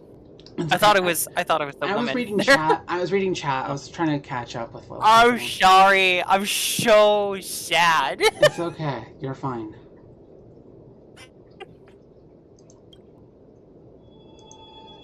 Thanks, there's a new memory.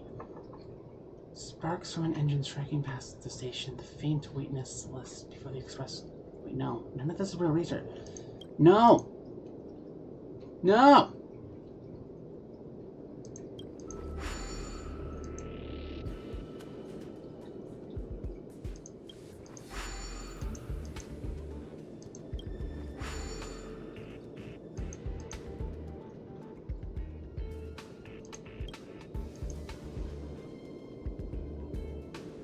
You ever tried fishing less?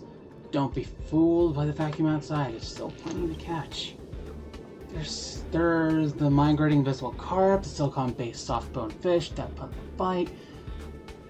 I even caught a trotter last time. Although you were exhausted beyond measure, the man's expression moves you. Your entertainment during a momentary respite from work, a fishing rod.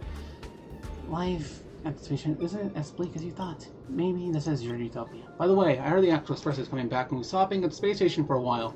I'm gonna check it out just for fun. The Astral Express. I turned down their invitation back then.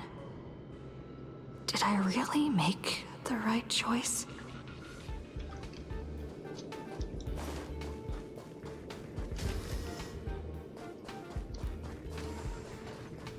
I'm hating everything about this fucking, like, dream sequence right now. It's going on far too long. Star Rail, this is not what I want when I talk about stories. About what I want in a story. This is not it. Long time no see, eh? How's life on the space station? Not so well.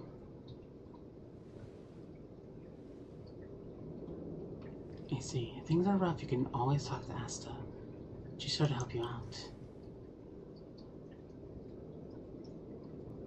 We've traveled many places after we part ways. Belga, Jinju, Lufu, Penacony. There were both good and bad moments along the way. How's Pom Pom? Himiko frowns at the question, caught her off guard. An unsettling sensation flickers through your mind. You never boarded express before. So who's this Pom Pom you speak of? Where did you forget the conductor's name? Did Donkle tell you? Pom Pom's still the same, but with fewer and fewer people on the express, it must be getting lonely for them.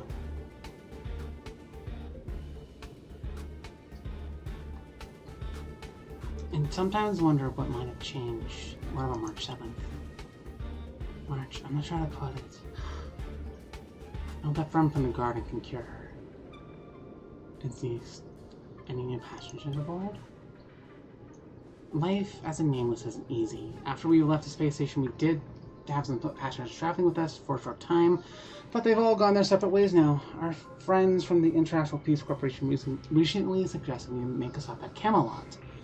That planet should have been destroyed by the anti-matter Legion long ago, but we kept picking up multiple distress signals from there. So we're stopping by the space station for a while to make some more friends. You can join us and leave us with us this time if you want. I'll pack my bags right away. This is really how you feel. If joining the Astral Express doesn't change your life for the better, what then? Oh my god, I don't care! I'll think about it. Alright, I'll respect your choice, no matter what you pick. This is annoying me! Fuck! I'm so tired.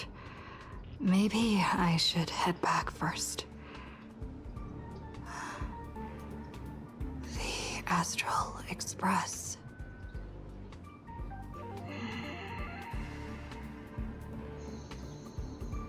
Deep breaths, Aya. Deep breaths. Deep fucking breaths.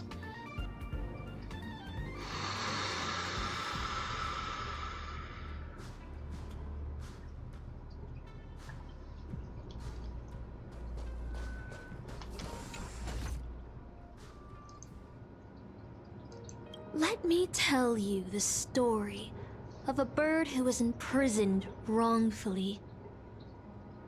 She was once a singer, thrown into a dark cell for composing songs that the powerful didn't like. The bird heard many voices of sorrow. So, she sang for the others trapped inside, soothing their homesick hearts and inspiring them to rise up. In the end, the bird broke free with a pocket watch, a wolf, and countless companions by her side. The bird believed that she would begin a new life after gaining freedom. She would shine on the stage and the silver screen, displaying her beautiful feathers and voice, just as she had once brought hope to the hopeless. But she was wrong. Penacony soon became unrecognizable. The songs Also, she I sang, can't see the Discord stream again. the films she starred in, It's okay. and even her own life were all locked away in a cage called money, turned into mere commodities. The movie studio wanted to turn the bird into a symbol of beauty, but the bird longed to escape from this suffocating, filthy gutter. They stripped away her stage name, replaced her with a fresh-faced chick, and smothered her with slander and rumors, leading her to a disgraceful end. So, you seek revenge on those who tarnished your name? No. The exact opposite, in fact.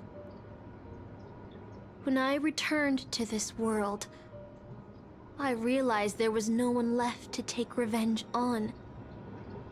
Instead, I will reclaim the name they took from me and erase every single work I've ever produced. I'll destroy every trace of my existence. As you know how it feels to be locked in a cage and have everything taken from you. So why do you still trap the masters and heroic spirits in your noble phantasm when they wish to end this Holy Grail war? Old Odie may be able to fulfill your wish, but the cost he demands is far greater. As someone born in the same era as him, you should know this better than I do. Ugh. OT is nothing more than a parasite feeding on Penacony. Of course I won't trust him. But you're different, Master. He's a worm who has a wish for the Holy Grail. Yet, there's nothing the Holy Grail can do to sway you. If you want to stop my noble phantasm, you'll have to force me with a command spell. Come, Master. Take away my free will. Just like how they took away my name and career with their contracts and laws. You know I won't do that, Miss Note. Let's make a wager. I've never once gambled in my life. I bet that those masters and servants will not yield to your noble phantasm, even though you've stripped their identity as heroes. I trust them. I will wait and see. Weeb, welcome! Hi, Weeb. I'm totally, like, I pissed feel right like now. I had a strange dream. But the details keep slipping away. I'm not having a fun time, Weeb. I'm having... Hi, no, this is on the Fae collab. Hi. My body feels so heavy. But I can't rest. There's still today's work to get through. Can we stop with this, Star Rail, please? Can we just fucking end this goddamn story sequence? Oh, hi. Hey, Barry. Hi, Barry. Hello, Raiders. Hi, everyone. So, hello, everybody. I'll do a little bit of talking for Aya since she's so drained from this. Thanks. We were doing the Fate collab with Honkai Star Rail here, and this was meant to torture or tease me depending on whether it was bad or good. And it turns out it's so bad that it's actually tormenting Aya too.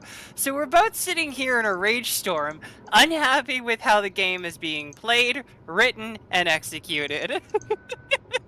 So welcome. So they took away my choice again! Fuck! Sorry.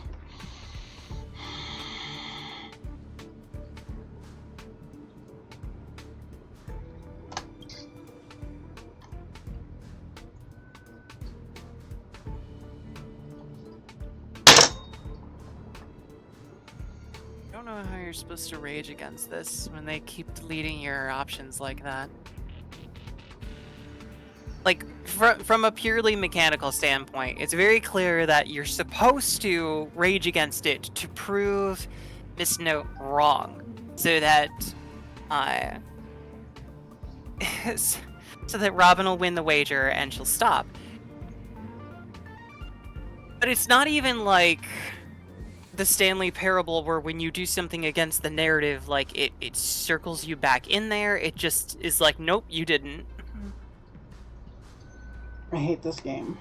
Like, I'm honestly hating the writing, and I don't want to admit that. Keep in mind, this is a rando NPC, but... This is pissing me off so much. I want to click the skip button, which I don't do in stories most of the time. Can a servant... Can a master power up their servant passively? I don't know. No? don't know. I'm so pissed. I'm so fucking pissed off. When a servant is summoned, their magical, like, but the thing is, like, the typical rules of Fate don't apply here. Like, they flat out said there is no magecraft, there is no magic in the world of Star Rail. They're fueled by something else. So it's straight up playing by different rules than Fate does. Like, in theory, no, you shouldn't be able to passively. Like, you would actually have to expend magic in order to power up your servant, either through a command spell or a mage's inherent ability. But this doesn't follow that rule. I'm so... I don't skip Star Rail stories. I don't. But this is making me want...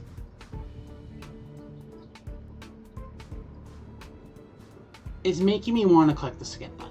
And that is a horrible sign that the writers have dropped the fucking ball with this game. With this collab. So, Shamet, I think one of the things that they're going for with this sequence is, like, Aeon only is able to give power to Stell because she is a trailblazer. It's because of her heart, her exploration. It's because of who she is that she's able to, like, access the power from an Aeon. But, like, it's illusion time stuff. Like, she went back in time and created the illusion of if you just never picked that choice, so you don't have that power. Like, even if you still have, like, they treat her like she's got a Stellaron in her, and I'm just like, and that wouldn't mean that her life is, like, exciting? It wouldn't, like, I would have thought that would have meant Stella ended up dead.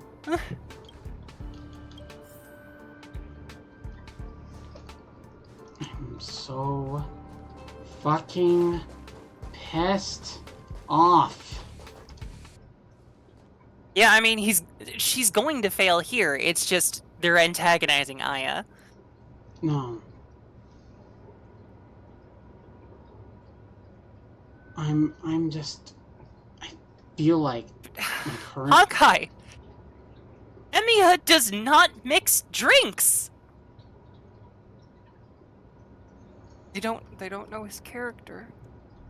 They don't know any characters at this point, Saris. They don't know Stell's character, they don't know Robin's character. Well, it's strange, because, like, they did include the bit of, like, he likes cooking. He was like, the kitchen's pretty nice, and I'm like, okay. So, like, you're doing some shallow references for those of us who played Fate in there, but, like, Emiya doesn't drink, and he, like, actively doesn't even bring it up around the other children servants, sort of thing. And in fact scolds the other servants for drinking around children, especially the master. Like, ugh. Listen, again, the itch to click the skip button on story. So, like, okay, see what happens here, because all three of these are a rejection of the dream. Yeah. I was once a member of the Astral Express. Funny, isn't it? Sometimes I feel like I should be working as a space station security guard either. So do you want to board the Astral Express? That's right. Every year there are researchers who want to go with the Express. When it's time to leave, they all back down or fail. They know they are just seeking escape from their stressful lives as an actual adventure, blah blah blah blah. So what do you really want? I want an adventure into the unknown.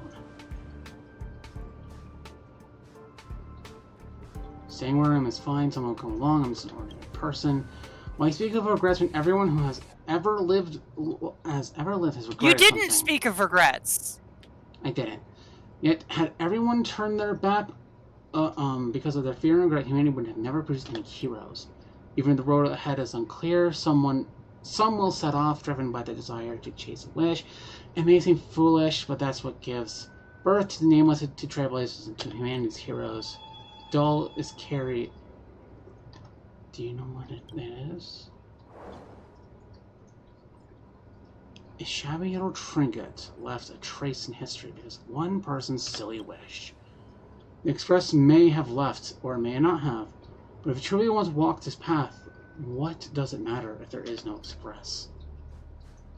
If you truly believe you are nameless, then there's only one thing left to do. I must set off.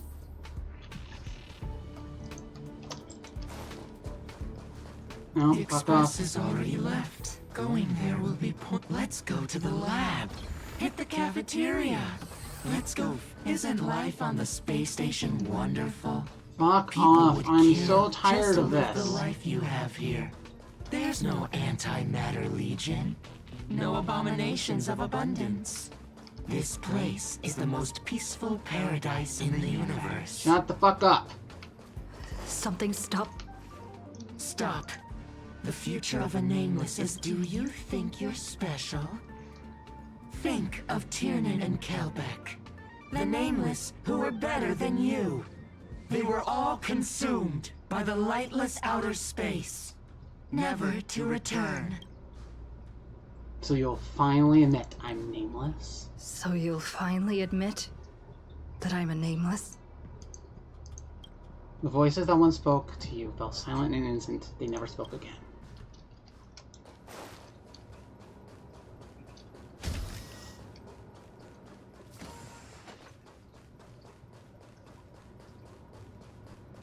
The bat. Give me my bat. Give it back. A bat. Plain, unimpressive, yet strangely familiar. You once believed you never hold it again in this lifetime. Would you still pull this weapon out?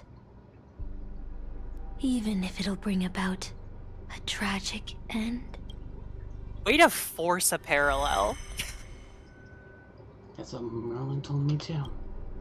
Which is why I've crafted such gentle dreams for you all. Isn't that what you've been looking for all this time? Oh. I did wonder whether someone else might have done better done a better job as king if they pulled out the Sword of Selection.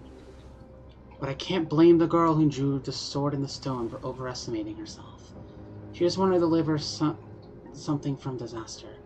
Just like the king who challenged the White Dragon.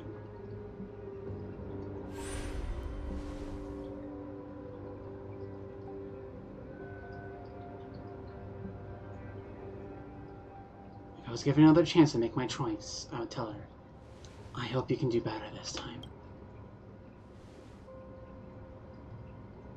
Master, you've had enough rest in your happy dream, haven't you? Now, let's leave this place together.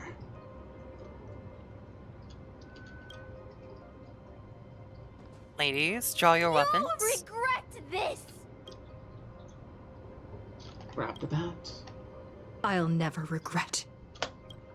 Make a choice you'll never regret. The final words from Kafka herself. You know what would have been pretty fucking rad? If Stell used the Sword of Selection and the story of used the bat. Yeah. I would have loved to see that.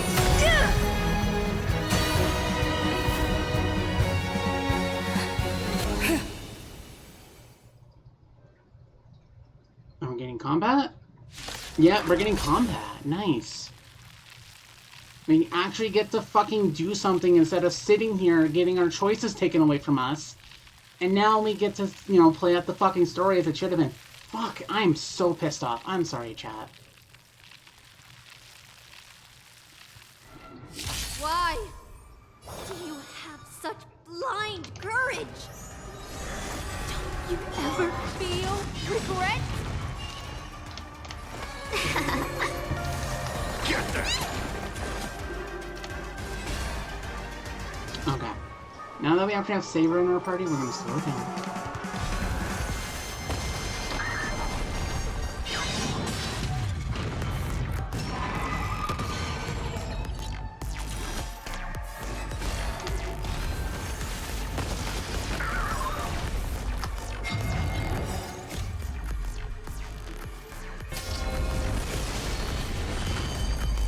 In the Japanese version, she screams Excalibur, like her actual ultimate. Please, quiet down.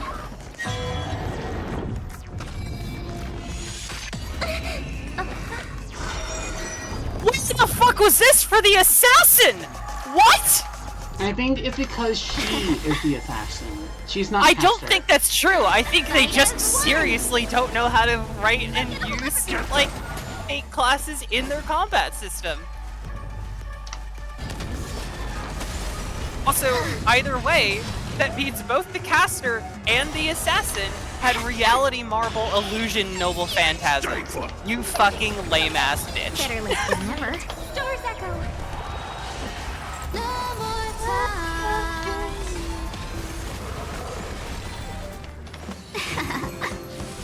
Get there!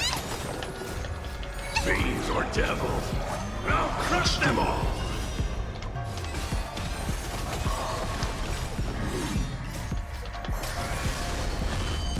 Excalibur! I can't become a fool like you. And I won't agree with your choices. Excalibur! Right. Doors echo. Oh, Velvet wants it first. 1,000 wonders. And Right as let me one. just turn off my noise suppression again. Fiends or devils, I'll crush them all! Welcome, customers.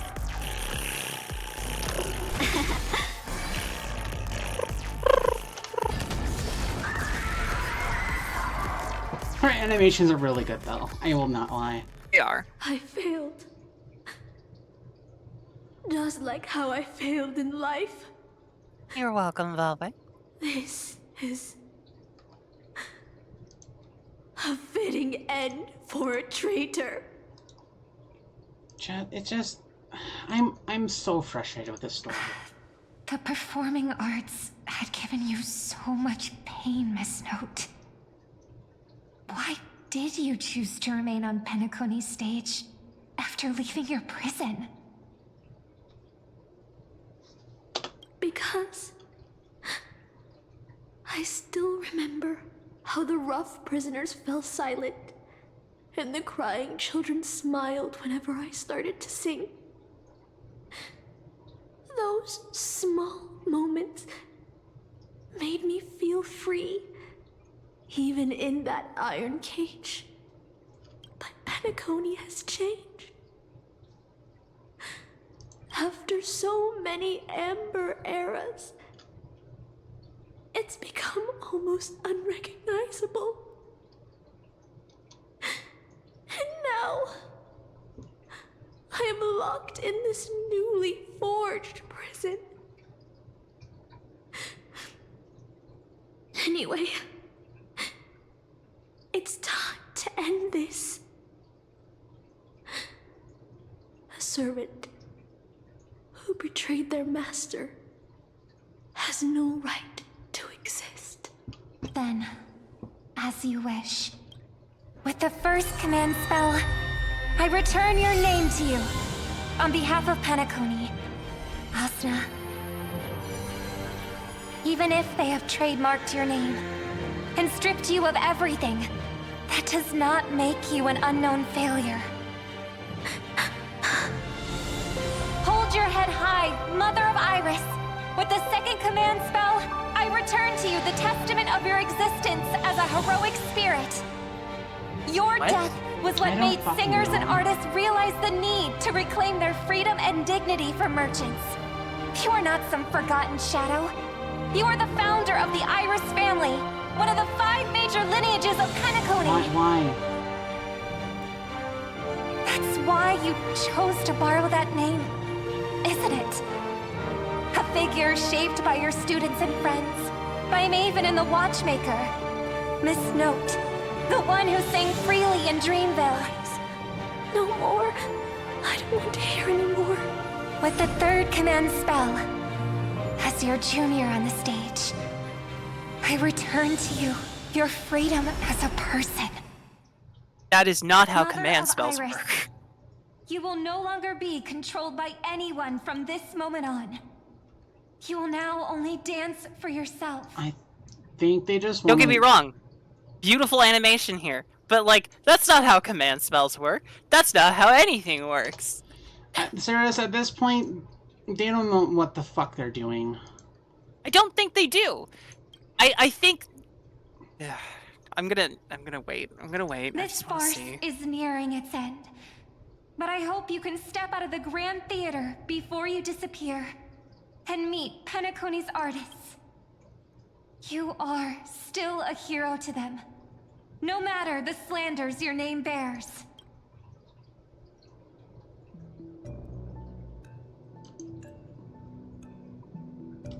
I sense a powerful force similar to magical energy. It seems the Holy Grail's holder is about to complete the ritual. The last 2 servants left are Rider and Berserker. Which one will face us, or will it be both?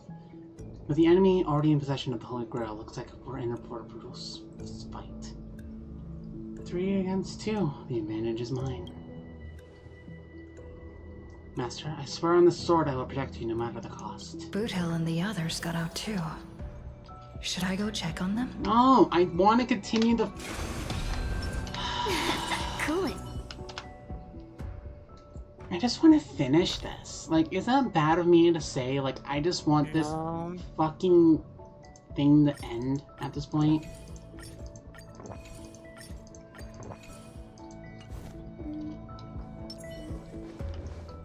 A different life? Penacony's dream bubbles are pure cancer. The Charmony Festival nearly killed me. And that servant's fantasy almost finished the job.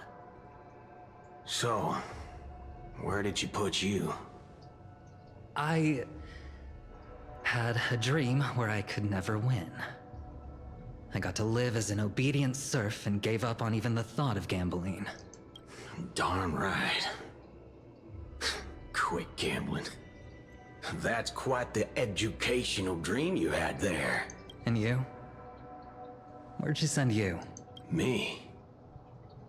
I had a long-awaited reunion. Oh, that's deep cut. Did I ever tell you about the story that's like in Boot Hill's lore that like it doesn't really get explained much? I don't think so. So Boot Hill was a orphan. He was raised up by a farmer all of his life. You know, kind of taught how to to ranch cattle and shit. And eventually he found someone in a similar position as him and raised her up as his daughter. But then the IPC decided that his planet was backwater enough to use a experimental weapon on it. And killed everyone but him, including his daughter. He held his daughter in his arms. And thus his long life hatred of the IPC began. He removed all of his body parts except for his head to, you know, become an efficient weapon. And he became the name Boot Hill. And Boot Hill's not his real name. It's a code name that I think ranchers had on his planet. And so he abandoned himself and his name to become Boot Hill after, well, watching literally everyone on his planet dying because of the IPC. Damn. This long-awaited reunion was most likely with his daughter, because he expects to die at one point to finally meet her again.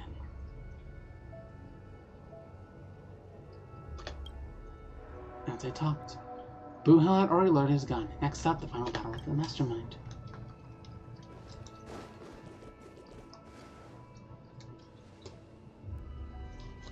Yo, if it isn't the first heroic spirit to get trapped in her reality marble, didn't you use those long legs of yours well enough? This is the first thing I hear after I got out. Darn it, my head's killing me. Feels like I've been through a long, thrilling adventure. Not sure why, but I think my enemies all had fish heads on their necks. With enemies on the way, the two servants were more than ready to fight. Were those lines really necessary? No. Cool it. They weren't. But lo and behold, we got them anyway.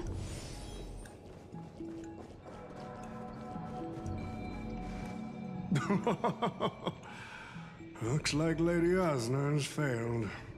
What a shame. She was just one step away from tearing the flame of dreams off the servants and tossing them into the Holy Grail as fuel. But that's the business world for you.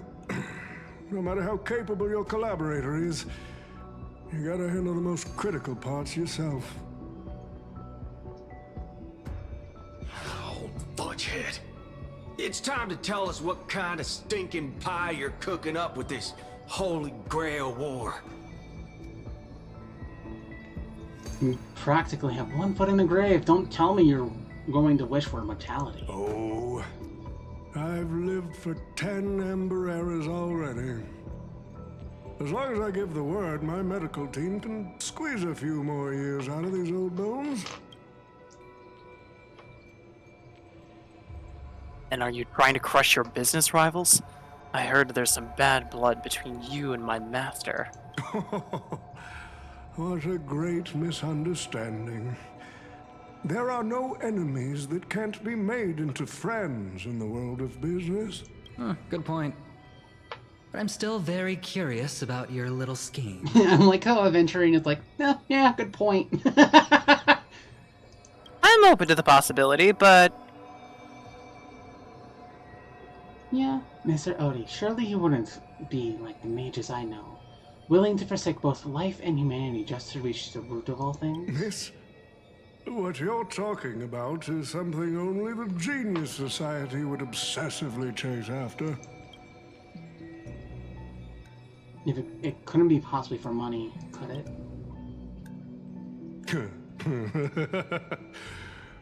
Why not? I've been very clear about this from the start. The Charmony Festival met a hasty wrap. And Penacony needs a fresh economic boost. We need to create a business venture that will grab everyone's attention. A holy grail that grants wishes is just the golden goose we need. If this ritual works, then Penacony will own a glorious show to keep the money rolling in for 10 more Ember Eras. A carnival that even the Charmony Festival can't compete with. So really, it's all about capitalism.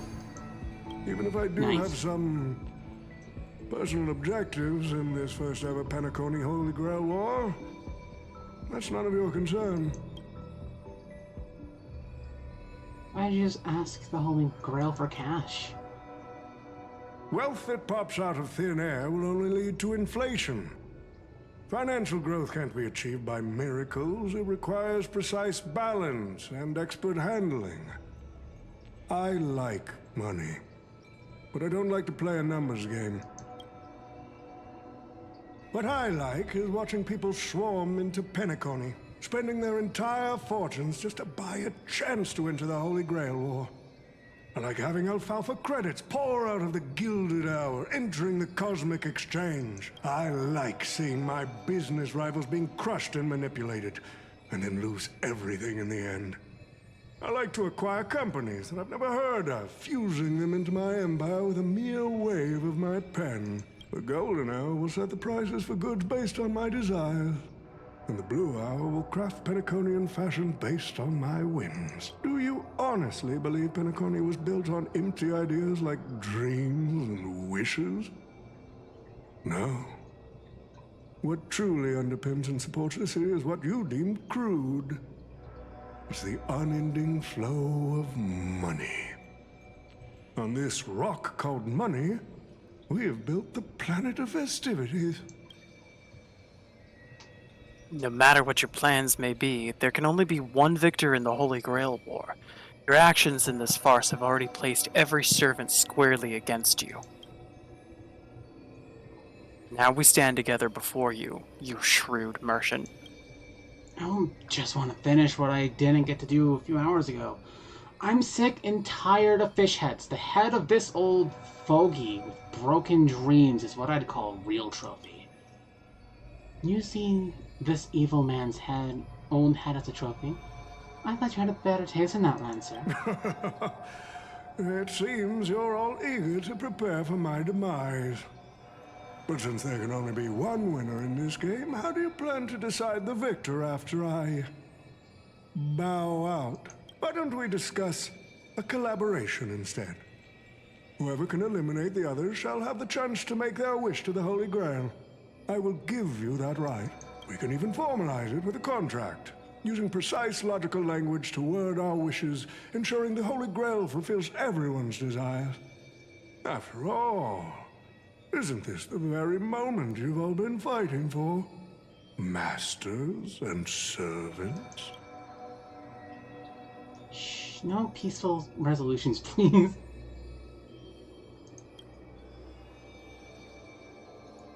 A Holy Grail that sullies everyone's wishes is just a counterfeit for us to smash into pieces. Isn't that right, Master? Nah, we need to whip this fella's hind end, then smash it to pieces. Our opinions rarely aligned, but I'm fond of this idea. What do you think, Mr. Adventurine? It's nice to play as a hero of justice now and then, isn't it? Well, I've already been the scapegoat once today, so I'll pass this opportunity to Mr. Odie. Hey, Master, it seems I won't be able to claim the Holy Grail for you. We made this choice together. I must thank Miss Note's Dream for showing me the truth. What truly matters is not the ending, but the journey we've taken to chase something and to deliver it from destruction. I don't need the Holy Grail. The wishes I did not fulfill end here. If you are all so keen to make me your enemy, I suppose I'll have to become the final challenge on this variety show.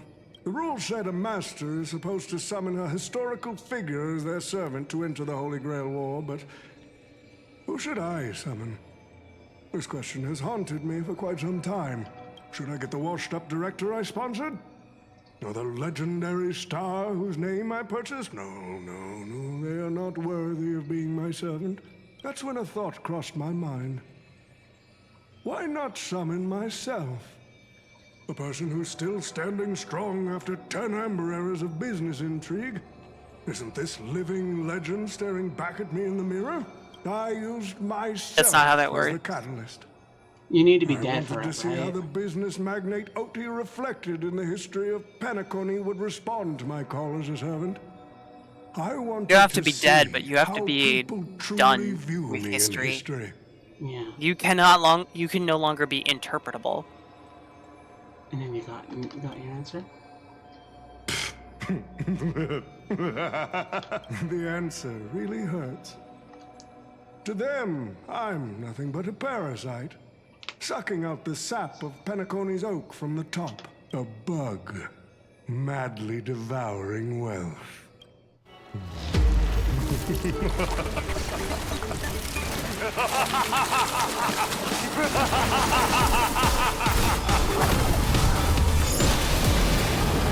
Oh shit, hi, it's that bug. Cool, we get to fight this boss. Is this another reused asset? Yeah. It is in fact. So, the person we've been talking to was old Odie's servant all along?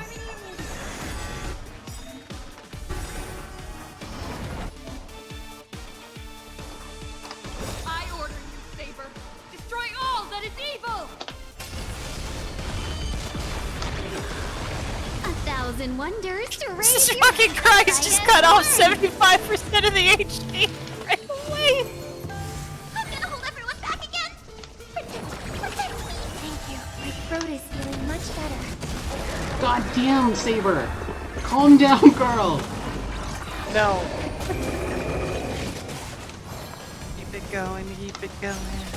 Very clearly, Odie summoned the Berserker.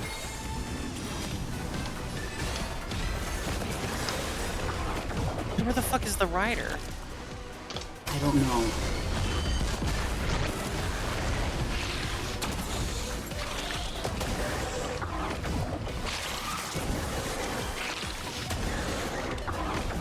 Let's be friends. Get them!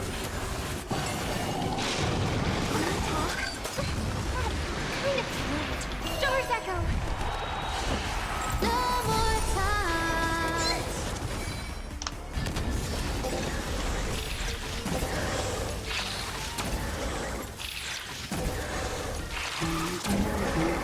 Russian Saber! And dead. And dead.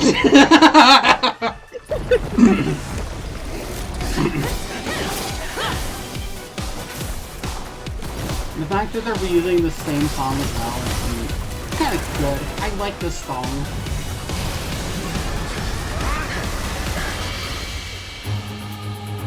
With the command spell, I command you to unleash your noble phantasm!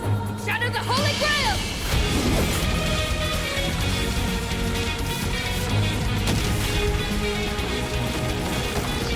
Finally using your trace well! Excalibur!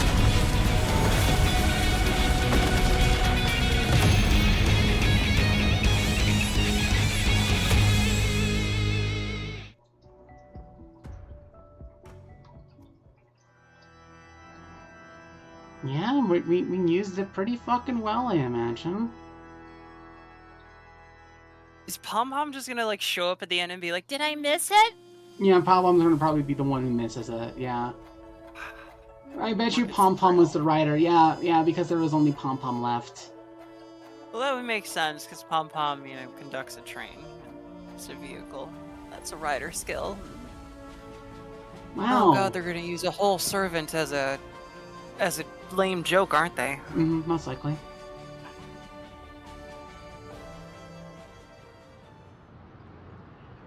Imagine if it's Clocky. Oh god, if it's Clocky, I'm gonna be so mad.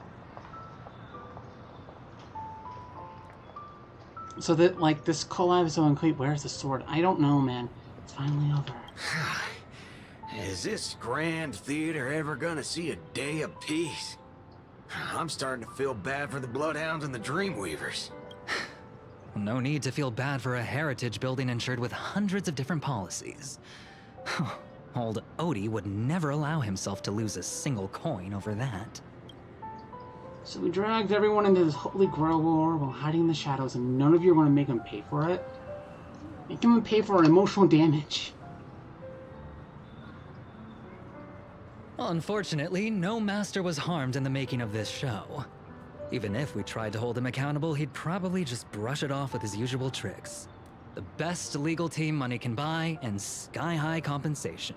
And I fear the Holy Grail War has already given him returns far beyond what he's put into it. The silver lining is that this little spectacle will serve as the perfect excuse during negotiations for Madame Jade to pry open an even bigger opportunity in Penacony.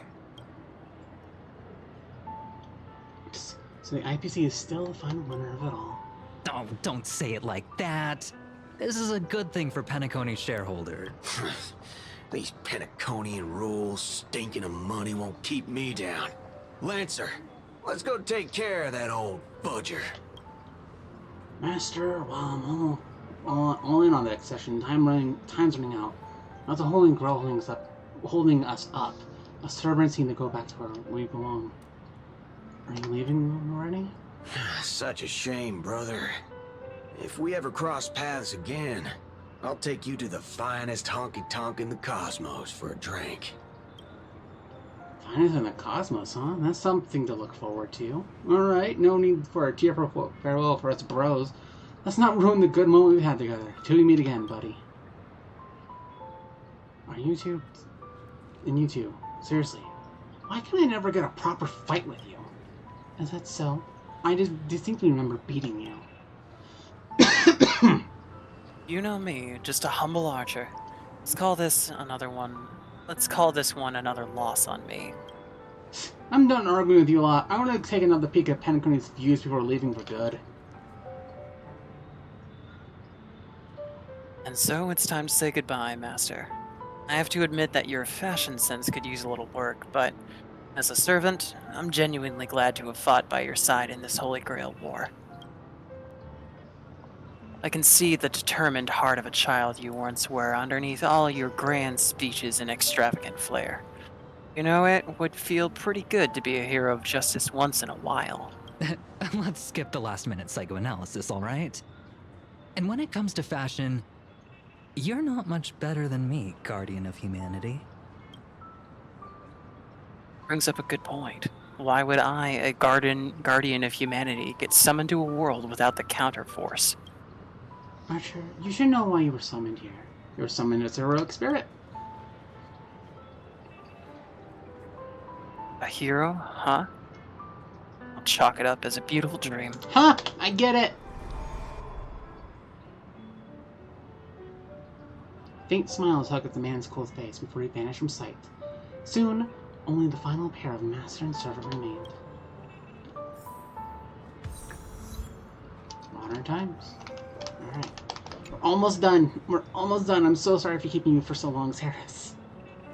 It's okay. I wanted to get this thing done and over with, so... I'm glad I was summoned to this strange world and got to experience it with you. Anything else you want to say to me? I saw your fears in your dream. Master, don't be burdened by the emotions that come with being human. The fear of the unknown, the dread of loss, or the regret of what you couldn't achieve. Even Heracles was just a child before becoming a hero. You may not be strong enough now, but I have faith that you will eventually become a star that illuminates the entire cosmos. Like you did. If my existence can occasionally light the way forward for you, there'll be more than I could hope for. Master, please send my regards to the person you will become in the future. As the luminance dimmed, the valiant girl night faded, vanishing just as she had arrived.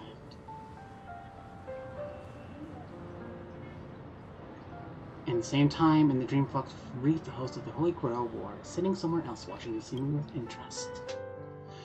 Please, I don't care. You could have ended it off like that. I would have been fine with that. We don't need more. Please. No. We need to see who Pom Pom summoned. The only way for them to redeem this is if the entire time Pom Pom has just been sitting on the Astral Express, like playing with Astolfo.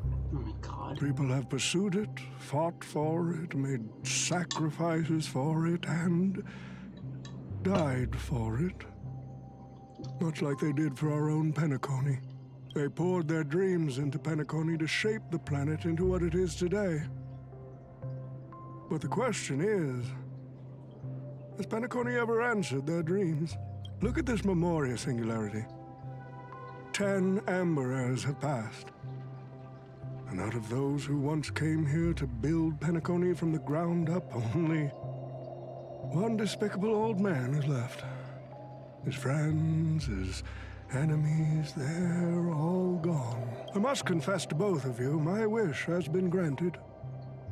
No matter how you see me, no matter how deeply we hated each other in the past, the Holy Grail has recognized your achievements and brought you forth as heroic spirits. Don't you think this is a rather unique reunion of old friends? It's unfortunate that Mikhail, that old rascal, couldn't be here to join us. Mr. Odie, your wish truly moves me. If I didn't know you better, I'd almost be swayed by your sweet words. A reunion of old friends. No, it's just another part of your business deal. Greedy. Or perhaps I should now address you as Mr. Rekka. Is the editing of the footage complete? That is such an important task, after all. Thank you, Kay. I've cut out everything related to the participants' privacy and kept only the most thrilling parts of the Holy Grail War.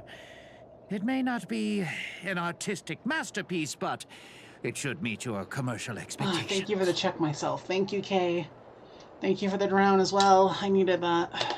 That'd be enough for me. You artists always aim to carve your names into art's annals no matter the cost. Too bad those who actually succeed are as rare as the winners of the Holy Grail War. I'm not like that. Yes, they are. Thank what you else for can the care truly measure package. the effort you've put in apart from cold, hard cash? The memories of former heroic spirits are also worthy compensation. Memories of a flop director like Greedy? Do enlighten me. What worth do those hold? His memories are indeed positively worthless as a filmmaker, but when it comes to him as a person, those memories are treasures beyond compare. He has had his struggles, disappointments, and defiance, only to be reduced to another nameless nobody. That man is a symbol of the Penacony of his times, a most ridiculous clown and a most genuine hero. How could I ever miss out on a memory with as many facets as a veritable diamond? But now, I'm more curious about you, sir. You've spent so much money, only to create such an unsightly mess. Aren't you worried you'll end up in disgrace like Grady? A merchant at my age who still cares about dignity would be an absolute failure. Oh, in that case, my business here is settled. I'll take my leave. All right. It's your turn, Miss Asna. I'll sign the declaration to renounce the trademark on your name and all rights to your creative works. Are you happy with that? Happy? Never. But if you don't carry it through, I'll squeeze your puny neck with every ounce of my strength until I disappear! I'll watch you take your last breath, even if I know it won't actually kill you. Goodbye, Penacony's most successful merchant. There's something I've always wanted to say to you. I wish you were already dead.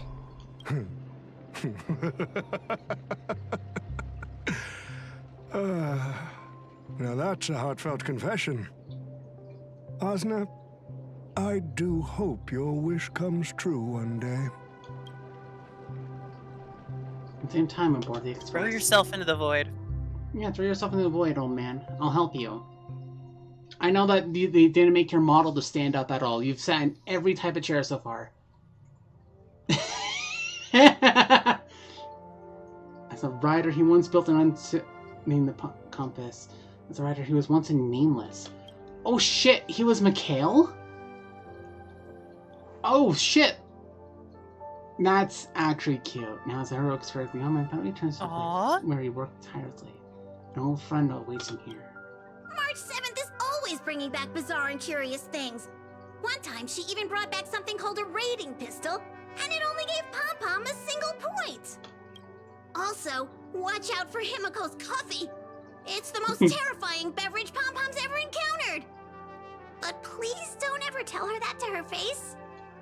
Is it worse than the tea from Granholm's hometown? 100 times worse. Okay, Saya's here. Quickly, go get her. I'd love to have a try. And that person is always dragging March 7th into trouble. Pom-Pom had such high hopes for Dan Hong, but even he started to follow along now. You passengers are all the same. Mikhail, you're spacing out again. What's going through that head of yours?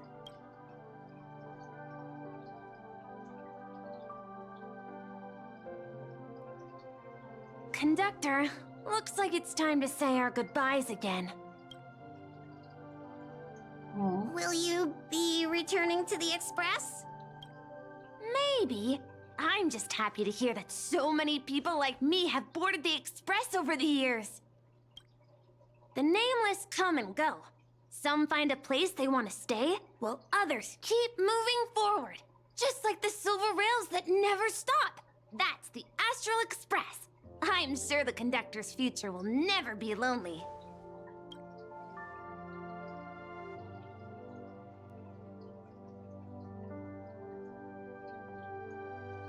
The Holy Grail War is coming to an end, and wandering souls must return to their rest. I need to go back to Penacony. Mikhail, remember, whether you leave or stay, the Astral Express will always be the home of the Nameless. Pom-Pom will always be here, waiting for your return. It's a deal then, conductor. The next time the Express stops at Penacony, please sound the horn for me, Rosalina, and Tiernan.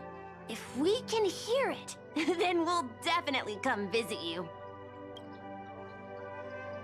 It's a promise. Aww. Aww.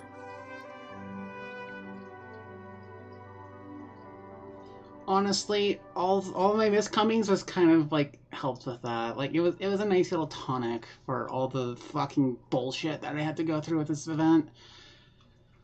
Holy shit. Gather your thoughts to the present. If there really is a chance to fulfill a wish, what would be yours, Emmett? Make a silent wish. You see, wishes lose their power once spoken aloud. That does sound like something you'd say. Anyway, the first Holy Grail War orchestrated by Old Odie ended up being the last one, but the Dream Bubble movie co-produced by Mr. Rekka and Dr. Edward became a huge hit.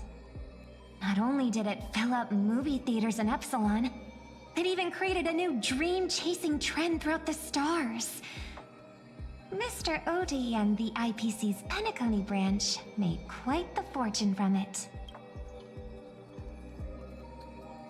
Now, he's far too shrewd. As Mr. Adventuring guessed, Odie simply brushed everything off as entertainment when questioned about placing family heads and shareholders in danger. While compensation and lawsuits are inevitable, I suspect he already knew exactly what was coming, even before the Holy Grail was activated.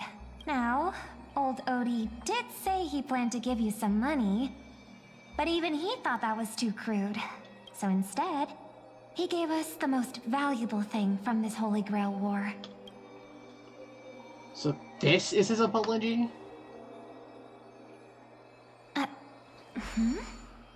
There's something inside the Holy Grail. I think this is a note for you. Hey, sister. Since you all look pretty busy, I headed out with Hook. Big thanks to Mr. Odie for buying this rare trinket I got my hands on. That's how I could afford this spontaneous trip. How did you get your hands On it, Sampo. You little rat, I'm going to strangle you and throw you into the nearest sun. By the way, aren't you curious what old Sempo's wish to the Holy Grail was? No. Well, I'm thinking you probably say, no. Aw, come on, sis. You might not be curious, but the audience is still on the edge of their seats. No. No. All right, folks, the show's over. But if there's anything still out there that can hear and fulfill my wish, I wish for everyone in the world to be happy, joyful, free, and have their every desire fulfilled. No, fuck you, Sampo. Oh, it's done. Fucking finally.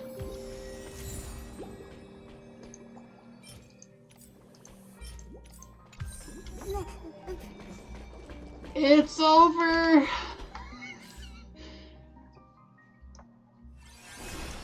Holy shit. Okay, I don't care about this. I did this simply for, like, something I can actually, do shit with, like, actually event stuff. Oh my god, though. Saris! Hi. Hi. So, how you feeling? I feel like it needed to be a lot like, if I had a single criticism, I would say it needed to be a lot shorter or a lot longer. Okay. I feel like you probably could have cut out like 35% of some of that dialogue, and it would have been better. Cut out the padding. Either that, or it needed to be longer so that they could actually explore things with, like, how do the servants work in a different universe? Why are they here? Because that was never explained. I think it was explained by it being like, oh, xenophobic, like, jokes, you know? Like, with the whole, like, oh, what's the word?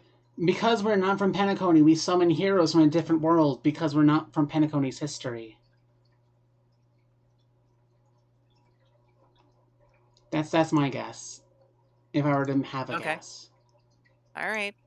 I still don't quite understand that. I understand the rider and stuff with pom-pom, that's fine. I can even understand, like, summoning yourself as a berserker, fine. It's not the exact rules of fate, but the whole point of setting up rules is to bend them later for it to be exciting. So whatever.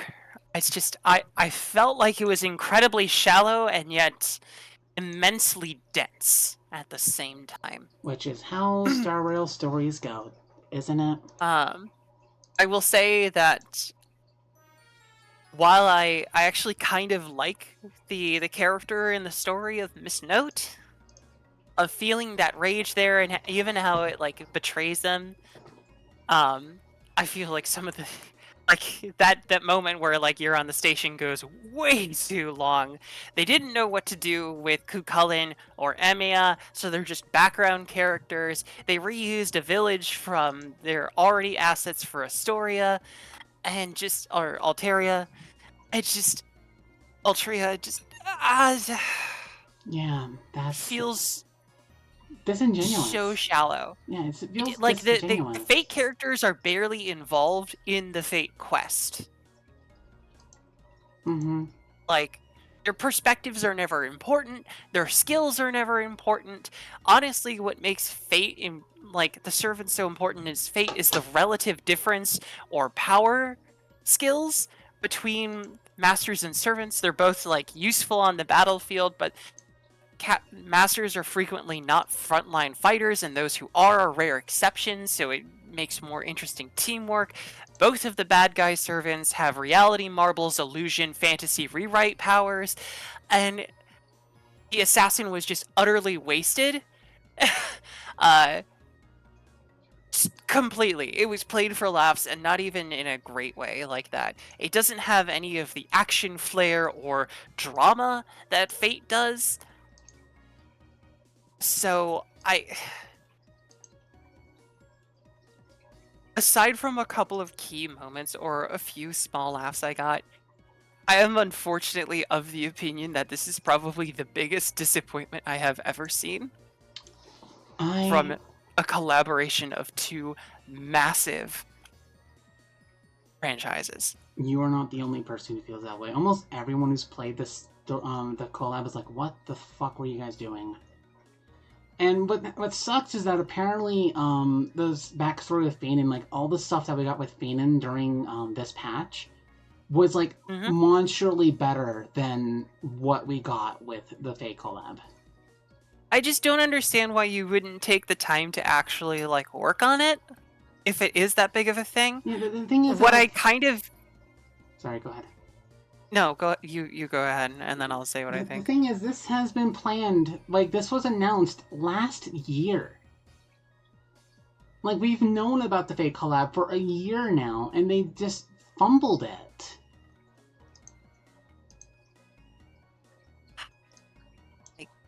The only thing that I can think of is that there was some kind of disagreement between the two studios working on it that caused the relationship to fall apart during that time.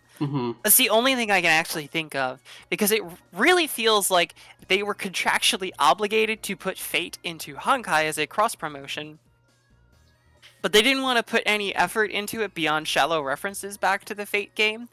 And so they're reusing assets, they're reusing a setting, they're reusing like storylines and stuff like that, and even emotional beats.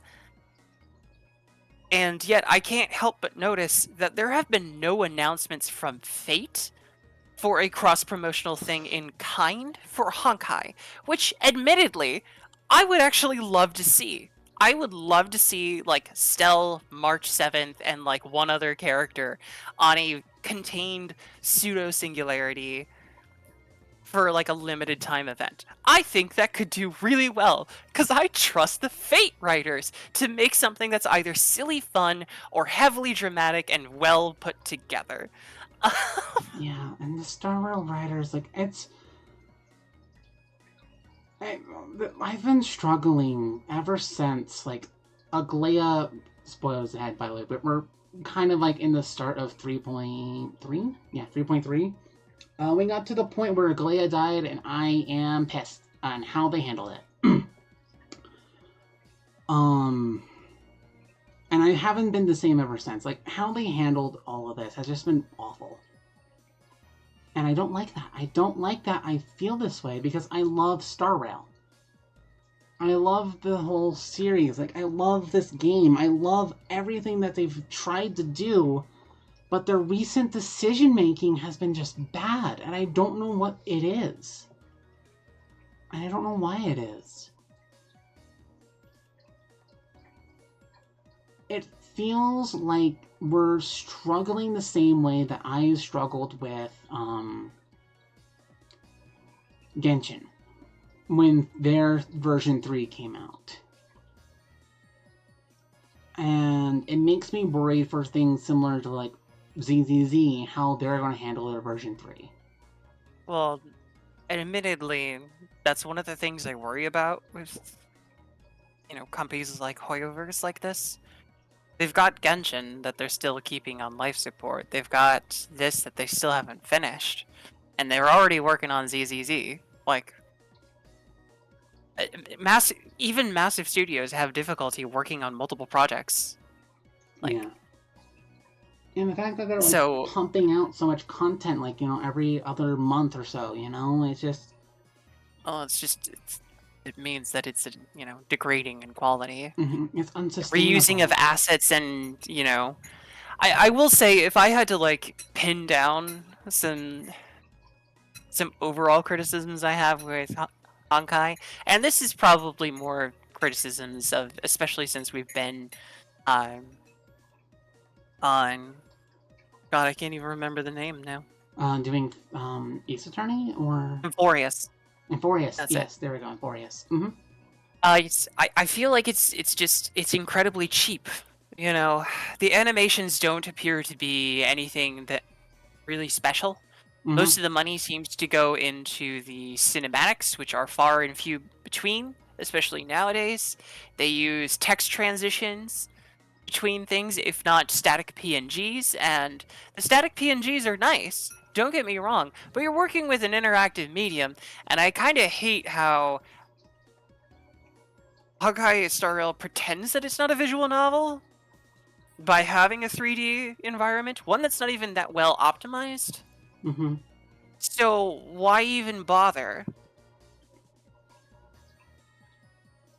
This is kind of why I like Fate over Honkai Star Rail, And I'll I admit. don't blame you. Because at least Fate is 2D, and it's like, yeah, no, we're not pretending to be anything more than this. We're gonna make things look as beautiful as they fucking can in 2D, using text boxes, you know, character portraits with different expressions, and put emotion and thought into our writing, or fun.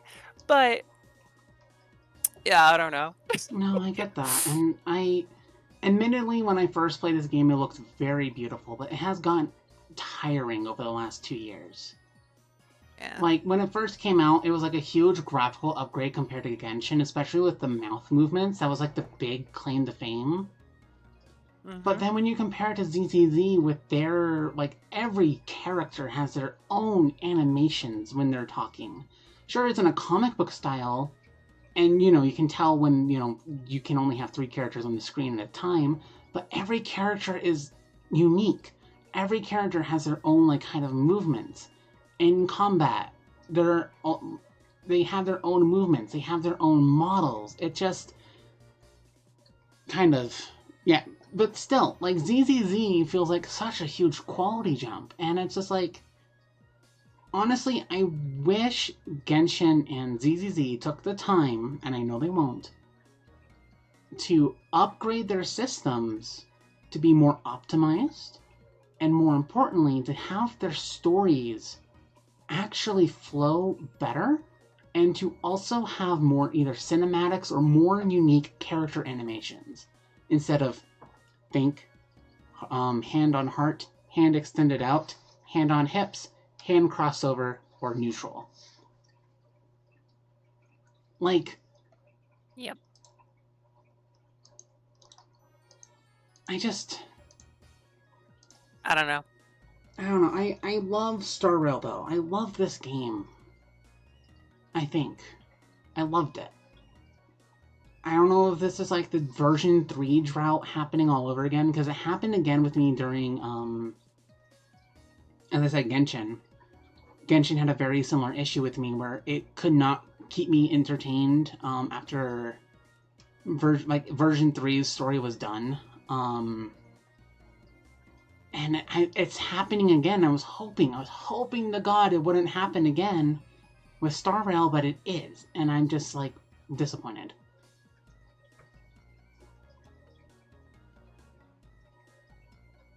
Yeah. Sorry for ranting about this. It's okay. No. It's good. I love Star Rail as a series. I love the characters. I've made so much fanfiction about them, and it just feels like Hoyoverse just doesn't give a shit about the international viewers. I know they don't. All they care about is their domestic audience. The rest of the world can throw a fit about how they're doing it, but if the Chinese player base doesn't speak up, they aren't going to change anything. And I hate that's how that is. I hate that Hoyoverse just does not listen outside of Zenless Zone Zero. Zenless Zone Zero is kind of its own thing, but even then they have that issue. Hoyoverse itself just does not listen to its international fan base. And it just makes me frustrated. Because I want to love these games more than I do. I want to love everything that they're putting into it. I was so invested with Penacony. I was so excited to share this game series with you. And then, like, Amphoria's happened, and it's just like, what the fuck are we doing? And then with the fake... Good question. Yeah, like, the fake collab was just disappointing. We both agree on that. Yeah. I mean, the thing is, like, I won't lie. Other than the design of Artoria in Honkai, I knew I wasn't going to be in for, like, a great time. You know, I do play up a little bit of reactions for, like, for stream and stuff like that, but Mm-hmm. I was never under the illusion that they were going to do it fantastically and I was going to be like, oh my god, it's so great, sort of thing. Mm-hmm. But I just didn't expect it to be so inconsequential. Like, you could have removed the Fate characters and it wouldn't have been any different. Indeed. And I was hoping... Like, it's barely the premise of a Holy Grail war. And I'm just kind of more surprised that the people who make Fate Grand Order, who own the Fate rights, were okay with this being the final product. And for me, that's why I kind of came to the conclusion why it was just, this is a contractual obligation, get it out, we don't care, move on, sort of thing. And why I don't think we'll see a Honkai version in Fate, because I don't think the companies are playing well together. No. And that's a shame, because it had potential. It had so much potential. And, like, I can imagine if we were to properly do this, like a proper Fate collab, I imagine it would still take place on Penacony, because Penacony itself is such a unique planet compared to the rest of the planets we've been to. Like, you can still have your Penacony characters, but, like, have them all be there, you know?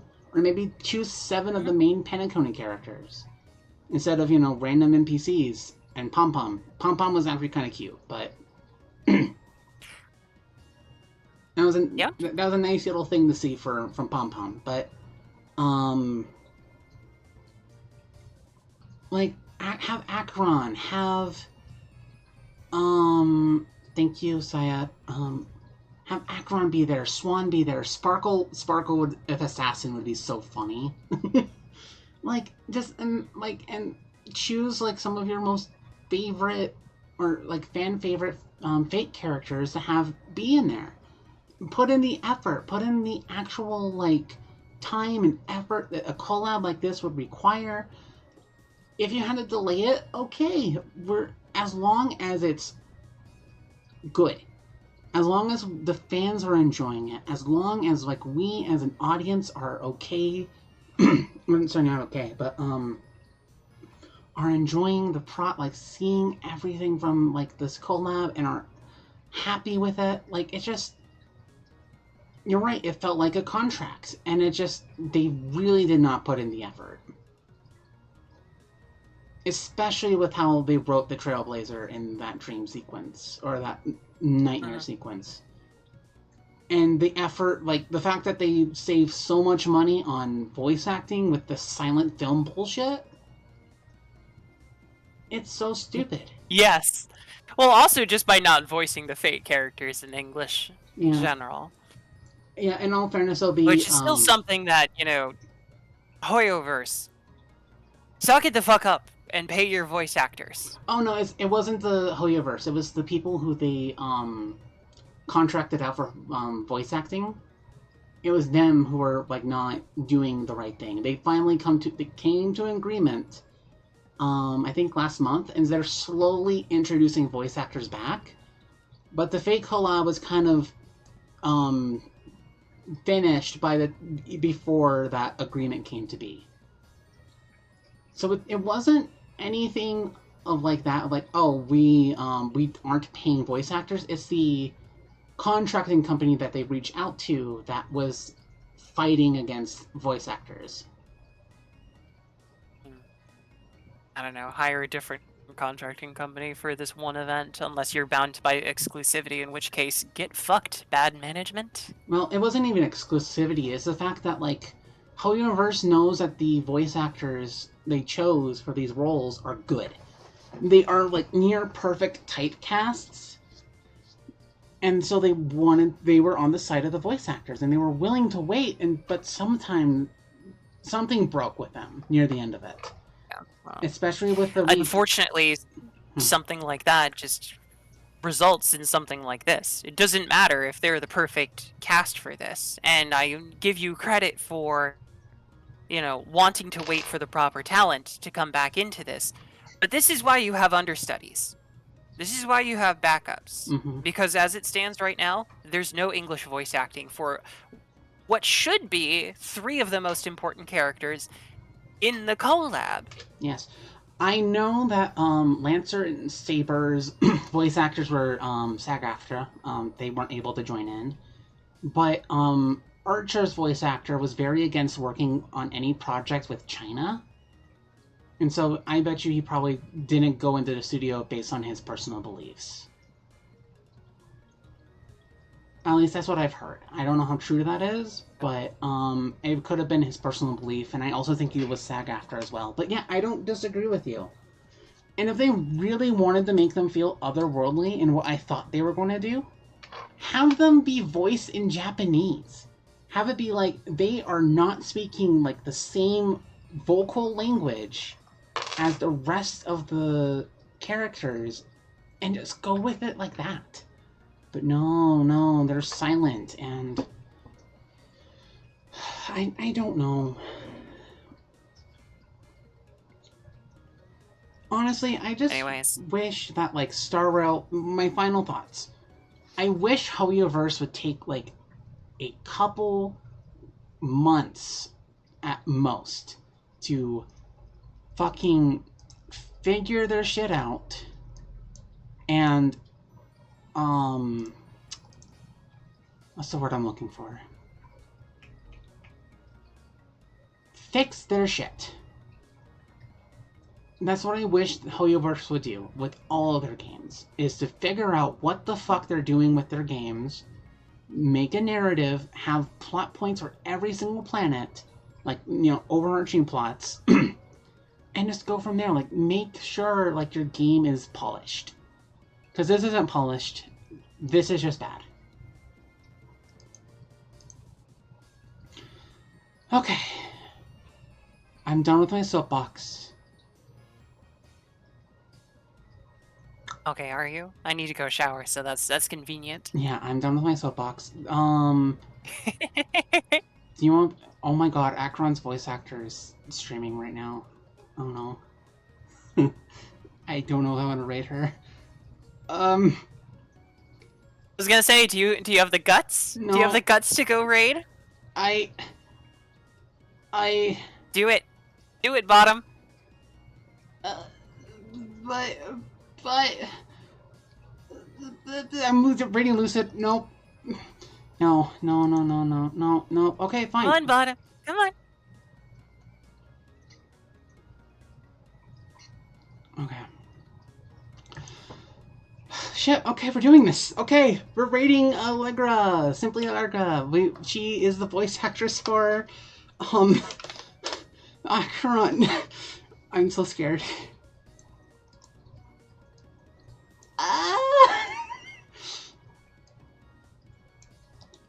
So, thank you guys so much for joining in. I'm sorry that it was a disappointing experience, but thank you. No, listen. Listen.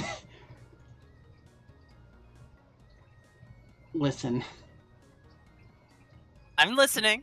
Oh my god. Thank you all so much for joining. Waiting for the click of that raid button. Come on. Alright, I hope everyone has a great, has a great time. Thank you. Sarah, do you have anything to share before we raid? No, I'm a sleepy kitty. I'm playing Witcher tomorrow. That's it. Alright, bye. Bye.